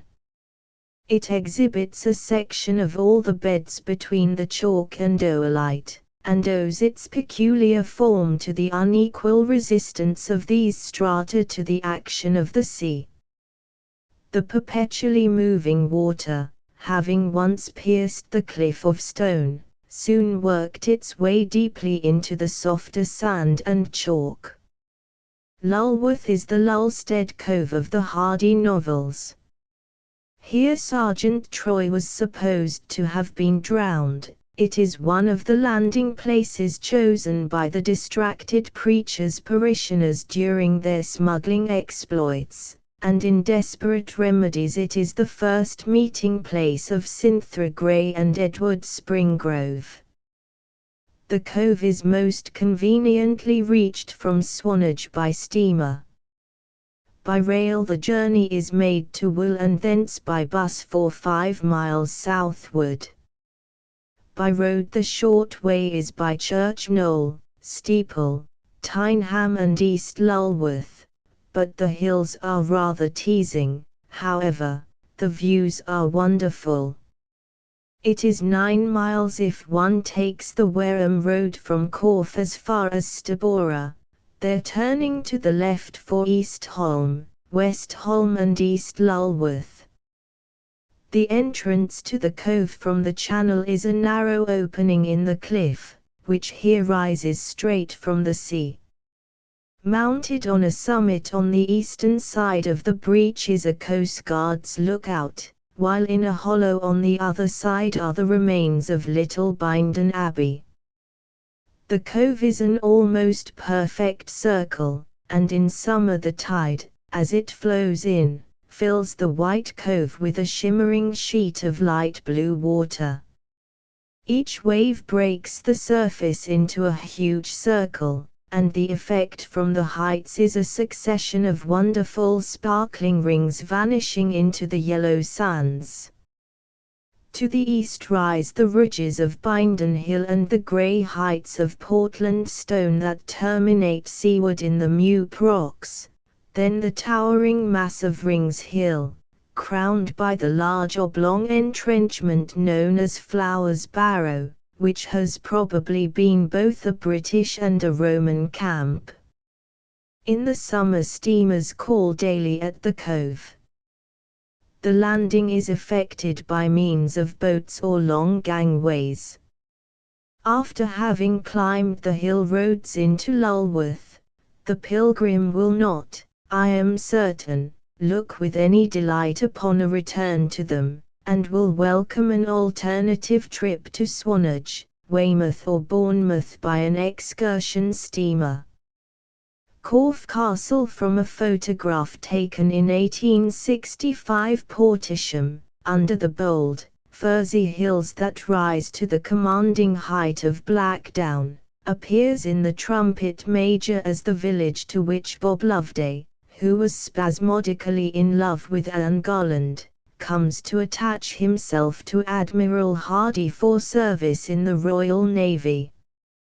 Notwithstanding the fact that Robert Loveday is merely an imaginary character, the Admiral was a renowned hero in real life, and no less a personage than Admiral Sir Thomas Hardy. He lived here, in a picturesque old house just outside the village, and the chimney-like tower on Blackdown was erected to his memory. In a garden on the opposite side of the road to Hardy's house is a sundial, inscribed, Joseph Hardy, Esquires Kingston Russell, Lat. 50 degrees 45 1769 Fugio Fuge. Admiral Hardy was born at Kingston Russell, and his old home at Portisham is still in the possession of a descendant on the female side. From Portisham a walk of 4 miles leads to Abbotsbury, situated at the verge of the Vale of Wadden and the Schsel Beach. The railway station is about 10 minutes' walk from the ancient village, which consists of a few houses picturesquely dotted around the church and scattered ruins of the Abbey of St. Peter. The abbey was originally founded in King Nut's reign by Arius, the house carl or steward, to the king, about 1044, in the reign of Edward the Confessor. The building at the southeast corner of the church is part of the old abbey. It is now used as a carpenter's shop, but an old stoop can be seen in the corner. At the farther end of this building is a cell in which the last abbot is said to have been starved to death. A gatehouse porch and a buttressed granary of 14th-century architecture, still used as a barn, and a pond, with a tree-covered island, the ancient fish pond of the monks, are all that remain to remind us of the historic past of this spot. Chapter 9 Poole. The wide expanse of Poole Harbour is a well-known haunt of sportsmen, for in the winter it is the home of innumerable wildfowl, and for those who are fond of yachting and pottering about with boats it is large enough to test their skill and patience in controlling a craft in the wind and wave. Here we get a double tide, the second rising rather higher than the first, and when the tide is in the view is not unlike a Dutch landscape. But the ebb lays bare acres of mud banks, which mar the prospect. However, the marine emanations from the mudbanks are said to be very salubrious. This harbour is the only haven between Southampton and Weymouth for yachting men. Inland from Poole the country is pleasantly varied by hills and heaths, through which, on the west side of the harbour, the verge of Bournemouth is reached, and an hour's walk will take the pilgrim over the Hampshire boundary. Poole Quay, where we smell the smell of tar, piled up teak and reeking pine, is an interesting place for lovers of the picturesque. Here we find an old postern gate of Richard III's day, and the town cellar or wool house. The last recalls the days when Poole was part of the manor of Camford. The lords of Camford sometimes received toll in kind, and the goods handed over were stored in this town cellar. It is particularly interesting for the way its walls are formed, of flint and large, squared pieces of stone. The smuggling for which Poole was long notorious is handed down to posterity by the following doggerel: if Poole was a fish pool, and the men of Poole fish, there'd be a pool for the devil, and fish for his dish. One of the most daring and successful of English buccaneers was Harry Page of Poole, or, as he was more commonly called, a Ripe. His enterprises were principally directed against the coasts of France and Spain, where he committed such havoc that a formidable expedition was fitted out in those countries to destroy him. It sailed along our southern shores, destroying as opportunity offered, until it reached Poole. Here it landed, and a battle ensued, in which the inhabitants were driven from the town and the brother of Aripe killed. The island of Brownsea or Branksea, it has a score of other variations, is the most prominent feature in Poole Harbour. It is ovoid in shape, about 1.5 miles long by 1 mile broad, and lies just within the narrow harbour entrance, the main channel sweeping round its eastern side. This made the island of considerable importance in the defence of the port, and led to the erection of Brownsea Castle towards the end of the reign of Henry VIII. Prior to this Brownsea had been part of the possessions of the Abbey of Cerne. The castle was almost wholly destroyed by fire in 1896, and in the following year rebuilt. From Poole the pilgrim can cross by the toll bridge to Hamworth and visit Lychet Minster, which is 2 miles northwest of the lonely railway junction. Part of the action of the Hand of Ethelberta takes place in this neighbourhood. The sign of one of the village inns, Street Peter's Finger, is one of the most interesting features of Lychet Minster. The sign shows Saint Peter holding up a hand with 2 extended fingers, and is a curious instance of the way in which old terms and traditions are exposed to corruption.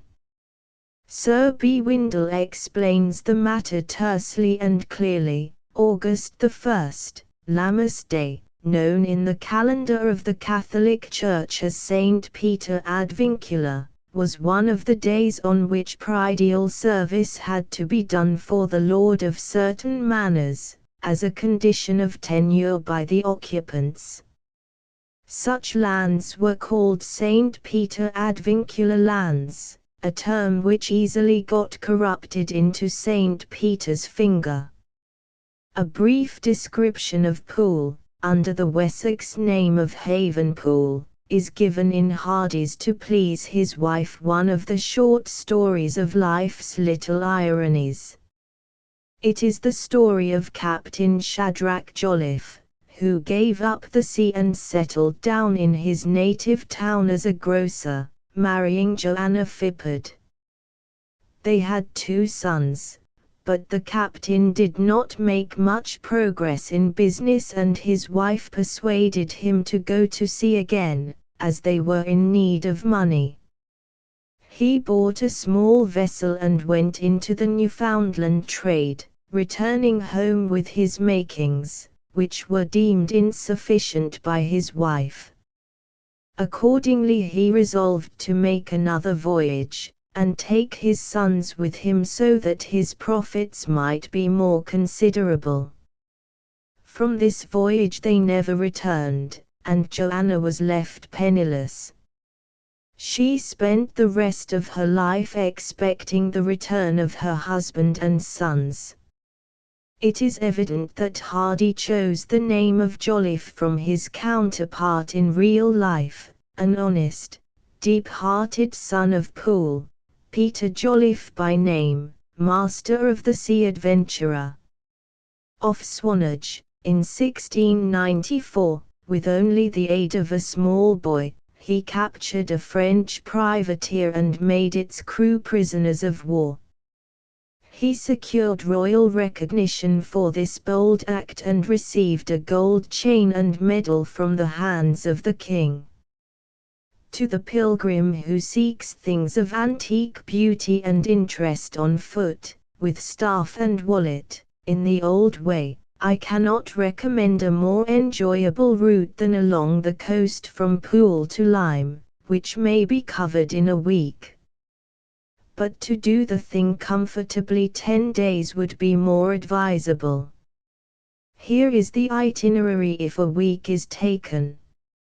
First day, borders of Poole Harbour by Studland to Swanage. Second day, Swanage to West Lulworth. The third, Lulworth by Osmington to Weymouth. The fourth, Weymouth and Portland.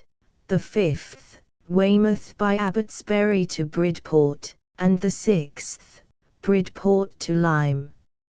Should the walker allow himself a few extra days, he might give an extra day to Purbeck, to visit Corfe Castle, pay a visit to Dorchester, and to give himself 2 days between Weymouth and Bridport, halting midway at Abbotsbury. Chapter X Swanage and Corfe Castle. Swanage is a well-known seaside resort, rapidly growing in favour. It nestles in the farther corner of a lovely little bay, and though in the rapid extension of rows of newly arisen houses, consequent upon the development of its fame as a watering place, much of its old-time, half-sleepy, half-commercial aspect has passed away, Kingsley's still remains the best description of this spot, well worth seeing, and when once seen not easily to be forgotten. A little semicircular bay, its northern horn formed by high cliffs of white chalk, Ballard Head, ending in white, isolated stacks and peaks, the pinnacles, Old Harry and his wife, etc., round whose feet the blue sea ripples forever. In the centre of the bay the softer Wealden beds have been worn away, forming an amphitheatre of low sand and clay cliffs. The southern horn, Peveril Point, is formed by the dark limestone beds of the Purbeck Marble. A quaint, old-world village slopes down to the water over green downs, quarried, like some gigantic rabbit burrow, with the stone workings of 700 years. Landlocked from every breeze, huge elms flourish on the dry sea beach, and the gayest and tenderest garden flowers bask under the hot stone walls. Tillywhim is one of the attractions here. A short walk by Peveril Point, Durlston Bay and Durlston Head leads to Tillywhim, which is on the eastern side of oddly named Anvil Cove, and is the first of a series of cliff quarries opened in the Portland Purbeck beds along the coast. The cliff has been tunneled into a series of gigantic chambers, supported by huge pillars of the living rock and opening on a platform in the face of the precipice, beneath which the waters roar and rage almost unceasingly. The boldness of the headland, the somber grays of the rocks, the rude, massive columns which support the roof of the huge cavity, the restless sea, all are elements that heighten the scenic effect of a spot almost unique of its kind. Tillywhim has been compared to a huge rock temple, like those of India. Thomas Hardy has left us another interesting description of the Swanage of bygone days. Knowlesea was a seaside village, lying snugly within two headlands, as between a finger and thumb. Everybody in the parish who was not a boatman was a quarrier, unless he were the gentleman who owned half the property and had been a quarryman, or the other gentleman who owned the other half and had been to sea. At the time this was written the steamers were moored to a row of rotten piles, but these have long passed away and their place has been taken by a substantial pier. But, let there be what changes there may, there will always be quarries in the town. It is one of those primeval vocations which remain unchanged and unchangeable in the midst of our changing civilization.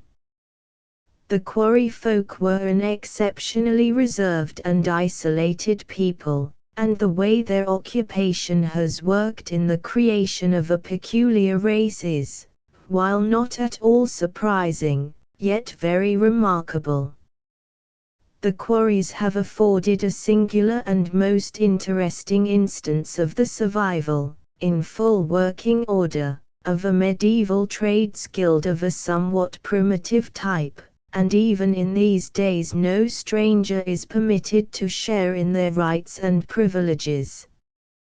The famous Tillywhim Caves, the mine-like entrance. From a photograph taken in 1860, the right to become a quarryman is inherited from one family to another, and the admission into the guild is an important ceremony.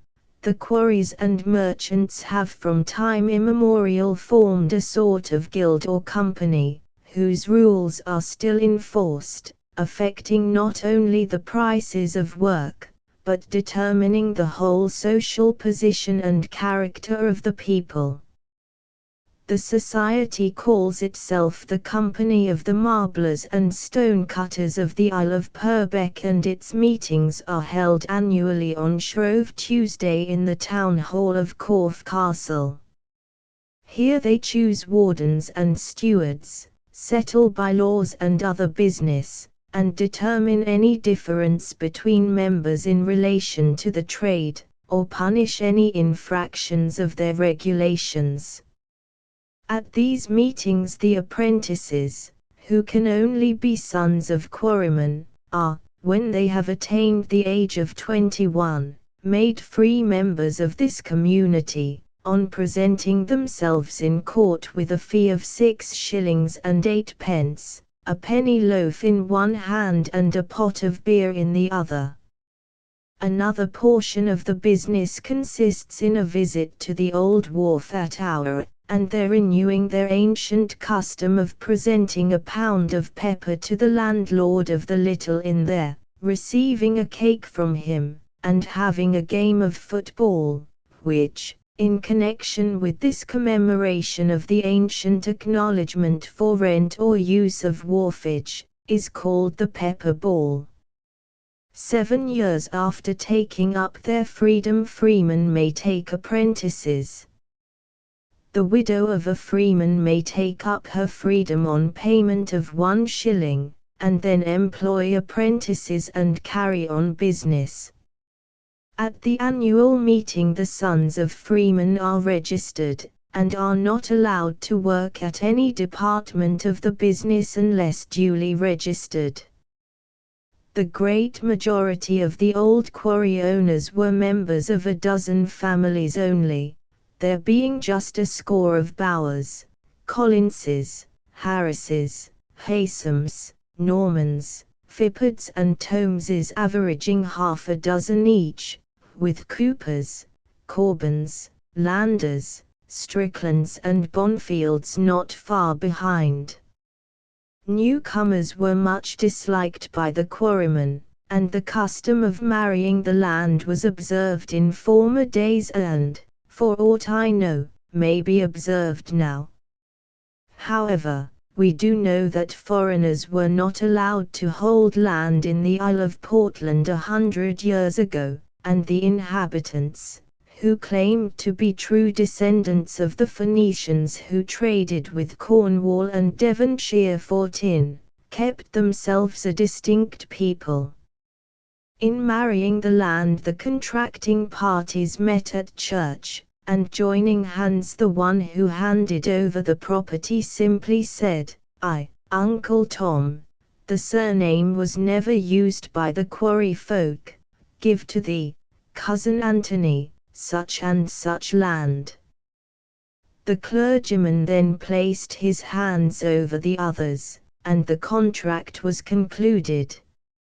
As I have said, the old world village of Swanage has altered much, and has become a town, and since the opening of the branch railway from Wareham in the latter end of the 80s of the 19th century the ancient customs and characters of those unhurried, simpler, happier days have been swept away. The calming quietude of the quaint old stone houses is now disturbed by ugly, modern erections of red brick. But the quaint cottages, solid in great stone slabs and stone tiles, still breathe the true artlessness of the quarry folk. They are an instance of provident care and sound workmanship defying the neglect of 100 successive tenants. The High Street of Old Swanage, which rises uphill from the Ship Hotel towards the church, traversing the centre of the town from east to west, seems saturated with human influence and has a flavour all its own. Halfway up the street on the right is the town hall, with an ornate facade which once formed part of the Mercers' Hall in London, designed by Sir Christopher Wren. A few yards down the side turning by the hall can be seen, on the left, an even greater curiosity, the old lock-up, of stone, erected as an inscription records, "For the prevention of wickedness and vice by friends of religion and good order, AD 1803. On the left is Purbeck House, a low, private residence, built by a local mason as the late Mr. Butt, the contractor, in 1876. The Fish Vane, of burnished copper, formerly adorned Billingsgate Market, and the wall fronting the street is faced with granite chips from the Albert Memorial, Hyde Park. When we reach the highest point of the main street the hill pitches down to the right, and we look upon a prospect of the town with a character of its own, not unworthy of observation, in which the sturdy, square-towered church is a striking feature. To the left is a mill pond, which begins to wear the airs of history and reflects in the unruffled luster of its waters the inverted images of some very quaint houses built of grey stone and almost entirely overspread with fungi and moss. The lower walls of stone are black and polished with the leaning of innumerable shoulders, and the steps of the external stone stairways are worn into gullies by the tread of generations. The extraordinary yards and byways are also worthy of attention. A few downward steps will bring the pilgrim to St. Mary's Church, which was rebuilt in 1859. The parish registers date back to 1567, and the tower is thought to be Saxon. At this church Ethelberta Petherwin, in the hand of Ethelberta, is secretly married to Lord Mountclair, and her father and brother arrive too late to interfere with the ceremony. A walk along the Thurston Road brings us to Newton Manor, one of the old Dorset manor houses. The only relics of the ancient building are an Elizabethan stone fireplace in the kitchen and the barn of the old homestead, with an open timber roof, which has been converted into a dining hall. In the latter is a fine carved stone chimneypiece brought from a Florentine palace. A favourite excursion from Swanage is a trip to Studland. Any native will direct the pilgrim to the footpathway to the Rest and Be Thankful seat at the top of Ballard Down, where one can take a well-beaten track to the entrance of the village. At the remains of an old cross bear to the right and follow a picturesque water lane to the shore. Studland is one of the most charming villages in England, and the church is one of the most notable in Dorset. It is an admirable example of intact Norman work, and its chief details are perfect, including a quaint corbel table in the nave, font, and moulded arches with carved capitals. The celebrated Egglestone is about a mile away on Studland Common. It is a huge fragment of the iron-cemented sandstone of the locality, raised on a mound above the heath. It has been regarded as a druidical memorial, but though that idea may now be considered exploded, associations still attach to it, since we are told the name Egglestone, Saxon, Hallegstan equals holy stone, certainly seems to show that it was erected for some superstitious purpose. The country people call it the Devil's Nightcap, and there is a tradition that His Satanic Majesty threw it from the Isle of Wight, with an intent to demolish Corfe Castle, but that it dropped short here. How it comes to be poised here has puzzled the archaeologist, but it has been explained as being simply a block that has been insulated by process of nature, the result of its protecting from the rigors of wind and rain the little eminence which it caps. Corfe is 6 miles by road from Swanage by way of Langton May Travers, a village of sombre stone houses, which is occupied by workers in the neighbouring stone quarries. The place name May Travers is identified with the family of Maltravers, one of whom was the unworthy instrument employed by Mortimer and Queen Isabella in the murder of Edward II. This member of the family having turned out to be such a particularly bad Travers, his descendants sought to hide their evil reputation by dropping the L out of their name. Corfe Castle. From a photograph taken in 1860, the old malt house, which is now a school, is a fine specimen of the old-time stone building, and one can still trace bricked-in windows, where the sacks were hoisted into the malt floors. Passing Gallows Gore cottages, we come to Kingston, which is 2 miles from Corfe Castle, and is pleasantly situated on an eminence which commands a good view of the surrounding country.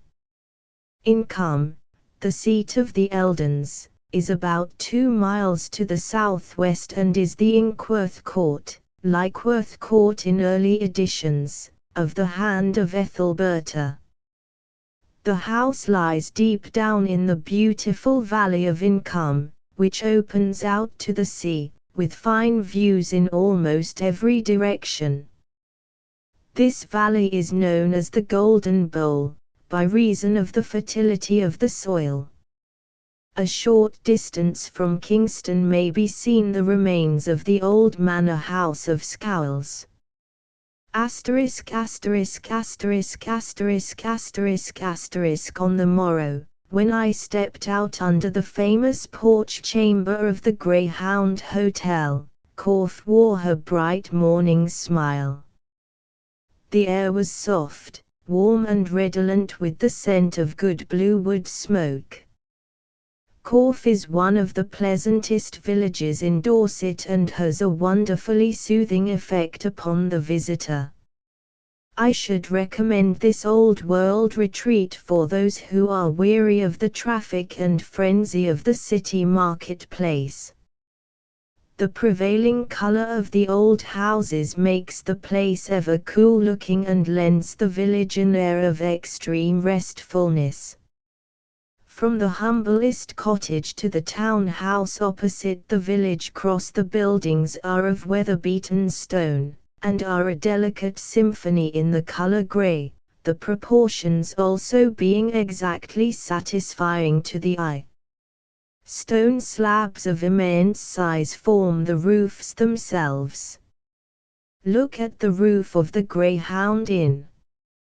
When these roof stones were put down, the builder did not put them there for his own day, selfishly, but for posterity.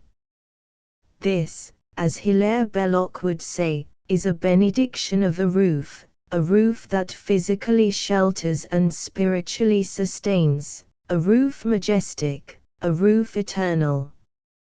A walk through the town will reveal Tudor windows, quaint doorways and several 18th-century porches, of which that at the Greyhound is the best example.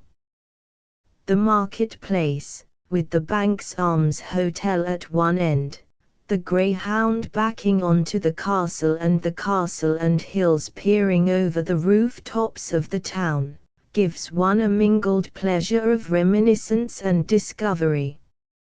Standing back a little from the Swanage Road is the small Elizabethan manor house of Dackhams or Dackholmes, now called Morton House, and one of the best manor houses in the country. The ground plan forms the letter E, and it has a perfect little paved courtyard full of flowers.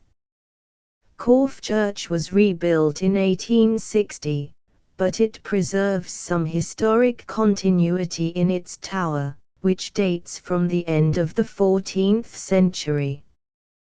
The churchwarden's chest in the porch was made in the year 1672, and H.Y. Paulet, who made it, was paid the magnificent sum of 8 shillings. And did H.Y. Paulet go often to the Greyhound and allay his thirst in the making of it? A man would require good ale to make such a brave good chest as this. And can they make such chests in these days? Lord knows. Anyhow, there is something in such a piece of work which appeals to me, something which seems to satisfy the memories in my blood. The clock dates from 1539. Curfew is tolled in Corf daily, from October to March, at 6 a.m. and 8 p.m. Hutchins, writing at the end of the 18th century, tells us that the people of Corf were of an indolent disposition, and goes on to say that the appearance of misery in the town is only too striking. Perhaps they mumped around and watched H.Y. Paulet work laboriously on the church chest and became downcast when he only received 8 shillings for it. However, the morality of Corf should have been high, for the churchwardens appear to have been very exacting in the matter of Sabbath observance. In the quaint old church records, which date from 1563, are many interesting references to the offenders in this respect. 1629. We do present William Smith for suffering 2 small boys to have drink upon the Sabbath day during divine service. Item. We do present John Rawls for being drunk on the Sabbath day during the time of divine service. Item. We present the miller of West Mill for grinding on the Sabbath day. Item. We do present John Pushman, Anthony Vi and James Turner for playing in the churchyard upon the Sabbath day. 1630. We do present William Rawls for sending his man to drive upon the Sabbath day. Item. We do present James Turner and George Gover for being drinky on the Sabbath day during the time of divine service. The reader will note that the churchwardens at Corfe were blessed with a very keen sense of moral acumen and split hairs over the degrees of inebriation. They found it intolerable to write a man down as intoxicated who had half a pint other while, so they merely entered him in their records as drinky, while, on the other hand, the man who was vulgarly concerned in liquor was described as a plain drunk.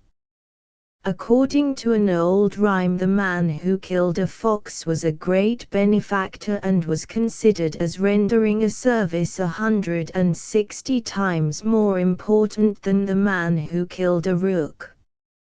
A halfpenny for a rook, a penny for a jay, a noble for a fox, and 12 pence for a grey. But a noble has not always been the reward of the wily rustic who could entrap Reynard, and the churchwardens of Corfe were certainly a little niggardly in their disbursements. SD 1672 paid Richard Turner for a polecat. 04 paid for 3 fox heads, 1s.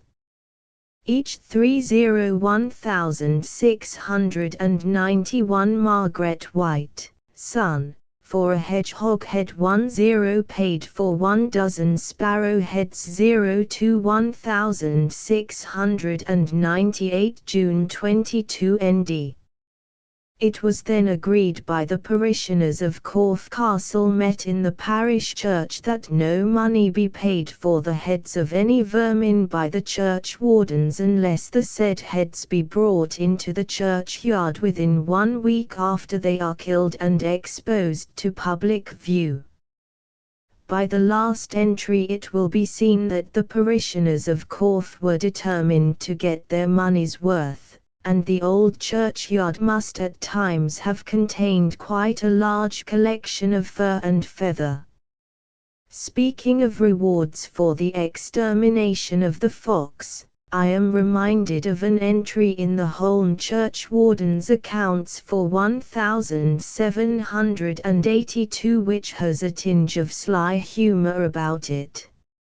4 shillings and 2 pence is paid for running a fox to Oakington. We can imagine the good churchwardens of Holne rubbing their hands and congratulating themselves on having got rid of Reynard, or speculating over future raids on domestic fowls in the Oakington district. But the churchwardens were not too hopeful, they were a little doubtful. As dead men rise up never so a dead fox would not come prowling home again. So they talked the matter over and decided that half the customary noble would be a fitting remuneration to the hunter away of the fox. I cannot leave Corfe without saying a few words in praise of the Greyhound Inn. Here the beams of the roof are black oak and squared enormously, like the timbers of a mighty ship, and some of the odd, low doorways remind one of the hatchways in a vessel. Visitors have so often knocked their heads against the low doors that it has been necessary to paint in large letters above several of them, "Mind your head." In the little smoke-room at the back one might fancy himself on board a ship in strange seas. Especially does one experience this sensation in the evening before the candles are carried in. If it is winter time the impression is more intense. The wind howls and worries at the window and the sky is swept clean in one broad, even stretch. Then one may call for a pint of Romsey ale, fill the pipe and enjoy the lonely kingdom of the man at the helm of a great vessel. When morning comes this same little room is bright and cheerful. The window looks out on a narrow courtyard paved with mighty stones, and Corfe Castle, which thrusts itself into every view of the town, fills the background. In the winter the rustics sit about the board in this room, but they do not come there in summer, being shy of visitors. The labourers seldom wear the smocks, made of Russian duck, which their foreelders were so inclined to favour. These smocks were much more stout than people would imagine, and the texture was so closely woven and waterproof that no rain could run through it. ************* 4 miles of a good, comfortable road running through a breezy heathland brings the pilgrim from Corfe to Wareham. On these heaths large quantities of white clay are dug up and run in truckloads to fill vessels in Poole Harbour. This clay is used for making pipes and in the manufacture of china. The clay pits are a very ancient and uninterrupted industry, and they have been worked continuously since the Romans discovered them. The spade of the Dorsetshire labourer still occasionally turns up fragments of Roman pottery made from this identical clay. When Stabora, now a mere village, once an antique borough, is reached we come within sight of Wareham, which is entered across a long causeway over the Frome marshes.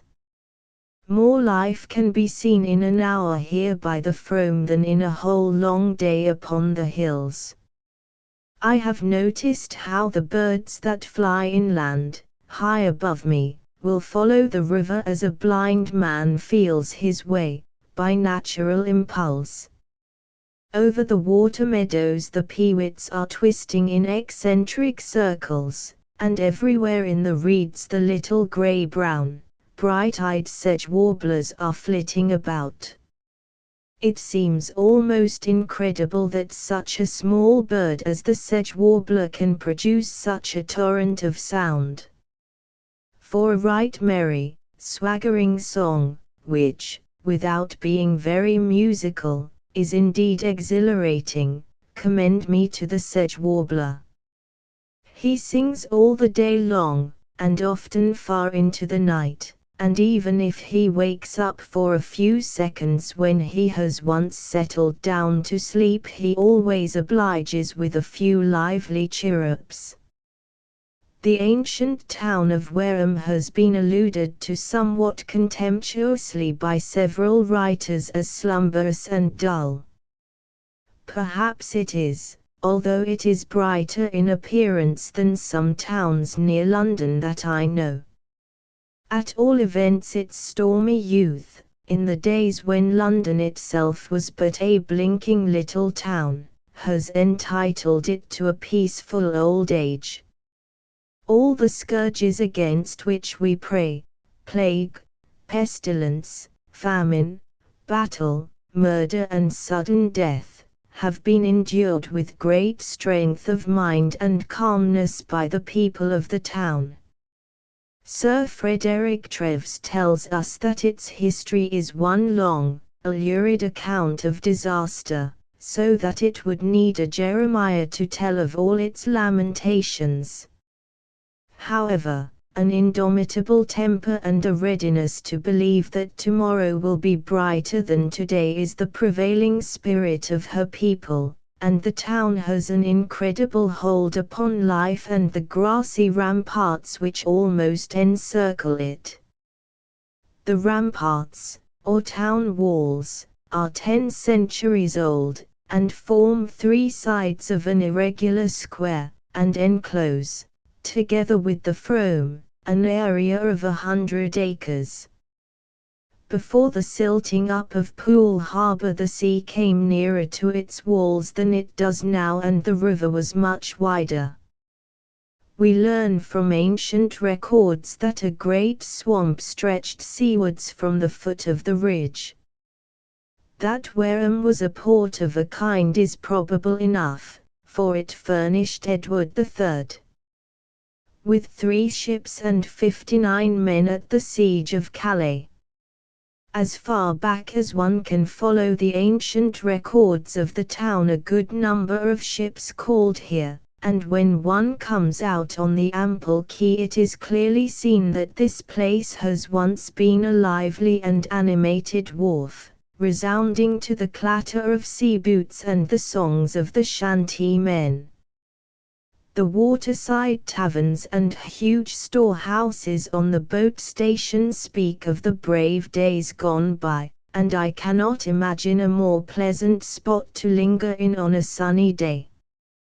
The seats and tables outside the Rising Sun and New Inn are very inviting, and when I passed this way it gave me peculiar pleasure to spend an hour here, looking broadly about me.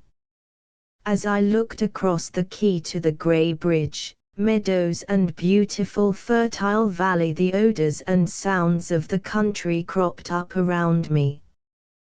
The sun, laying a broad hand on the river, had smoothed all the eddies out and was sending it between the banks, not bubbling loud, but murmuring softly. Yes, the river was very sleepy that day. However, the Frome has its share of living interests. Here one can see the heron as he stands upon the shallows waiting till an eel shall move in the mud.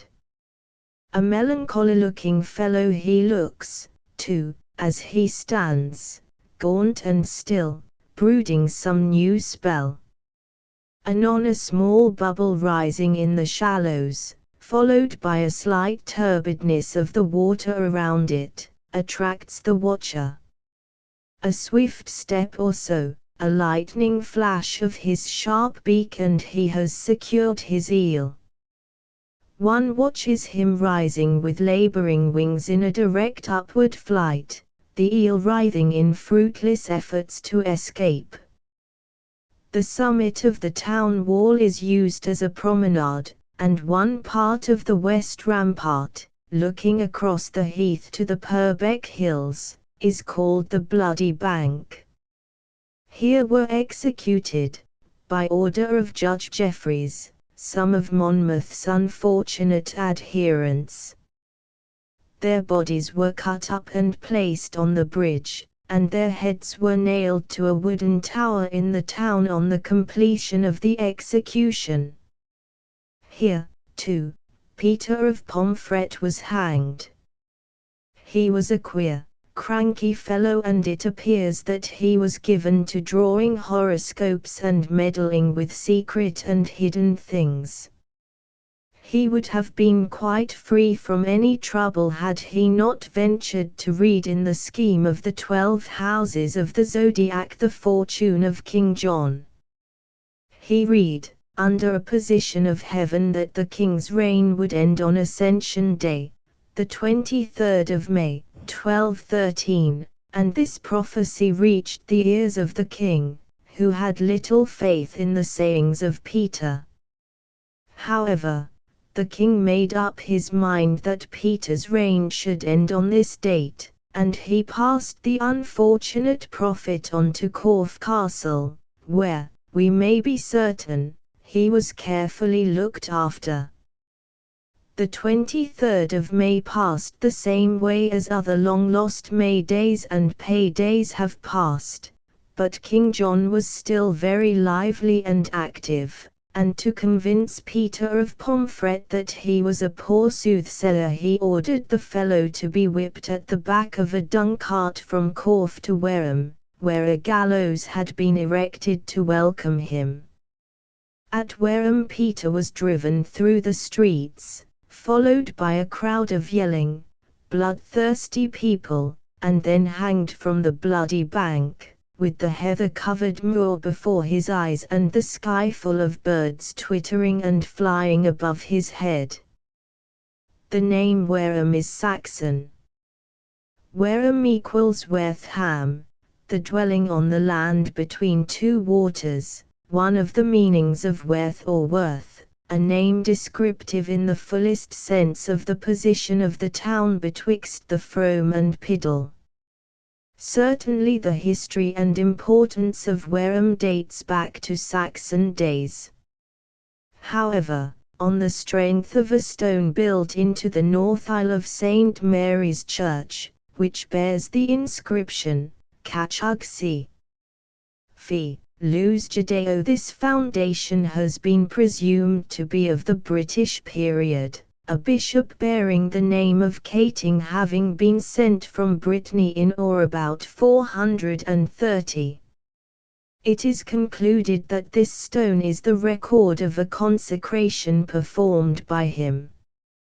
Beorhtric, King of Wessex, is said to have been buried at Wareham, and here for a time lay the body of Edward the Martyr. Wareham was a favourite landing place of the Danes, and despite its vicissitudes was important enough to sustain 2 sieges in the wars of Stephen and Maud, to be twice taken and once burnt. Wareham was once the chief port of Poole Harbour, but while Poole flourished Wareham decayed. Unlike other Dorset towns it stood by the Cavaliers, but as the inhabitants were lacking in martial skill and a sufficient body of troops, the town was made a kind of shuttlecock by the contending parties. The last misfortune of the town was its almost total destruction by fire in 1762. All things considered, it is little wonder, therefore, that in spite of its age Wareham has so few antiquities. The castle has left but a name, the priory little more, but reconstruction has spared the most interesting feature of St. Mary's Church, the chapel of St. Edward, which is said to indicate the temporary burial place of Edward the Martyr, whose marble coffin is now to be seen near the font. If we follow the road from where the town is entered across the picturesque old bridge we pass the Black Bear, a spacious old inn, with an excellent effigy of Bruin himself sitting grimly on the roof. The Red Lion is the inn mentioned by Hardy in The Hand of Ethelberta. The queer ivy-covered little chapel of St. Martin, on the left side of the main street, at the top of the rise from the puddle, is visited by antiquaries from all the counties of England. It is 170 years since regular services were held here. The roof beams are very ancient and still hold their own without any other aid. The interior is vault-like and eerie, and about the old place there hangs an atmosphere which has no affinity with the everyday world, but which reeks up from long-neglected tombs, a mystic vapor, sluggish and faintly discernible. An inscription on the north wall is to the memory of a surgeon, his wife and 4 children. The surgeon died in 1791, at the age of 81, from an apoplectic fit. It is rather a puzzle why the doctor was buried in this church, for in 1791 no parson had officiated here for 50 years or more. The pilgrim will be interested in the Devil's Door, by the altar, a memory of early Christian superstition. It was the custom to open this door when the church bells were rung, to allow the devil to flee. Chapter 11 My adventure with a merry rogue. Here with my beer I sit, while golden moments flit. Alas! They pass unheeded by, and, as they fly, I, being dry, sit idly sipping here my beer. Oh, finer far than fame or riches are the graceful smoke wreaths of this cigar. Why should I weep, wail, or sigh? What if luck has passed me by? What if my hopes are dead, my pleasures fled? Have I not still my fill of right good cheer, cigars and beer? I like inns, and I like old ale, and all the old curious glasses, mugs and pewters which were so dear to our forefathers, and I begin this chapter in this way to forestall any possible charges of heresy that my narrative may call forth. I would almost go further, and say that my affection for such things is wholly a private matter concerning only myself, or, at least, no more than a few very intimate friends. That, I think, is how sentimentalism should be conducted. When it is managed otherwise, when it becomes a public thing, it becomes a public nuisance, besides being contemptible. But, as I have gone so far, I might as well go the length of admitting that I am addicted to the habit of collecting old drinking vessels, and I have allowed the disease to get the upper hand. I cannot pass a curio shop in which willow pattern mugs, tapering glasses and leather bottles are displayed without a burning longing to possess them. I like to have these things about me, not merely as ornaments or to drink from, but for, well, when I come to think of it, I cannot quite say, there is not sufficient reason. That is enough to brand me an incurable curio hunter. Curios and ancient drinking vessels are to me what the sea is to a sailor. It is a passion which has become interwoven with my blood and fibre, and I can never again wholly break loose from it. But all this is by the way. The point is, why do I commence this chapter by talking about such things? For the reason that in this chapter I am going to tell of a singular adventure in which a blackjack loomed very solidly.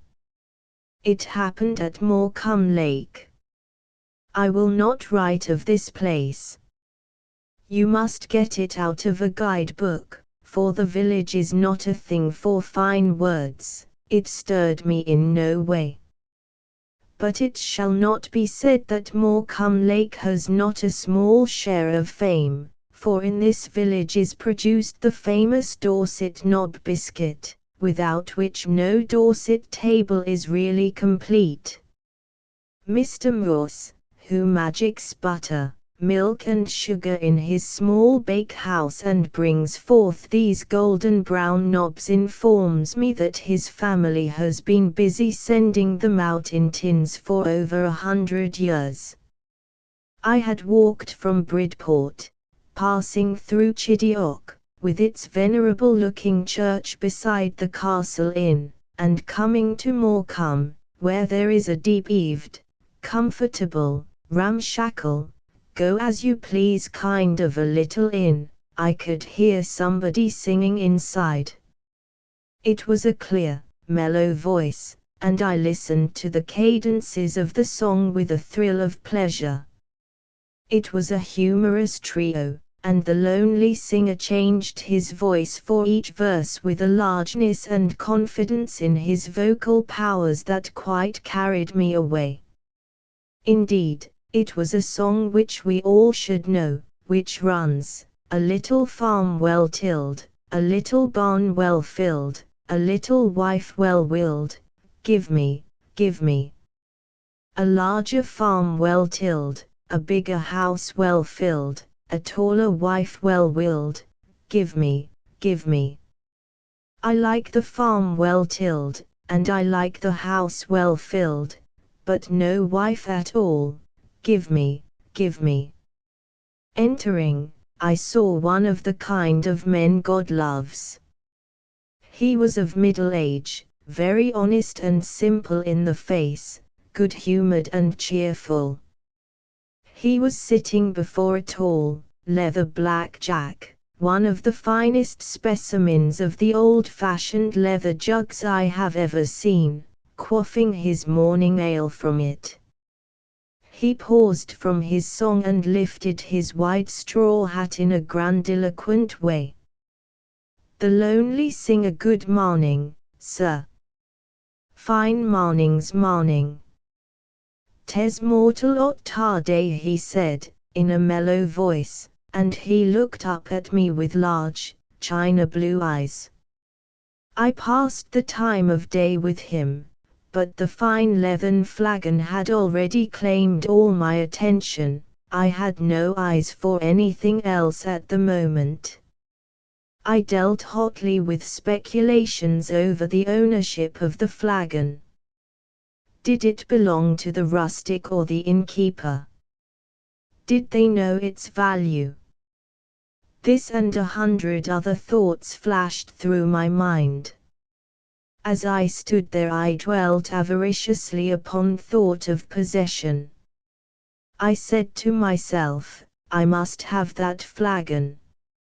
I will beg it, steal it, if necessary. The desire to possess it consumed my soul. "Won't he please to take a seat?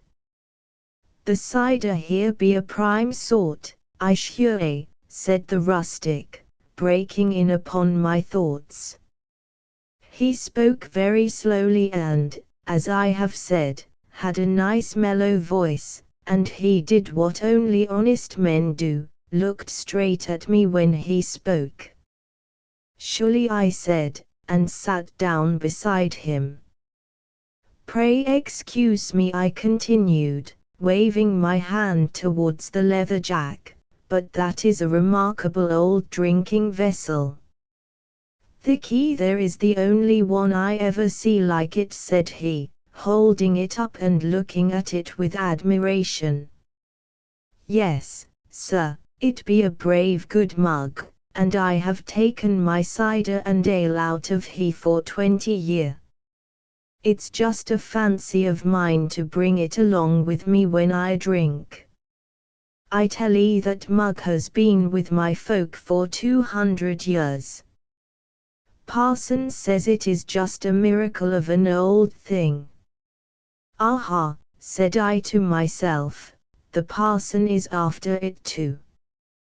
They tell me," he said, "that it may be worth £1 or 2. Well, well. It is an old friend, and I should be loath to part with the chiel, but," I repeated eagerly. "But," he continued, "things have been cruel bad with me o' late, and I have thought, whatever is the good o' keeping it when like nuff we can sell it for £1 or so and buy the children a few clothes against the winter." "True, true," I said, trying to keep my excitement undermost. "But you would only get a few shillings for it, I am afraid. Such things have no market value."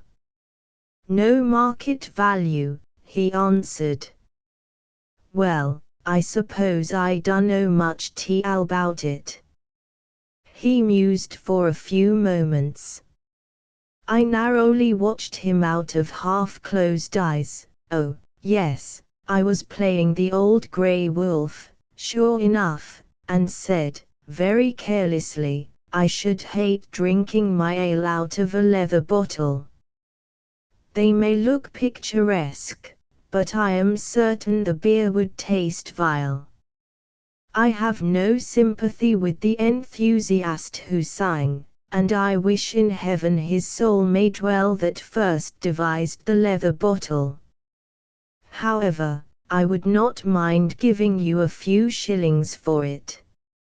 I happened to glance up as I said this. He sat there looking at me with a troubled expression in his blue eyes. He then said a number of things in broad Dorset, and the tellies and thickies and dallies became unintelligible, but he meant that I could but be joking when I said a few shillings. Well, I won't disturb your peace of mind any more, I said. We will let the matter drop. Then he stepped up close to me, put the blackjack in my hand, and said, with an appealing note in his voice, 200 years in my family, Maester. Just say what you've a mind to give me, only let it be a fair price. I would not be so anxious to sell it, but my rent is a bit behind, and I shall have to sleep with Miss Green. Sleep with Miss Green. I gasped, somewhat shocked. Sleep under the hedge, then he continued, making the expression clear to me. Now, you see the fix I'm in, Maester. Then I was ashamed. Deep shame covered me, and I had a great revulsion of feeling. How could I be so niggardly as to beat down this poor fellow's price? Perhaps, after all, it was his only possession of any value at all. I turned the jack over in my hands. It was strong and black and very highly polished with age, and the curves and proportions of it were exactly satisfying to the eye that looked upon it. It was a benediction of a flagon. I held it up, and said, how much? Or Dallibuttons. Take it for £2, he said, you needn't begrudge me that.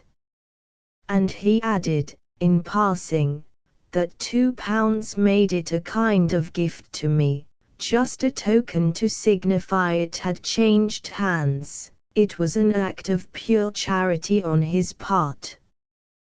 Then I said, 30 shillings, and he waved his hand about genially, and remarked that it twouldn't be worth his while to stretch out his hand for such a paltry sum.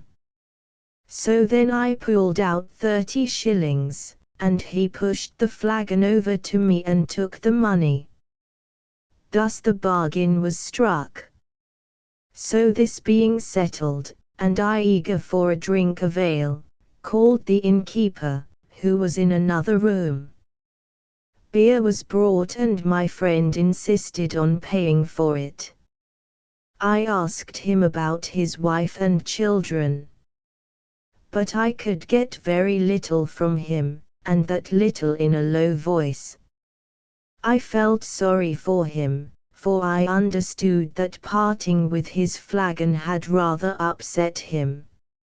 He seemed as different as one could imagine from the singer I had seen when I entered. He told me that his was a very old family in this place, and his name was Ralph Copplestone. He also quoted the following adage to strengthen his statement: Crocker, Cruies and Copplestone, when the conqueror came, were all at home. Before he left me, however, he had recovered his cheerfulness. He set off down the road, and as he passed he began singing, Dorset gives us butter and cheese, Devonshire gives us cream, Zummertet Ziders zur to please and set your hearts a dream, Cornwall, from her inmost soul, brings tin for the use of man, and the four of 'em breed the prettiest girls, so damn, beat that if you can. Finally his voice, still singing, died away in the distance. I sat before the flagon with a feeling of wonder, not unmixed with sadness. The fresh breeze dropped, and it seemed as if the little inn parlour grew dark and grey. He was a strange fellow. It was not till the next day, in the late afternoon, when the air was already full of the golden dust that comes before the fall of the evening, that I came down Broad Street into Lyme Regis. In passing, I was attracted by a little curiosity shop. The dusty window was full of all sorts of things, red-heeled slippers, old bits of brass, quaint, twisted candlesticks, blue enamel snuff boxes, jewelry, value and rubbish being mixed in confusion together. And there right in the forefront was an exact counterpart of my black jack. It was truly an amazing coincidence. I looked into the doorway, and saw the owner of the shop, a very old gentleman. His face was a network of wrinkles, which time so pleasantly writes on some old faces that they possess a sweetness which even youth lacks. I made up my mind to seek information from him about the flagon. He was examining a piece of china with a magnifying glass when I entered. "Good evening, he said, putting down the glass, and looking up at me with a smile. "What can I show you, sir?" The old man drew in his wrinkled lips expectingly. "The odd black jack in your window," I said boldly. The old man went to a corner of the window, and after much fumbling produced the black jack, which he set upon the counter. As I examined it, he watched me in silence from beneath his penthouse brows. It was, indeed, a facsimile of the one I had purchased from the rustic. The River Buddle, Lyme Regis. It is not really antique.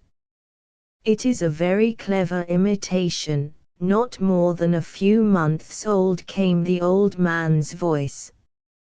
He paused, the smile still lighting his face. "A genuine specimen like this one is not to be found anywhere, outside the museums." He lifted his arm with a peculiar gesture that seemed to take in the whole world. Outwardly I remained calm, swinging my foot nonchalantly against the wooden panel of his counter. If I had burst out laughing that moment, I cannot think what the old curio dealer would have thought, but it was with difficulty that I restrained myself from doing so. Little did he know that I had just picked up a genuine black jack for a mere song. Then I told him, with gusto, my adventure with the rustic at the inn. Suddenly he broke out, "What was his name?" "Copplestone, Ralph Copplestone," I replied. "Why, he's the very rogue that sold me this one," said the old man, shaking his simple head. "Is that possible?" I said, and I jumped down from the counter where I had perched myself. The strangest sensation came over me. I thought of the honest, open face and the innocent blue eyes of my friend the tavern haunter. The curio dealer smiled quietly, sadly. Yes, he imposed upon me, too. He is a very clever rogue. A harness maker by trade, and all his people before him for 300 years have been of the same calling. So you see, the secret of making a blackjack has been handed down from father to son. It is one of the traditions of his family, a knowledge which is mingled with his blood and fiber, so to speak. Such skill is older than 5,000 years. He has the spirit of the artist, but the soul of the rogue. Why, I said, then if he is a rogue, then I'm a rogue too, for I knew I was paying him a paltry sum for an article I thought to be worth £10, perhaps 20. So I laughed, and I've been laughing gloriously ever since, at myself, at the merry rogue in the inn, at the silly old hypocritical world. As I passed out of the dim old shop and walked down to the sea, it came over me, with a sudden feeling of satisfaction in my soul, that the sun shone on Ralph Copplestone just as joyfully as it did on me, that the good God had endowed him with strong arms and a mighty voice for songs. After all, I said to myself, we are all rogues if we are only scratched deep enough. Chapter 12, The Devon and Dorset Borderland. How far is it to Babylon? Ah, far enough, my dear, far, far enough from here, yet you have farther gone. Can I get there by candlelight? So goes the old refrain. I do not know, perchance you might, but only, children, hear it right, never to return again. The eternal dawn, beyond a doubt, shall break on hill and plain, and put all stars and candles out, ere we be young again. R.L.S. The irregular and old-fashioned little town of Lyme Regis, so crooked's a ram's horn as the native would say, is situated in a most romantic position at the foot of the hills, being built in the hollow and on the slopes of a deep coombe, through which flows the small stream of the Lym to the sea. It is seated on a grand coast, which rises to the east in the blackest precipices and west in broken crags thickly mantled with wood. As a port it is most ancient, having furnished ships to Edward III. During his siege of Calais. Lyme, in its day, has seen a good many stirring events. In the reigns of Henry IV. and V it was twice plundered and burned by the French, and in that of Richard II. Nearly swept from the earth by a violent gale. During the rebellion it successfully withstood a siege which was one of the most important of the time. In 1644 Prince Maurice invested it, established his headquarters at Old Colway and Hay House, and his troops along the neighbouring hill. Day after day the assault continued, more than once by storming parties, but the gallant governor, Colonel Seeley, assisted by Blake, afterwards so famous as an admiral, most courageously repulsed every attack, and after a siege of nearly 7 weeks was relieved by the approach of the Earl of Essex. In 1685 the town was again enlivened by the bustle of arms, when, in the month of June, the Duke of Monmouth here landed, with about 80 companions, after running the gauntlet through a storm and a fleet of English cruisers in his passage from Amsterdam. As he reached the sandy shore he fell upon his knees and uttered a thanksgiving for his preservation.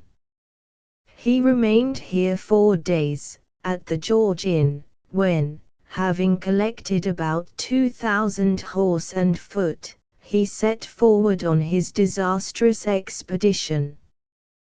There can be no doubt that Lyme Regis has failed to prove itself anything like a popular watering place, yet it has very good bathing, with neither currents nor hollows, and has the most picturesque front in Dorset.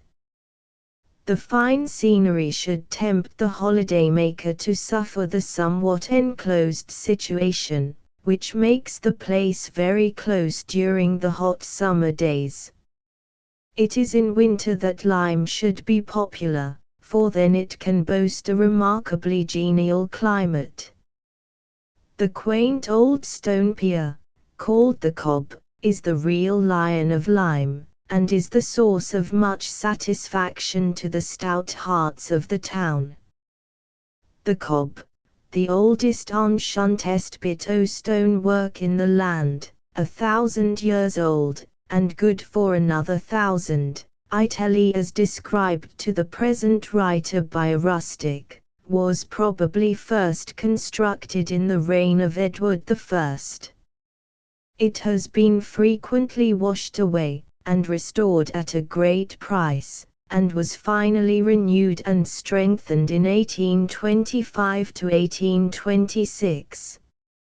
It is a semicircular structure, of great strength, the thick outer wall rising high above the roadway, so as to protect it from the wind and sea.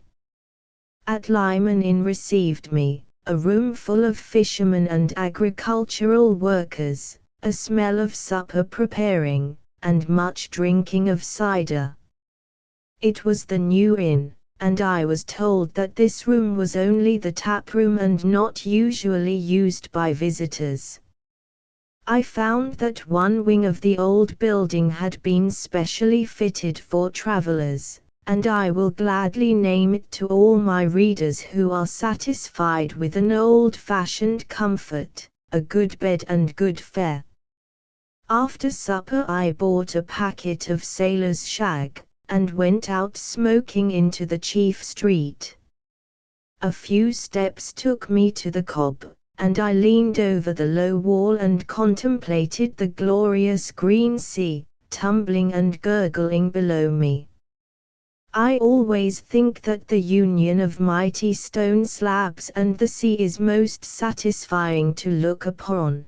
There is something endlessly good and noble about such a thing.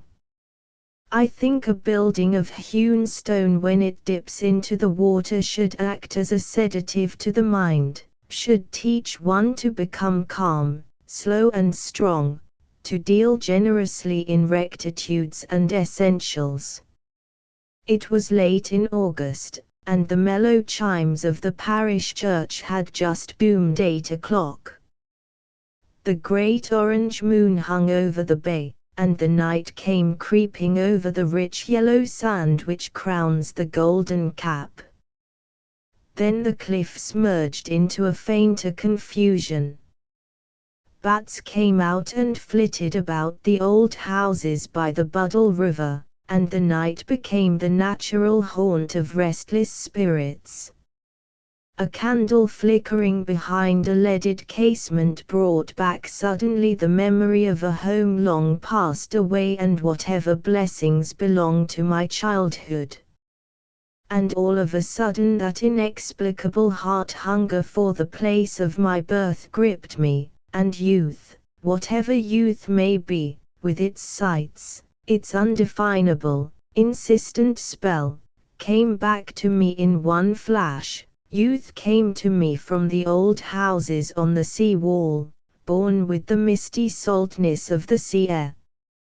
Go away, travel the length and breadth of the land, visit 100 cities, encounter 100 new experiences, and form 100 conflicting impressions of stranger scenes and places.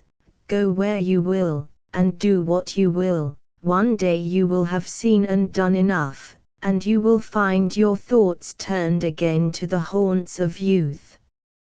At the sight of those ruffianly-looking old dwellings by the riverside my memory was carried back to another small seaport town where, long enough ago, I played at smuggling. Are we not all haunted by certain landscapes which come back unbidden? Not as topographical facts, but as vestures of the soul. Their enchantment is in our blood, and their meaning uncommunicable. Here, where one can smell the smell of venerable wooden fishing boats and tar, there is a suggestion of the good old smuggling days.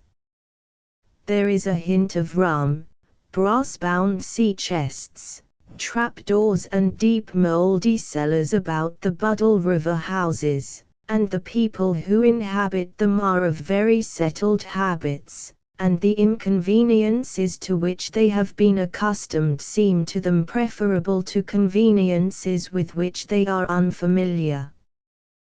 To this day, therefore, they empty slops out of the windows, burn candles, wind up their pot-bellied watches with large keys, and attain ripe old age.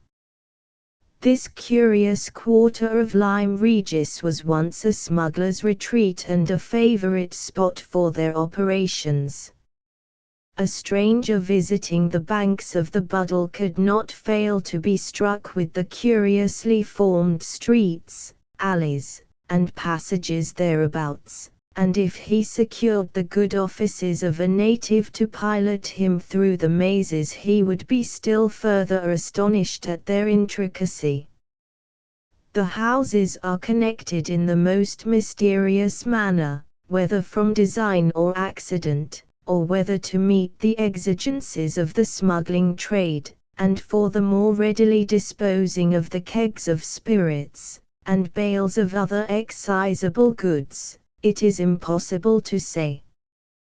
The most reasonable conclusion to arrive at is that the latter was the case. The curious name of Cobb has given rise to much discussion.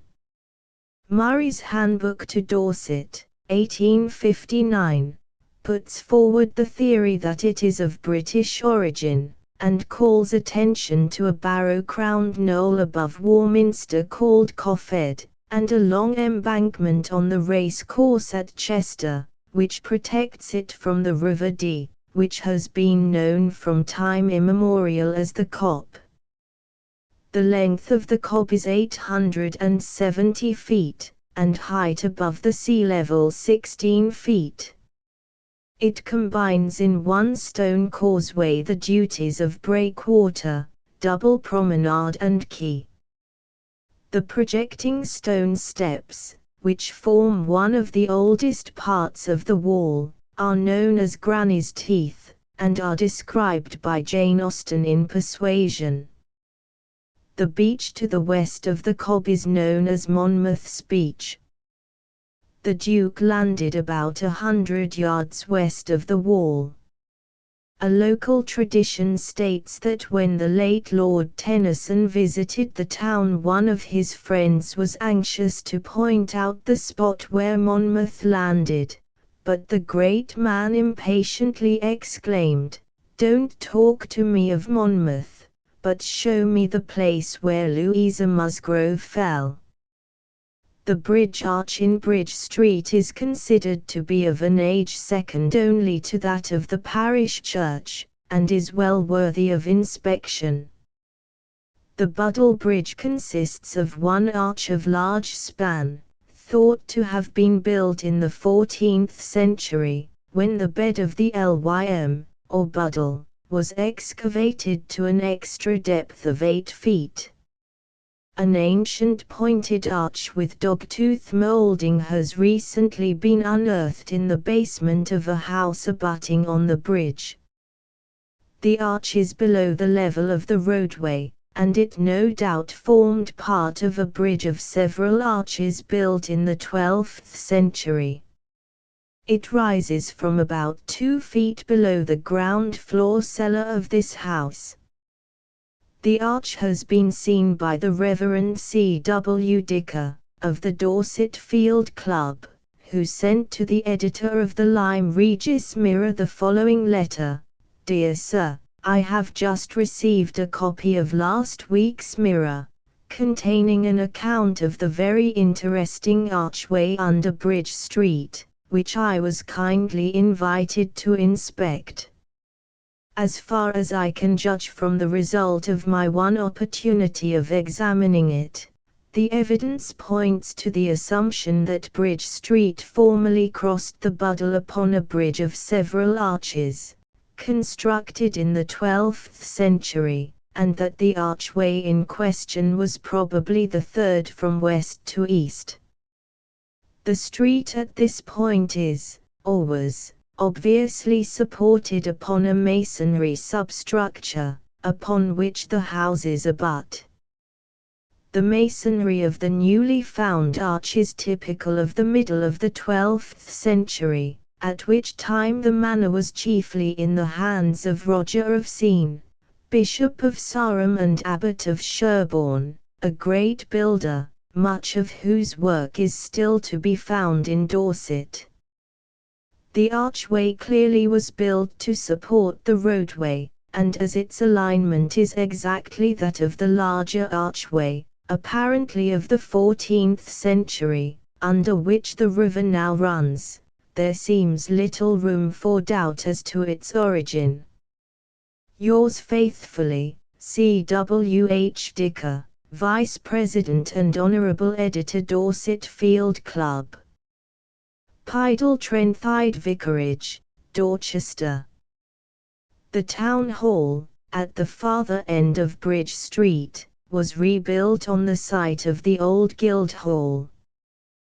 The iron-cased door, that once led to the men's lock-up and the grating of the women's prison, have been fixed against the north front wall. This wall is pierced by two arches, with a doorway to the old market, over the gateway of which is a carved projecting window. Here are the ancient parish stocks, removed from the church. At the farther end, facing Church Street, a wide gable stands out, lighted by an old but plainer window. In the lower part is the passage through to the gun cliff, with a flight of steps in the wall, leading down to the beach. From Church Street there is an easy approach to the drill hall, which was opened in 1894. On the opposite side of the street, and directly facing Long Entry, there is Tudor House, a large old house possessing much fine oak panelling and carving. The interest of Tudor House is twofold, for it is associated with the father of English literature, Henry Fielding, author of Tom Jones. Here lived Sarah Andrew, a rich heiress, when Fielding became wildly enamored of her.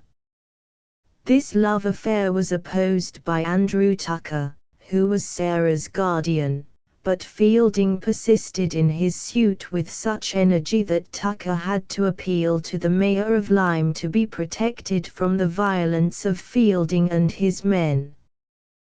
This is recorded in the town journals. Fielding lost the rich heiress, but immortalized her memory in the supremely beautiful character of Sophia, in Tom Jones. The parish church, dedicated to Saint Michael, contains some interesting relics. A prominent feature is the carved Jacobean pulpit and sounding board, bearing in capitals the inscription, "To God's glory, Richard Harvey Mercer and Merchant Adventurer, this anno 1613. It was removed from a column near the south door and entrance to the vestry during the renovation of the church by Dr. Hodges, in 1833. The building dates from the 15th century, though it is clear from town records that a church stood near or on the spot in 1298, and there are remains of a Norman arch and pillar in the west porch. Note the two parish chests, one of Jacobean workmanship. The following interesting inscriptions are from 6 of the bells which were set up in 1770: 1. O fair Britannia hail! TBF 1770. 2 Harmony in sound and sentiment. TB 1770. 3 O be joyful in the Lord all ye lands. TBF 1770. 4 Recast in 1843. Thomas Mears, founder, London. Fredk. Parry Hodges, vicar. Robert Hillman, mayor. John Church and George Roberts, churchwardens. 50 Spare Me. This peal of bells was erected partly by rate and part by subscription in the year 1770. 6 Pro-religion, pro-patria, pro-libertate. 1770 Mr. Tuff and Mr. Tucker, C.W. Thomas Bilby, Fessett. The curfew is still rung at 8 o'clock at Lyme Regis. Fuller details of the history of the church and town will be found in a very comprehensive little history of Lyme Regis, by Cameron, which is published by Mr. Dunster at the library in Broad Street. Broad Street, leading downwards from the station to the sea, is the main thoroughfare, and the principal business part of the town. Halfway up the street on the eastern side is a small passage leading to an ancient forge. It is scarcely to be noticed unless one is expressly seeking for it, but once up the narrow court there it is, with its open doorway all red inside like a wizard's cave, with the hammers ringing on the anvil, and the sparks showering out of the big flue. Here Vulcan has toiled, moiled and, let us hope, ailed for 500 years without a break, and here, in spite of cheap machinery, Mr. Gavia, the master smith of Lyme Regis, still seems to enjoy a regular and ready custom. The forge has been in Mr. Gavia's family for 300 years, and it has a great weather-beaten wooden and tile roof, which is all but on the verge of collapse.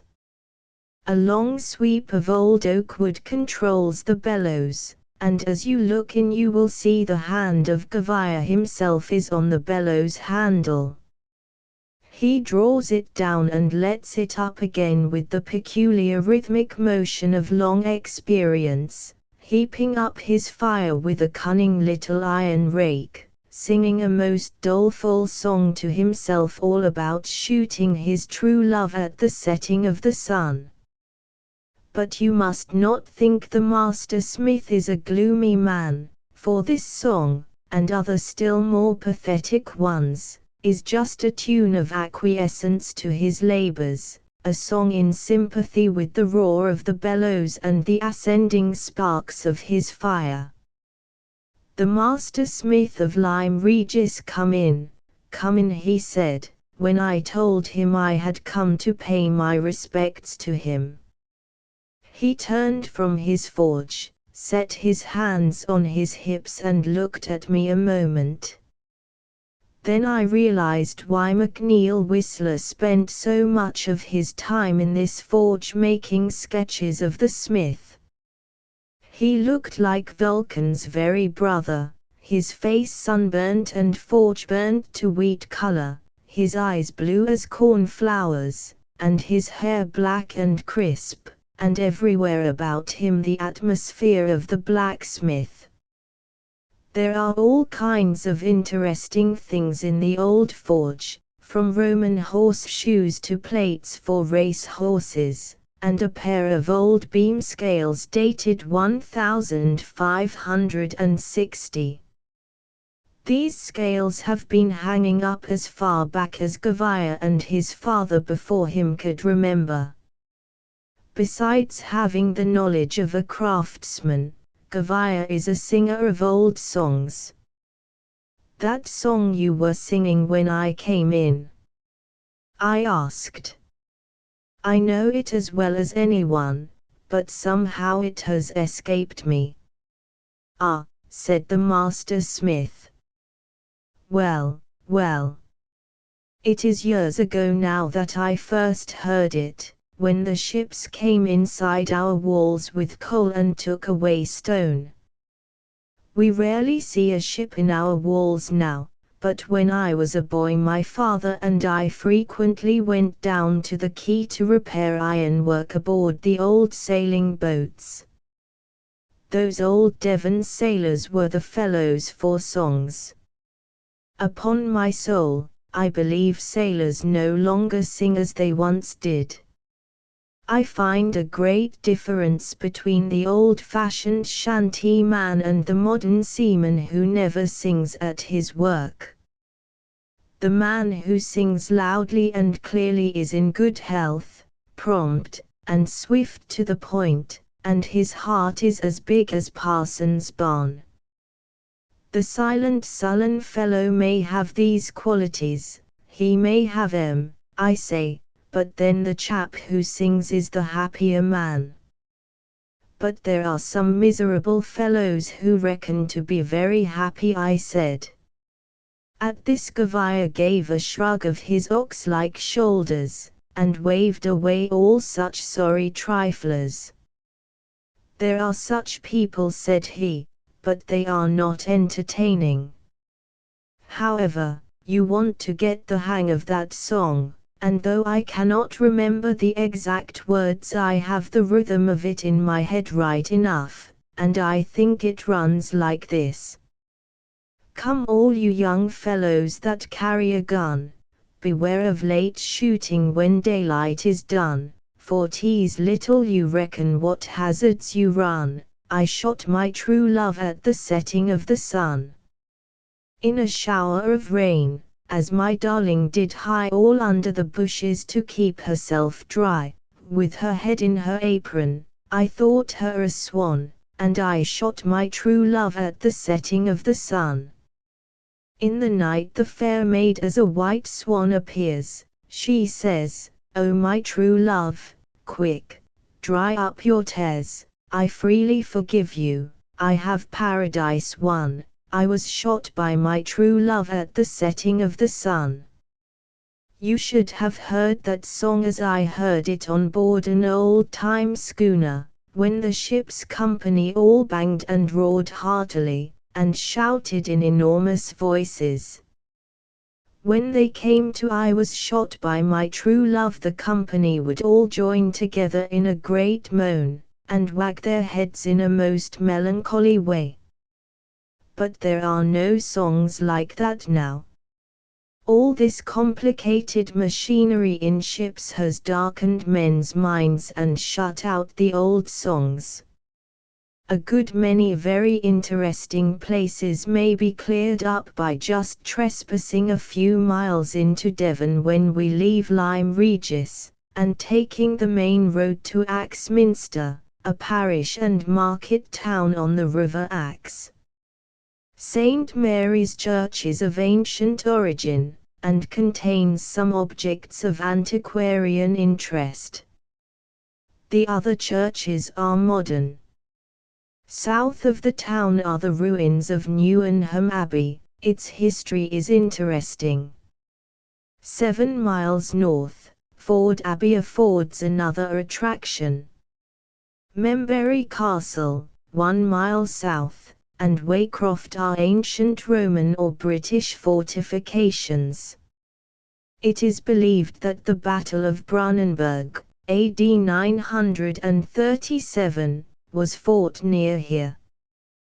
The George Inn at Axminster, standing in a plot formed by George Street, Victoria Place and Lime Street, is a noble old place with a spacious courtyard.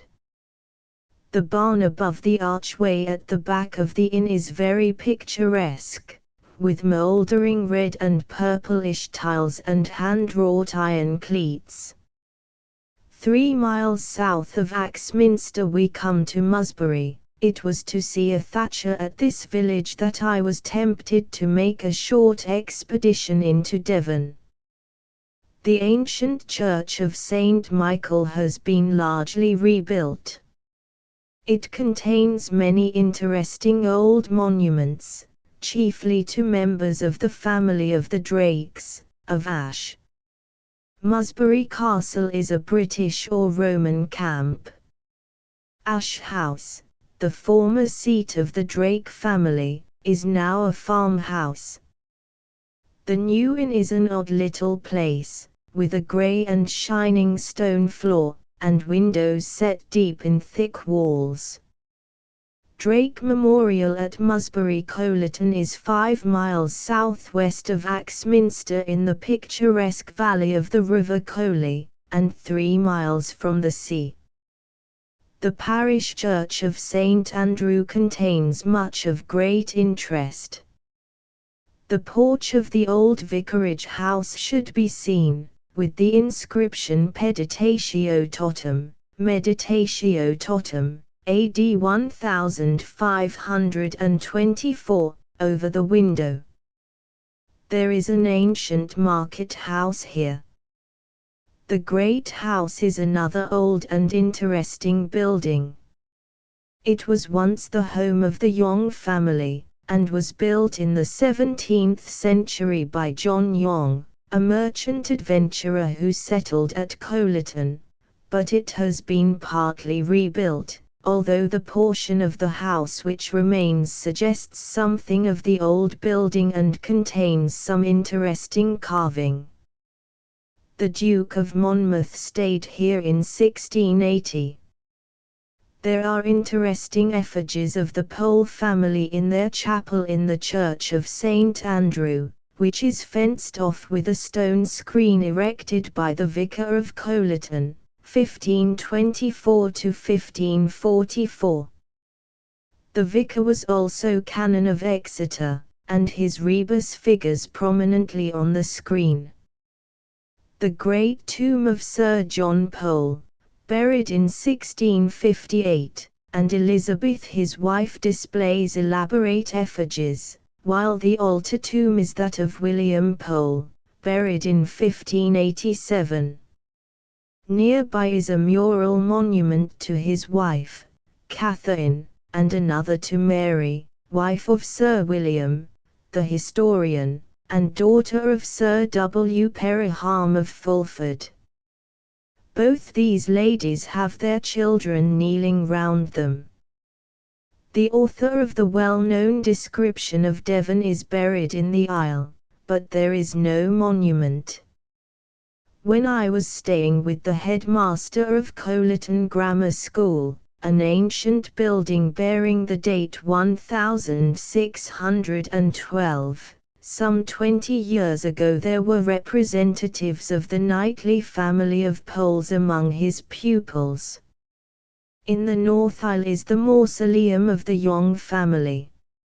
Another interesting monument is an elaborate altar tomb in the chancel with a recumbent female figure popularly known as Little Chokebone, referring to Margaret Courtenay, daughter of William Earl of Devon, and Catherine, his wife, sixth daughter of Edward IV. She is said to have been choked by a fishbone at Colcombe Castle in 1512. The Courtenays, Earls of Devon, once held all the land in this neighbourhood, and their seat was at Colcombe Castle, hard by, for 300 years, but Henry VIII quarrelled with Henry Courtenay, Marquis of Exeter, and deprived him of his estates in 1538. It is a curious fact that the parish charities of Coleton are still mostly derived from these forfeited estates. The ruins of Colcombe Castle lie about half a mile from the town, and are now used as a farmhouse. Near here grows Lobelia urens, the flower of the axe, a rare British flower, in appearance very like the garden lobelia. Kilmington is said to bear, in the first syllable of its name, the trace of the great battle fought in the Axe Valley in Saxon times. Another interesting excursion from Lyme might be taken to Lambert's Castle and Ford Abbey. Ford can be reached by rail to Card Junction. The Abbey is about a mile east of the station. The first long climb out of Lyme by the Axminster Road to Hunter's Lodge Inn is not encouraging. From this inn the road runs straight ahead along the road to Marshwood, passing Monkton Wyld Cross, and gradually ascending to Lambert's Castle, which is 842 feet above the sea level. The castle is an important British and Roman camp. A fair and horse races are still held here twice a year, and a magnificent view over the Char Valley is obtained from this point. Pilsdon Pen can be reached by the Beaminster Road, which can be picked up 2 miles northeast from Lambert's Castle. At Birdsmoor Gate, 2 miles beyond, is the Rose and Crown Inn and a crossing of the Ways. The road to Ford Abbey and Chard swings round to the left, but if the pilgrim wishes to view the home of Wordsworth and his sister, he must change his route and proceed along the Crooken Road for half a mile until Racerdown Farm is reached. Dorothy Wordsworth described it as the place dearest to my recollections upon the whole surface of the island, the first home I had, and she wrote with great feeling about the charm and beauty of the neighborhood. Charmouth is a pleasant walk of 2 miles from Lyme Regis, but the road goes over a very steep hill at the top of which is a cutting known as the New Passage, the Devil's Bellows, where in windy weather there is a chance of being carried off one's feet. The village consists of one long street situated above the mouth of the Char, the leading feature of the view being the heights which hedge in the valley, particularly those from which the road has just descended. It is an ancient place, which still preserves the memory of 2 sanguinary battles between the Danes and Saxons. In the first the Saxons were commanded by Egbert, in the second by Ethelwulf. In both the Danes were victorious, but so crippled in the fight that they were obliged to retreat to their ships. At Charmouth, too, in the attempted escape of Charles II to France, occurred the incident which so nearly led to the discovery of the fugitive. A plan had been concerted with the captain of a merchantman trading to Lyme that a boat at a particular hour of the night should be sent to the beach at Charmouth. Charles rode hither under the guidance of Lord Wilmot and Colonel Wyndham and rested at the little inn to await the appointed time. The vessel, however, from unforeseen circumstances, was unable to leave the harbour, and the fugitive was obliged to give up the enterprise and to pass the night in the village. The next morning it was found that his horse had cast a shoe, and the village blacksmith was summoned to repair the loss. This was a curious fellow, whose suspicions were aroused on observing that the old shoes were fastened in a manner peculiar to the north of England. The hostler, who was a Republican soldier, carried the information to the Puritan minister. From the minister it went to the magistrate, and from the magistrate to the captain of a troop of horse, who soon galloped with his men in pursuit. Fortunately for the king, they took the wrong road, and he escaped. The inn at which Charles rested is still standing. Part of it is now the Congregational Manse. The front of the house has now been entirely modernized, but the interior has retained all the quaint features of the Caroline period, and here one may still see heavy ceilings and fine oak panellings. In the portion which is now a cottage, a large chimney, which is said to have served as a hiding place, and the king's bedroom are still pointed out to visitors. Until comparatively recent times the inn was still providing ale to thirsty rustics and was called the Queen's Head, and several old natives can remember when the landlord displayed a sign on which was inscribed, "Here in this house was lodged King Charles. Come in, sirs, you may venture, for here is entertainment good for churchman or dissenter." In 1902 a commemoration tablet was placed on the house.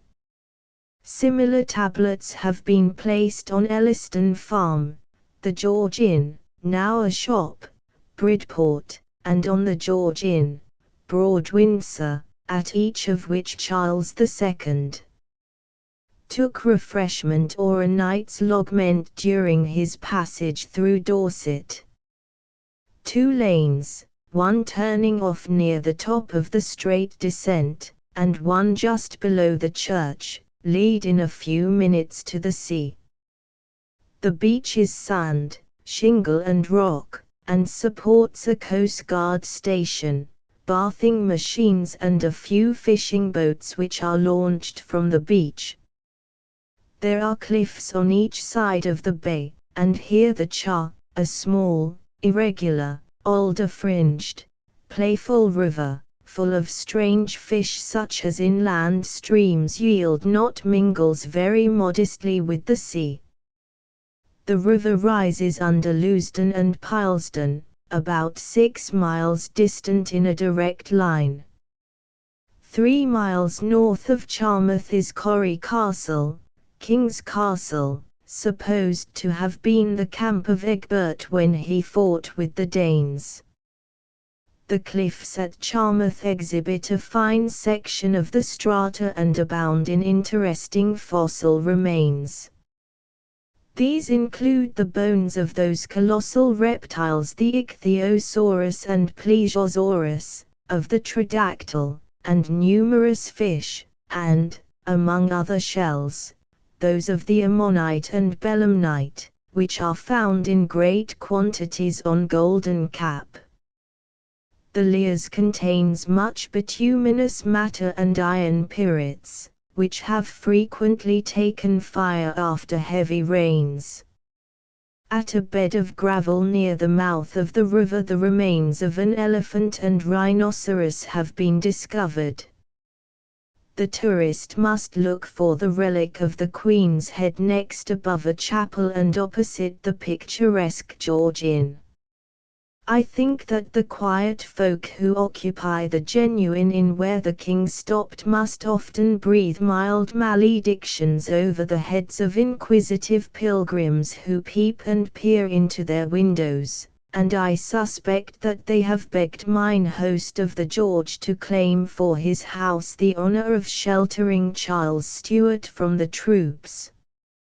At all events the George is pointed out to the visitor as the great historical attraction, in spite of the fact that it was built long after the time King Charles was in hiding in Dorset. Chapter 13 rambles around Bridport. I, who am a pagan child, who know how dying Plato smiled, and how Confucius lessoned kings, and of the Buddha's wanderings, find God in very usual things. Tola Porcorum, Tola of the Swine, has a railway station on the Bridport branch line and is 2 miles from Maiden Newton. The name is explanatory, and great herds of swine were once bred here. The affix serves to distinguish this Tola from its next neighbor, Tola Fratrum, Tola of the Brethren, i.e. monks, which is 1 mile from Maiden Newton Station. The mansion of Sir Thomas Fulford still stands and is a fine instance of early 17th century domestic architecture. The very first things I noticed about this house were the tall, narrow, thick windows that any man might look upon with covetous eyes. Such tall stone mullioned windows are an enchantment, and, as Hilaire Belloc says, it is the duty of every man to keep up the high worship of noble windows till he comes down to the windowless grave. A building with a thatched roof near the house is a refectory, and appropriately cut in stone on the wall will be noticed a monk eating bread. At Winford Eagle, 2 miles south, the church still preserves a curious tympanum of a Norman door. It shows 2 ferocious and unspeakable-looking beasts, who are about to fight. They are said to be wyverns, which are heraldic monsters with 2 wings, 2 legs and tapering bodies. The most remarkable discovery ever made in the vicinity of Winford Eagle was recorded by Aubrey in connection with the opening of a barrow at Ferndown. The diggers came upon a place like an oven, curiously clayey round, and in the midst of it a fair urn full of very firm bones, with a great quantity of black ashes under it. And what is most remarkable, one of the diggers putting his hand into the oven when first opened pulled it back hastily, not being able to endure the heat, and several others doing the like, affirmed it to be hot enough to bake bread. Digging further they met with 16 urns more, but not in ovens, and in the middle one with ears. They were all full of some bones and black ashes. The house of the Sydenhams still stands at Winford Eagle. On the highest point of the central gable a fierce-looking stone eagle arrests our attention, and under it is carved the date 1630. Rampisham is 3 miles south of Evershot, and the churchyard contains an ancient stone cross, the decayed condition of which will test the patience and ingenuity of those who desire to satisfy themselves of the accuracy of Britton's description of the sculpture, namely, that it represents the stoning of Saint Stephen, the martyrdom of Saint Edmund, the martyrdom of Saint Thomas à Becket, and 2 crowned figures sitting at a long table, to whom a man kneels on one knee. The inn called the Tiger's Head is of great antiquity. It has stooped and settled down with age, and, within, the low-ceiled rooms seem saturated with influence, and weighty with the wearing of men's lives. Cross in hand stands on the verge of the down, which breaks away precipitously to the vale where yet Minster lies. A bleached and desolate upland, it took its name from a stone pillar which stood there, a strange, rude monolith, from a stratum unknown in any local quarry, on which was roughly carved a human hand. Differing accounts were given of its history and purport. Some authorities stated that a devotional cross had once formed the complete erection thereon, of which the present relic was but the stump, others that the stone as it stood was entire, and that it had been fixed there to mark a boundary or place of meeting. It was on this stone that Alec d'Urberville made Tess swear not to tempt him by her charms. "This was once a holy cross," said he. "Relics are not in my creed, but I fear you at moments." It was with a sense of painful dread that Tess, after leaving this spot, learned from a rustic that the stone was not a holy cross. Cross, no, 'twere not a cross. 'Tis a thing of ill omen, miss. It was put up in wood times by the relations of a malefactor, who was tortured there by nailing his hands to a post and afterwards hung. The bones lie underneath. They say he sold his soul to the devil, and that he walks at times. Deep down below is the sequestered village of Batcombe. An uncanny story attaches itself to a battered old Gothic tomb in Batcombe churchyard. The tomb stands near the north wall of the church, and it is said to be the resting place of one Conjuring Minton, who Hardy in one of his novels tells us left directions, after having quarrelled with his vicar, that he was to be buried neither in the church nor out of it. It is said that this eccentric injunction was complied with, but the tomb has since been moved. What deed Minton had committed that prevented him from lying quietly in the usual grave like the other good folk of Batcombe who had departed this life, no man can tell. All the rustics could tell me was they had heard he had sold himself to Old Nick, and that his request to be buried in such a unique manner was a ruse to prevent his master the old UN from getting him when he died.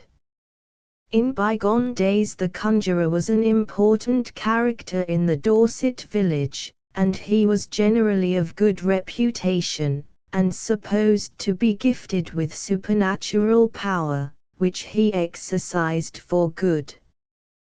By his incantations and ceremonies he cured anything from inflamed eyes to lung disease. A Wessex dealer in magic and spells is mentioned in Hardy's story, The Withered Arm. He lived in a valley in the remotest part of Egdon Heath. He did not profess his remedial practices openly, or care anything about their continuance, his direct interests being those of a dealer in furs, turf, sharp sand and other local products. Indeed, he affected not to believe largely in his own powers, and when warts that had been shown him for cure miraculously disappeared, which it must be owned they infallibly did, he would say lightly, "Oh, I only drink a glass of grog upon perhaps it's all chance," and immediately turn the subject. But to return to Minton. The present vicar of Batcombe Church, Reverend Joseph Pulley Blank, thinks the foreshortened stone of Minton's tomb, which is square instead of the usual oblong, gives some support to the story of the conjurer being buried with his feet under the masonry of the church wall. The following paragraph is also from some notes kindly sent to me by the Reverend Joseph Pulley Blank. Batcombe Church, originally Saxon, has only 2 points which testify to the fact: 1. A Saxon font inside, 2. A small portion of Saxon masonry worked into the outside south wall. In modern times Batcombe was the seat of the little Commonwealth settlement founded by the Earl of Sandwich and run on the lines of the George Junior Republic in America. Owing to financial and other difficulties it came to an end during the war. In the church are wall tablets to the Minton family, one to a John Minton who died in 1716. As well as a John Minton who was buried in 1592. There is a monument to Bridget Minton in Yetminster Church, who was the wife of John Minton of Batcombe. The inscription runs, "Here lieth y body of Bridget Minton, wife of John Minton of Batcombe Esquires, second daughter of Sir John Brown of Frampton KT, who died y the 19th of July Anno Domini 1649. Which of the ancient possessors of Batcombe can claim the honor of being the famous conjuring Minton? I was unable to discover. Little remains of his history. We only know that he was always kind, and knew how to ride well, for he once jumped his horse from the crest of the down into the village, knocking one of the pinnacles off the church tower on his way. He would not talk much about wizardry, but would rather sing songs. No doubt Minton was a very lovable fellow. In Rudyard Kipling's Marklake Witches, Rewards and Fairies, the Sussex conjurer is represented by Jerry Gam the Witchmaster, and he is one of the most striking examples in literature of the rustic astrologer and doctor. The following charm, a very excellent one, too, was Jerry Gam's charm against a disease of an obstinate and deadly character. You know the names of the 12 apostles, dearie. You say them names, one by one, before your open window, rain or storm, wet or shine, 5 times a day fasting. But mind you, 'twixt every name you draw in your breath through your nose, right down to your pretty toes, as long and as deep as you can, and let it out slow through your pretty little mouth. There's virtue for your cough in those names spoke that way. And I'll give you something you can see, moreover. Here's a stick of maple which is the warmest tree in the wood. It's cut 1 inch long for you every year, Jerry said. That's 16 inches. You set it in your window so that it holds up the sash, and thus you keep it, rain or shine, or wet or fine, day and night.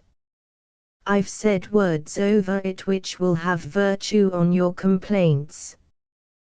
Bridport lies 2 miles inland from the sea and its unheard of harbour of West Bay. We first hear of the town in the reign of Edward the Confessor, when it could boast a mint, a priory of monks and 200 houses. In Saxon days it was probably a place of some importance, owing to the fact of it being the port to the River Brit, but its early history is without any distinctive mark or important event. When Charles II arrived at Bridport in his hasty flight from Charmouth, the town was full of soldiers, but the royal party went boldly to an inn, the George, now a shop, incorporating part of the old building opposite the town hall, and mixed with the company. Every stranger was mistrusted by the troops, however, and Charles and his suite quitted the town after a hasty meal.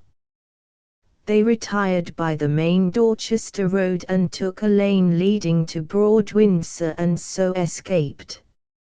Lee Lane, a mile to the east of Bridport, is said to be the actual scene where the royal party retreated to security.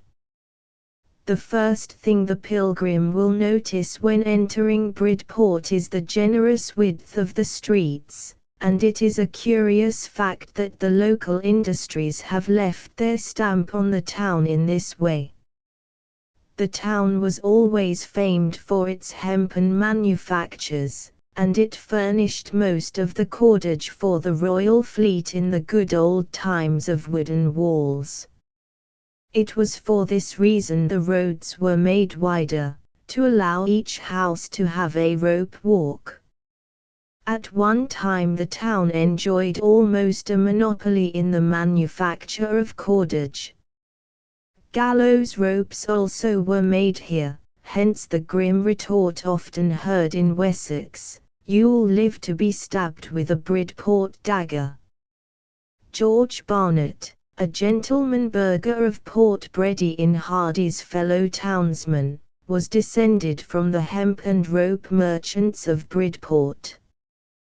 The church is 15th century and contains a cross-legged effigy of a mail-clad knight, probably one of the Archidioks. The old building was restored in 1860, when 2 bays were added to the nave.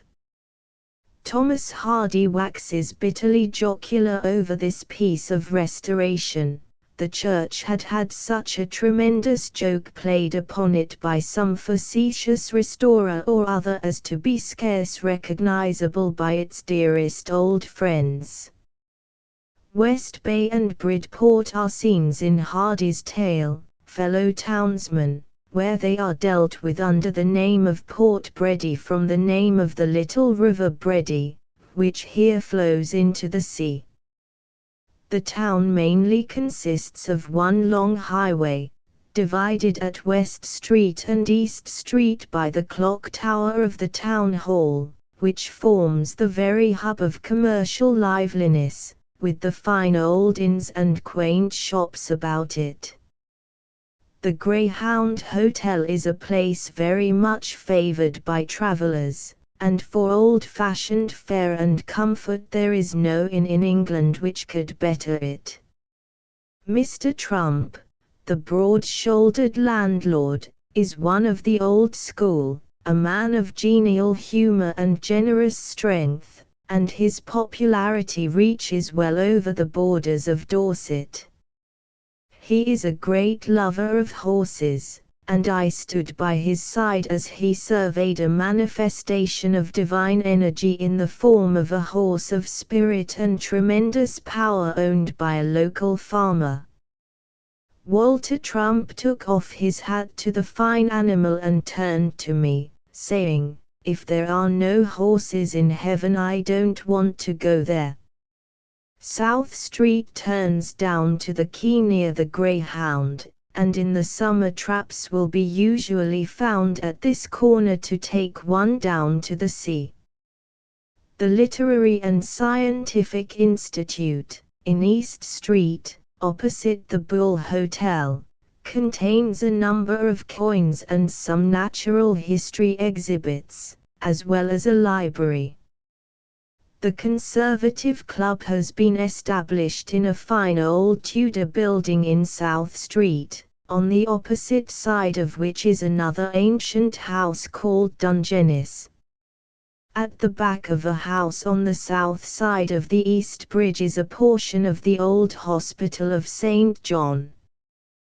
The Bull has been modernized, but it is the Black Bull where George Barnett put up on his return to his native town, in Fellow Townsmen.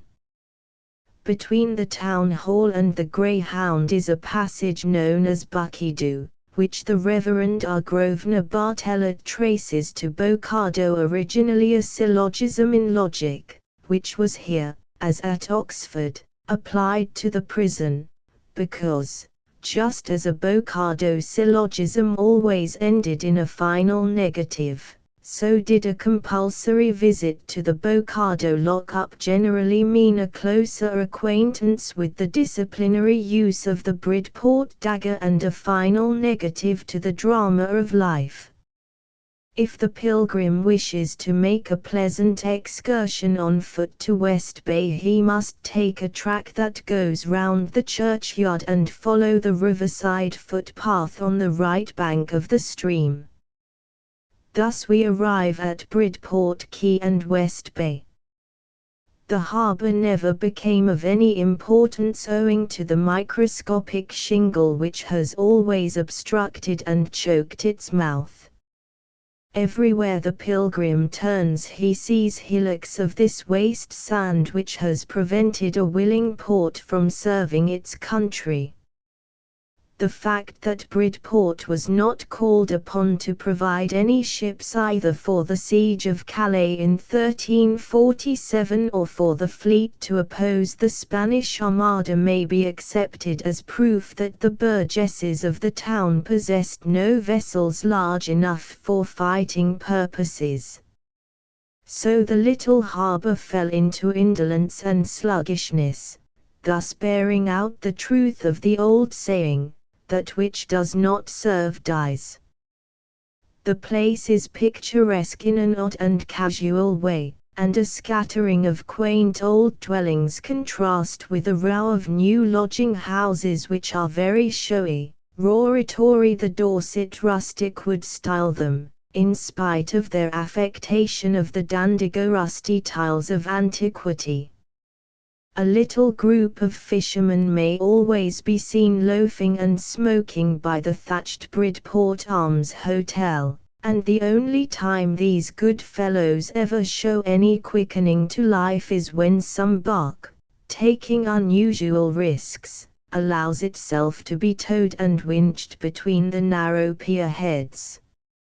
At such times the spirit of ships and men departed seems to enter into them, and they shout and heave and sing randy-dandy deep-sea songs, and use much profanity. The shingle is part of one of the remarkable features of the Dorset coast, the Schsel Beach or Schsel Bank, which runs as far as Portland. Schsel is Old English for pebble, the old word being found in Chsilton in Dorset and Chislehurst in Kent. The pebbles gradually grow coarser as one progresses in a southeasterly direction, so that in olden days the smugglers, running their tubs ashore, at venture, in the fog or during the night, knew the exact stretch of bank they had arrived on by taking a handful of shingle to examine.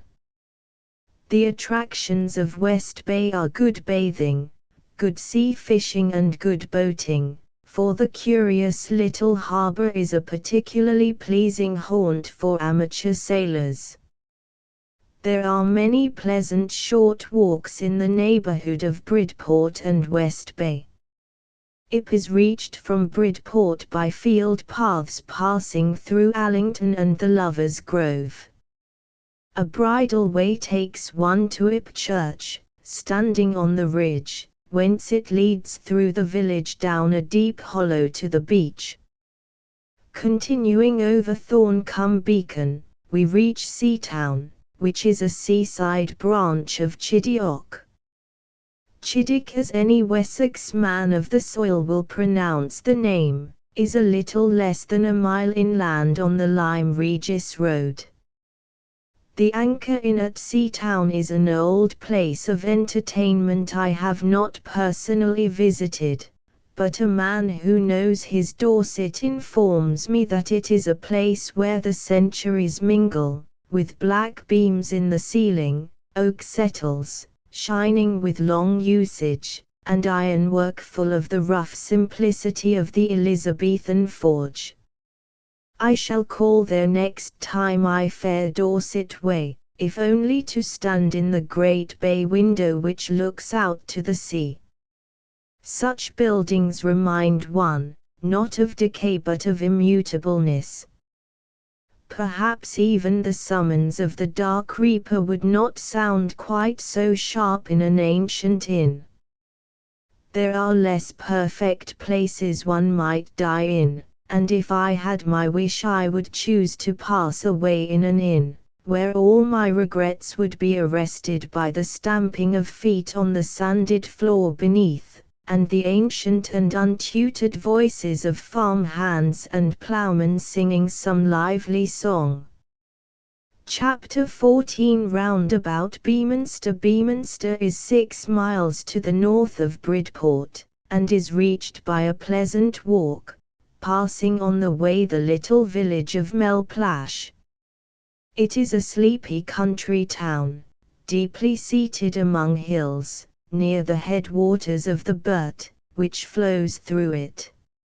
It is a place of some antiquity, but not remarkable for much, if we except its sufferings by fire. In 1644, when Prince Maurice was quartered here, it was burnt completely to the ground, having been fired by a drunken soldier. The greater part of it was a second time destroyed in 1684, and again in 1788. Very prominent landmarks of the Beaminster district are Pilsdon Pen and Leusden Hill, two eminences of green sand remarkable for their likeness to one another. The singularity of their appearance has naturally excited much attention. Sailors, whom they serve as a landmark, call them the Cow and the Calf. The Reverend William Crowe has sung the praises of Leusden in a descriptive poem, and the two hills together have given rise to a proverbial saying current in this country and applied to neighbours who are not acquainted, as much akin as Lewson Hill to Pilson Pen. These hills command a charming prospect, and Pilsdon is further interesting as the site of an ancient camp, of oval form, encompassed by 3 strong ramparts and ditches. It is the highest point in the county, 934 feet above the sea.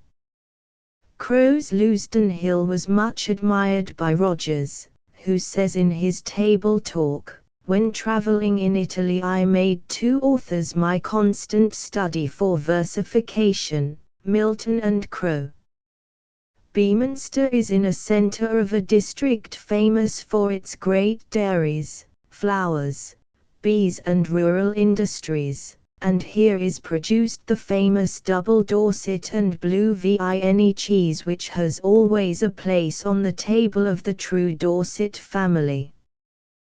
The word vine means mouldy. Thus when the rustic thinks his cheese is in a fine ripe condition he will be likely to remark, "This your cheese is but dull now, 'tis vinid through and through." The same word is also used in Devonshire for bad-tempered thus, "You vinid little mullibrub, git out of my sight this my nut." The large dairies where the cheeses are made are called soap factories by the facetious natives, and one frequently meets motor lorries grinding up the sharp hills beneath the burden of 100 or so freshly pressed rounds of cheese. In spite of the town's sufferings by fire, the grand old church has fortunately always escaped. It is approached by a lane at the corner of the market-place. The pride of Beaminster is the old church tower, which was built in 1520. A native said to me, "Did ye ever see sich a comfortable-looking old tower as that be? And I knows you won't see more trincrums on any church in the county." By trincrums I suppose he meant the gargoyles, pinnacles and profusion of delicate carvings for which the gracious amber-coloured tower is justly famous. The church itself cannot vie with the tower for elegance or magnificence. Indeed, the church is quite a dull-looking place. However, the nave, arcade and a squint from the south aisle into the chancel are early English. The pulpit is Jacobean. There are 2 handsome monuments to members of the Strode family and some memorial windows to the Oaklanders and other benefactors. Affixed to the pavement of the south aisle is an early brass, with this inscription in Old English characters: "Pray for the soul of Sister John Tone, whose body lyth buried under this tomb, on whose soul you have mercy a Paternoster and Avenue." Sir John was a priest, and probably a knight of Malta, who died in Beaminster while he was on a pilgrimage through Dorset. The church is the scene of a well-authenticated apparition. Down to the year 1748 the Free School, of which the Reverend Samuel Hood, father of Admirals Viscount Hood and Lord Bridport, was at one time master, was held in one of the galleries, and there, on Saturday, the 22nd of June, 1728 did one John Daniel appear at full noonday to 5 of his schoolfellows, between 3 weeks and a month after his burial. The reason was plain when his body was dug up and duly examined, for it was found that he had been strangled. Letherby, about a mile south of Beaminster, is a pleasant walk down the Brit Valley, by the riverside. On the road is Parnham, a noble mansion of the Tudor period standing in a well-wooded and watered domain. From the Parnhams this estate came to the Stroads, passing thence in 1764 to the Oglanders. Other old houses in the neighbourhood of Beaminster are Strode, Melplash and Mapper Tarn, and the whole district bears the marks of long and prosperous agricultural occupation in the old-fashioned days when squire and tenant lived and died in semi-feudal relationship on the estate which the one owned and the other rented. Mapper Tarn House belongs to the time of Henry VIII. In the reign of that sovereign the lord of the manor was Robert Morgan, who had the following patent granted to him, forasmuch as we be credibly informed that our well-beloved Robert Morgan Esquire, for divers infirmities which he hath in his head, cannot conveniently, without his great danger, be discovered of the same. Whereupon we in tender consideration thereof have by these presents licensed him to use and wear his bonnet on his head at all times, as well in our presence as elseoer at his liberty. Poor old Robert! Perhaps his Dorset stubbornness had as much to do with his wearing a bonnet at all times as the infirmities in his head.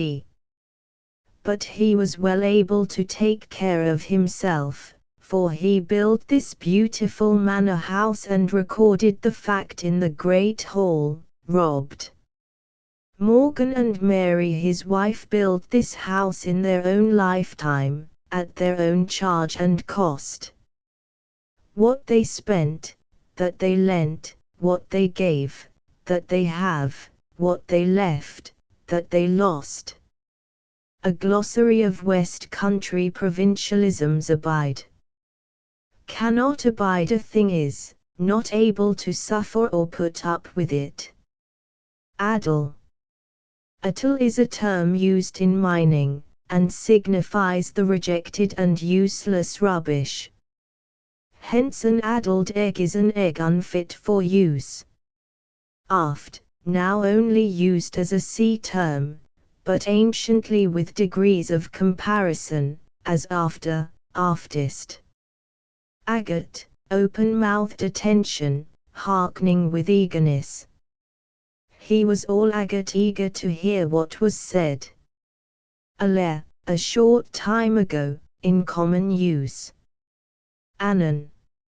A Shakespearean expression formerly used by the Dorset rustics when they wished to have a repetition of what had been said, but no one now uses it. Back along, homeward. Ballerg, to scold. Banging girt, very large. Barken, an enclosed place, as a rick barken, a rick yard. In Sussex a yard or enclosure near a house is called a barton from barley, and tun, an enclosure. Balm, yeast. Bait, to beat, or thrash. A vummen, a spinel, and a walnut tree, the oftener you bait better they'll be. Blare, to shout loudly. Children pick up words as pigeons piece, and blare them again as God shall please. Brath, the ancient Cornish name for a mastiff dog. Perhaps this accounts for the common expression, a broth of a boy, meaning a stout dog of a boy, a sturdy fellow. Buck, that peculiar infection which in summer sometimes gets into a dairy and spoils the cream and butter, a sign of gross negligence and want of skill, and not easily to be eradicated. Bumpkin, a common term for a clumsy, uncouth man. But whence the word, for it is also applied to a part of a ship where the foretack is fastened down. The word bump means a protuberance, a prominence. To bump against a thing is a local term for striking oneself clumsily against it. But, a straw beehive. A butt of bees in May is worth a guinea any day, a butt of bees in June is worth a silver spoon, a butt of bees in July isn't worth a fly. Chitter, thin, folded up. It is applied to a thin and furrowed face, by way of ridicule. Such a one is said to be chitter-faced. The long and folded milts or testes of some fishes are called chitterlings, as were the frills at the bosom of shirts when they were so worn. The entrails of a pig cleaned and boiled are common food in Wiltshire, and the dish is called chitterlings. Chro, an occasional workman. Cha, to do household work in the absence of a domestic servant, as a charwoman. In Dorset they say one good chore deserves another instead of one good turn, etc. Click-handed, left-handed. Clome, common earthenware. Clush, to lie down close to the ground, to stoop low down. Clusty, close and heavy, particularly applied to bread not well fermented, and therefore closely set. Also applied to a potato that is not mealy. Cockabells, icicles. Condididdle, to filch away, to convey anything away by trickery. Craking, complaining. Anthony James Pye Molly, can burn, take, sink, and destroy. There's only one thing I can't do, on my life. And that is, to stop the craking tongue of my wife. Crummy, fat, corpulent. A fine crummy old fellow. Daddick, rotten wood. Dewbit, breakfast. Doubt, to extinguish. Downergle, to argue in an overbearing manner. Drattle you. A corruption of the irreverent oath, God throttle you. Dubbin o' drenk, a pot of ale. Durns, doorposts. Ebet, the common lizard, commonly called the eft, which may be a corruption of this word. The word eft signifies speedy or quick. Escaped. A person is said to be just escaped when his understanding is only just enough to warrant his being free from constraint of the tutelage of his friends. Ether or edda, a hedge, also the twisted wands with which a stake hedge is made. They have a rhyme in Dorset on the durability of a stake ether. An elder stake and blackthorn ether will make a hedge to last forever. Fags. Or fegs. An interjection. Indeed. Truly. Fanagy, to run away secretly, or so slip off as to deceive expectation, deceitfully to fail in a promise. It is most frequently applied to cases where a man has shown appearances of courtship to a woman, and then has left her without any apparent reason, and without any open quarrel. Fess, proud, vain. Lukey her ago a new bonnet. Why, her says fess as a paycock. Mrs. Durbayfield uses this word in Hardy's Tess. Flamery, a merrymaking, or what is now vulgarly called a spree but with an innocent meaning, an excursion for amusement. Gabern. Gloomy, comfortless rooms and houses are gabern. Gallabagger, a person fond of gadding about. Gawlied, scared. Jonathan Cale, the farmhand at Talbothays, uses this word, see Hardy's Tess. Gallivanting, going from home. Then for these flagons of silver fine, even they shall have no praise of mine, for when my lord or lady be going to dine, he sends them out to be filled with wine, but his man goes gallivanting away, because they are precious, and fine, and gay. But if the wine had been ordered in a leather bottle, the man would have come back, and all been well. Giggly, a merry young girl, one who shows her folly by a disposition to grin and laugh for no cause. It is used as a term of slight and contempt, and commonly to a young girl. Giggly Market, a hiring place for servants. From time immemorial, to within the last 60 years, on Lady Day young girls in Dorset and Devon were accustomed to stand in the market-place awaiting a chance of being hired as servants. Giuku, cuckoo. The giuku is a merry bird, she sings as she flies, she brings us good tidings, she tells us no lies. She sucks little birds' eggs to make her voice clear, and when she sings giuku the summer is near. Hedge. Love thy neighbor, but don't pull down thy hedge. Hold. When you are an anvil, hold you still, when you are a hammer, strike your fill. Hosebird, a person of bad character.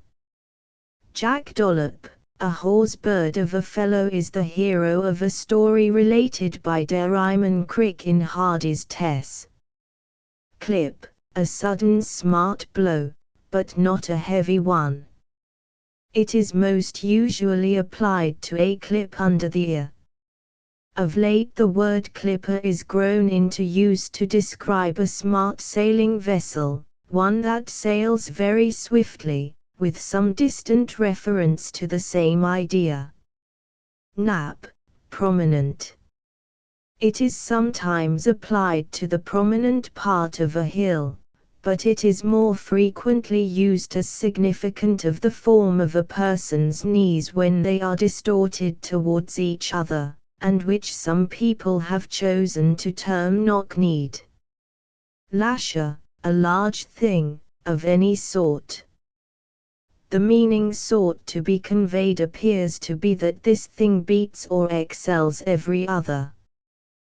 The opinion that any object which excels another is able to beat, lash or inflict violence on that other is a strange but not uncommon vulgar one. Loth, unwilling. Don't he be like old Solomon wise, loth to go to bed and loth to rise. Cause then you'll soon be out 2 elbows, out 2 toes, out of money, and out of clothes. Main, very. I remember once hearing a Dorset thatcher say, I be main farmled. I be so hungry I could wellly eat the barn tiles. Mommet, a scarecrow. See Tess of the D'Urbervilles. Had it anything to do with father's making such a mommet of himself in the carriage? Nidge, a bundle of reed, straw or wood. He's got a nidge, he is drunk. Peg, pig. 'Tis time to watch out when you're getting all you want. Fattening pegs ain't hardly in luck. At a tithe dinner a farmer in giving the royal toast said, "The king, God bless him. May he be pleased to send us more pegs and less parsons.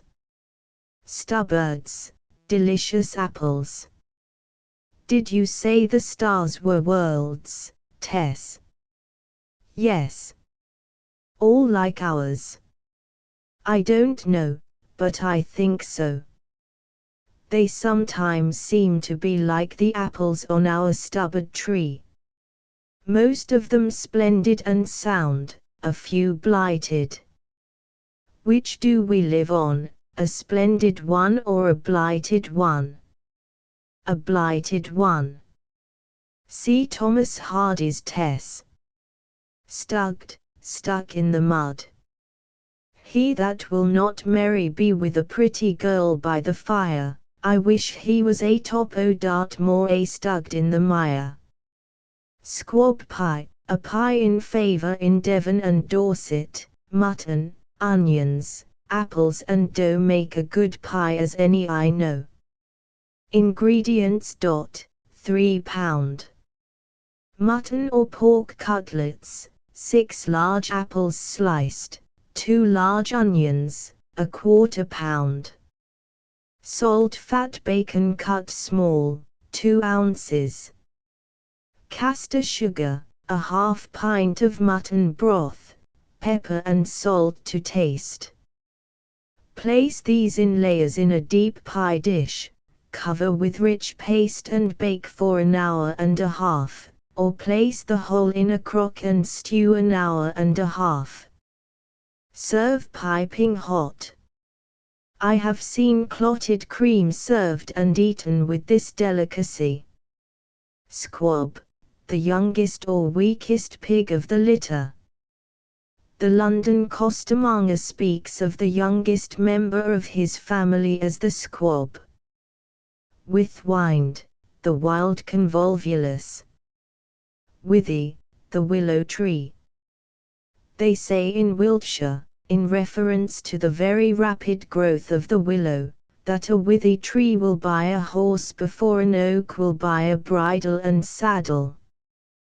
The willow will often grow 12 feet in a season. Wizened, shriveled, withered, as a wizened apple, a wizened-faced woman. Waspbird. A term of reproach, the meaning of which appears to be unknown to those who use it. It is evidently a corruption of horsebird. End of the Project Gutenberg ebook. Thomas Hardy's Dorset ****. Updated editions will replace the previous one, the old editions will be renamed.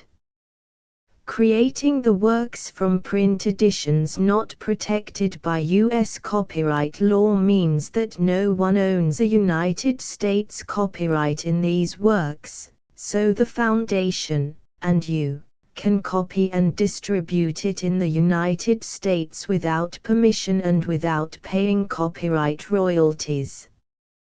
Special rules, set forth in the general terms of use part of this license, apply to copying and distributing Project Gutenberg trademark symbol electronic works to protect the Project Gutenberg trademark symbol concept and trademark.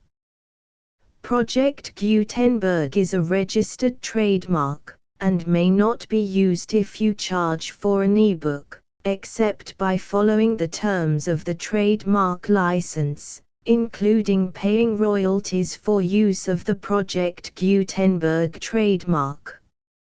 If you do not charge anything for copies of this ebook, complying with the trademark license is very easy. You may use this ebook for nearly any purpose, such as creation of derivative works, reports, performances and research. Project Gutenberg ebooks may be modified and printed and given away, You may do practically anything in the United States with ebooks not protected by U.S. copyright law. Redistribution is subject to the trademark license, especially commercial redistribution. Start. Full license. The full Project Gutenberg license. Please read this before you distribute or use this work to protect the Project Gutenberg trademark symbol mission of promoting the free distribution of electronic works. By using or distributing this work, or any other work associated in any way with the phrase Project Gutenberg, you agree to comply with all the terms of the full Project Gutenberg trademark symbol license available with this file or online at www.gutenberg.org/license. Section 1. General Terms of Use and Redistributing Project Gutenberg Trademark Symbol Electronic Works 1.0. By reading or using any part of this Project Gutenberg trademark symbol electronic work, you indicate that you have read, understand, agree to and accept all the terms of this license and intellectual property, trademark/copyright, agreement. If you do not agree to abide by all the terms of this agreement, you must cease using and return or destroy all copies of Project Gutenberg trademark symbol electronic works in your possession. If you paid a fee for obtaining a copy of or access to a Project Gutenberg trademark symbol electronic work and you do not agree to be bound by the terms of this agreement, you may obtain a refund from the person or entity to whom you paid the fee as set forth in paragraph 1.e.8. 1.b Project Gutenberg is a registered trademark. It may only be used on or associated in any way with an electronic work by people who agree to be bound by the terms of this agreement. There are a few things that you can do with most Project Gutenberg trademark symbol electronic works even without complying with the full terms of this agreement. See paragraph 1.c below. There are a lot of things you can do with Project Gutenberg trademark symbol electronic works if you follow the terms of this agreement and help preserve free future access to Project Gutenberg trademark symbol electronic works. See paragraph 1.e below. 1.c. The Project Gutenberg Literary Archive Foundation, the Foundation or PGLAF, owns a compilation copyright in the collection of Project Gutenberg trademark symbol electronic works. Nearly all the individual works in the collection are in the public domain in the United States. If an individual work is unprotected by copyright law in the United States and you are located in the United States, we do not claim a right to prevent you from copying, distributing, performing, displaying or creating derivative works based on the work as long as all references to Project Gutenberg are removed. Of course, we hope that you will support the Project Gutenberg trademark symbol mission of promoting free access to electronic works by freely sharing Project Gutenberg trademark symbol works in compliance with the terms of this agreement for keeping the Project Gutenberg trademark symbol name associated with the work. You can easily comply with the terms of this agreement by keeping this work in the same format with its attached full Project Gutenberg trademark symbol license when you share it without charge with others. 1.d. The copyright laws of the place where you are located also govern what you can do with this work. Copyright laws in most countries are in a constant state of change. If you are outside the United States, check the laws of your country in addition to the terms of this agreement before downloading, copying, displaying, performing, distributing or creating derivative works based on this work or any other Project Gutenberg trademark symbol work. The Foundation makes no representations concerning the copyright status of any work in any country other than the United States. 1.e Unless you have removed all references to Project Gutenberg, 1.e.1.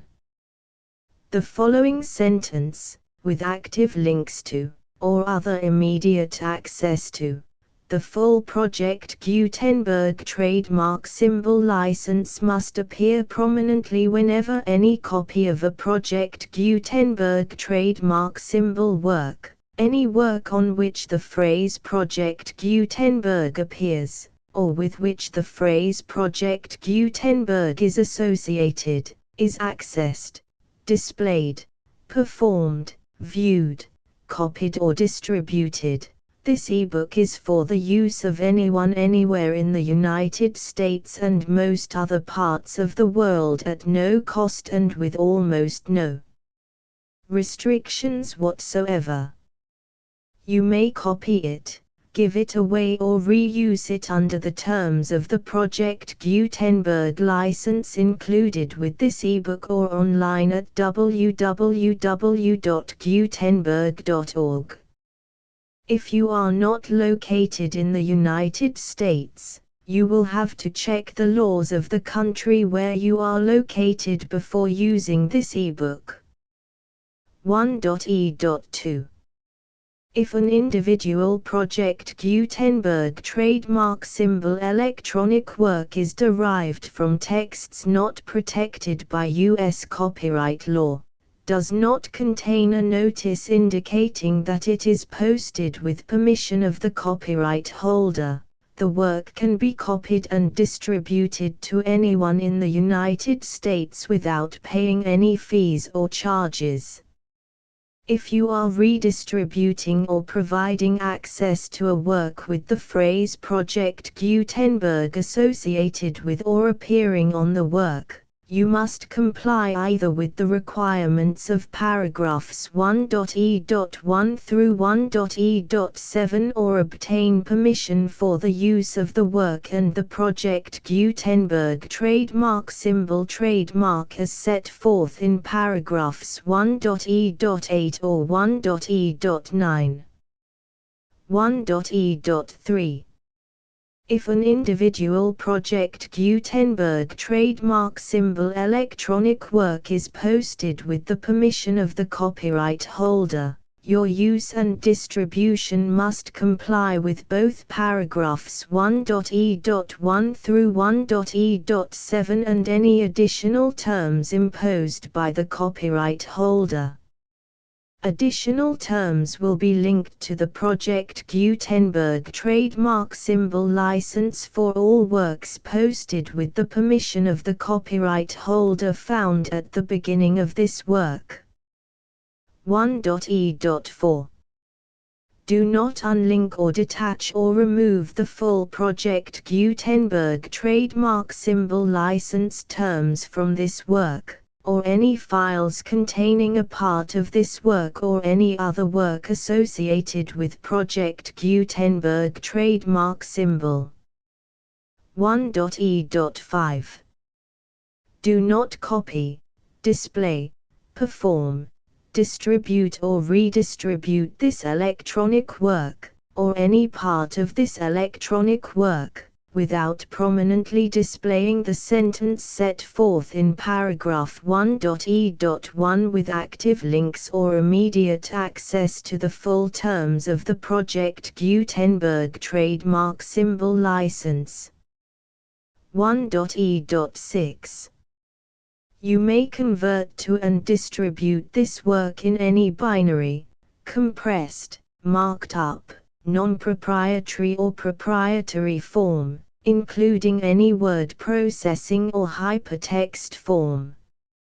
However, if you provide access to or distribute copies of a Project Gutenberg trademark symbol work in a format other than plain vanilla ASCII or other format used in the official version posted on the official Project Gutenberg trademark symbol website, www.gutenberg.org, you must, at no additional cost, fee or expense to the user, provide a copy, a means of exporting a copy, or a means of obtaining a copy upon request, of the work in its original plain vanilla ASCII or other form. Any alternate format must include the full Project Gutenberg trademark symbol license as specified in paragraph 1.e.1. 1.e.7. Do not charge a fee for access to, viewing, displaying, performing, copying or distributing any Project Gutenberg trademark symbol works unless you comply with paragraph 1.e.8 or 1.e.9. 1.e.8. You may charge a reasonable fee for copies of or providing access to or distributing Project Gutenberg trademark symbol electronic works provided that you pay a royalty fee of 20% of the gross profits you derive from the use of Project Gutenberg trademark symbol works calculated using the method you already use to calculate your applicable taxes. The fee is owed to the owner of the Project Gutenberg trademark symbol trademark, but he has agreed to donate royalties under this paragraph to the Project Gutenberg Literary Archive Foundation. Royalty payments must be paid within 60 days following each date on which you prepare, or are legally required to prepare, your periodic tax returns. Royalty payments should be clearly marked as such and sent to the Project Gutenberg Literary Archive Foundation at the address specified in Section 4, Information about donations to the Project Gutenberg Literary Archive Foundation. You provide a full refund of any money paid by a user who notifies you in writing, or by email, within 30 days of receipt that he does not agree to the terms of the full Project Gutenberg trademark symbol license. You must require such a user to return or destroy all copies of the works possessed in a physical medium and discontinue all use of and all access to other copies of Project Gutenberg trademark symbol works. You provide, in accordance with paragraph 1.f.3, a full refund of any money paid for a work or a replacement copy, if a defect in the electronic work is discovered and reported to you within 90 days of receipt of the work. You comply with all other terms of this agreement for free distribution of Project Gutenberg trademark symbol works. 1.e.9. If you wish to charge a fee or distribute a Project Gutenberg trademark symbol electronic work or group of works on different terms than are set forth in this agreement, you must obtain permission in writing from the Project Gutenberg Literary Archive Foundation, the manager of the Project Gutenberg trademark symbol trademark. Contact the Foundation as set forth in Section 3 below. 1.f1.f.1. Project Gutenberg volunteers and employees expend considerable effort to identify, do copyright research on, transcribe and proofread works not protected by U.S. copyright law in creating the Project Gutenberg trademark symbol collection.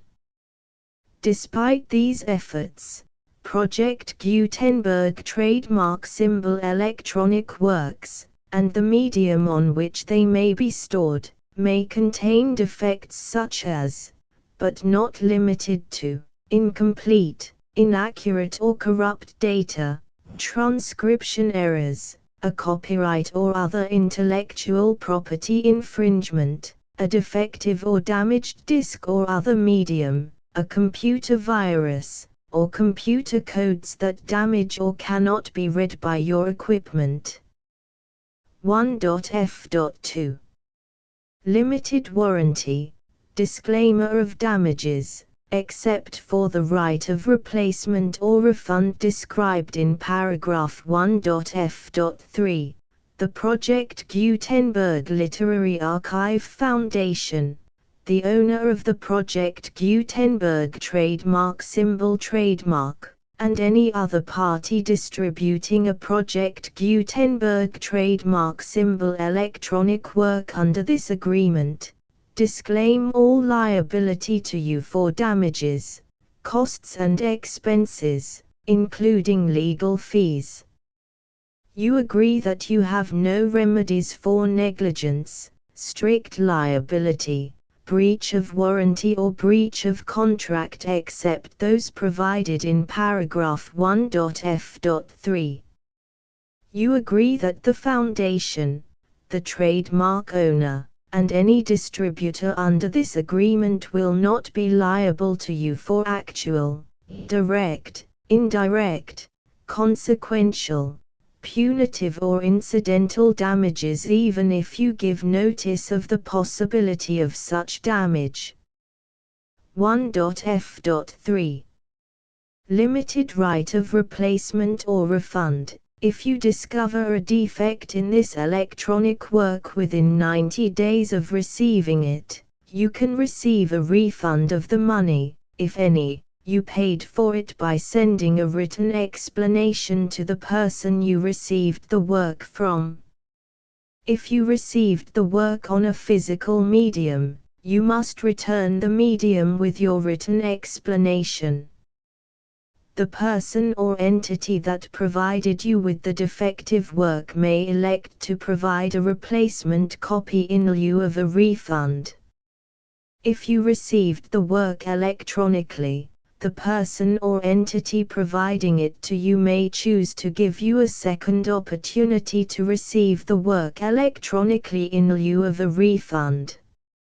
If the second copy is also defective, you may demand a refund in writing without further opportunities to fix the problem. 1.f.4 Except for the limited right of replacement or refund set forth in paragraph 1.f.3, this work is provided to you as is, with no other warranties of any kind, express or implied, including but not limited to warranties of merchantability or fitness for any purpose. 1.f.5 Some states do not allow disclaimers of certain implied warranties or the exclusion or limitation of certain types of damages. If any disclaimer or limitation set forth in this agreement violates the law of the state applicable to this agreement, the agreement shall be interpreted to make the maximum disclaimer or limitation permitted by the applicable state law. The invalidity or unenforceability of any provision of this agreement shall not void the remaining provisions. 1.f.6 Indemnity. You agree to indemnify and hold the Foundation, the trademark owner, any agent or employee of the Foundation, anyone providing copies of Project Gutenberg trademark symbol electronic works in accordance with this agreement, and any volunteers associated with the production, promotion and distribution of Project Gutenberg trademark symbol electronic works, harmless from all liability, costs and expenses, including legal fees, that arise directly or indirectly from any of the following which you do or cause to occur. A. Distribution of this or any Project Gutenberg trademark symbol work. B. Alteration, modification, or additions or deletions to any Project Gutenberg trademark symbol work, and C. Any defect you cause. Section 2.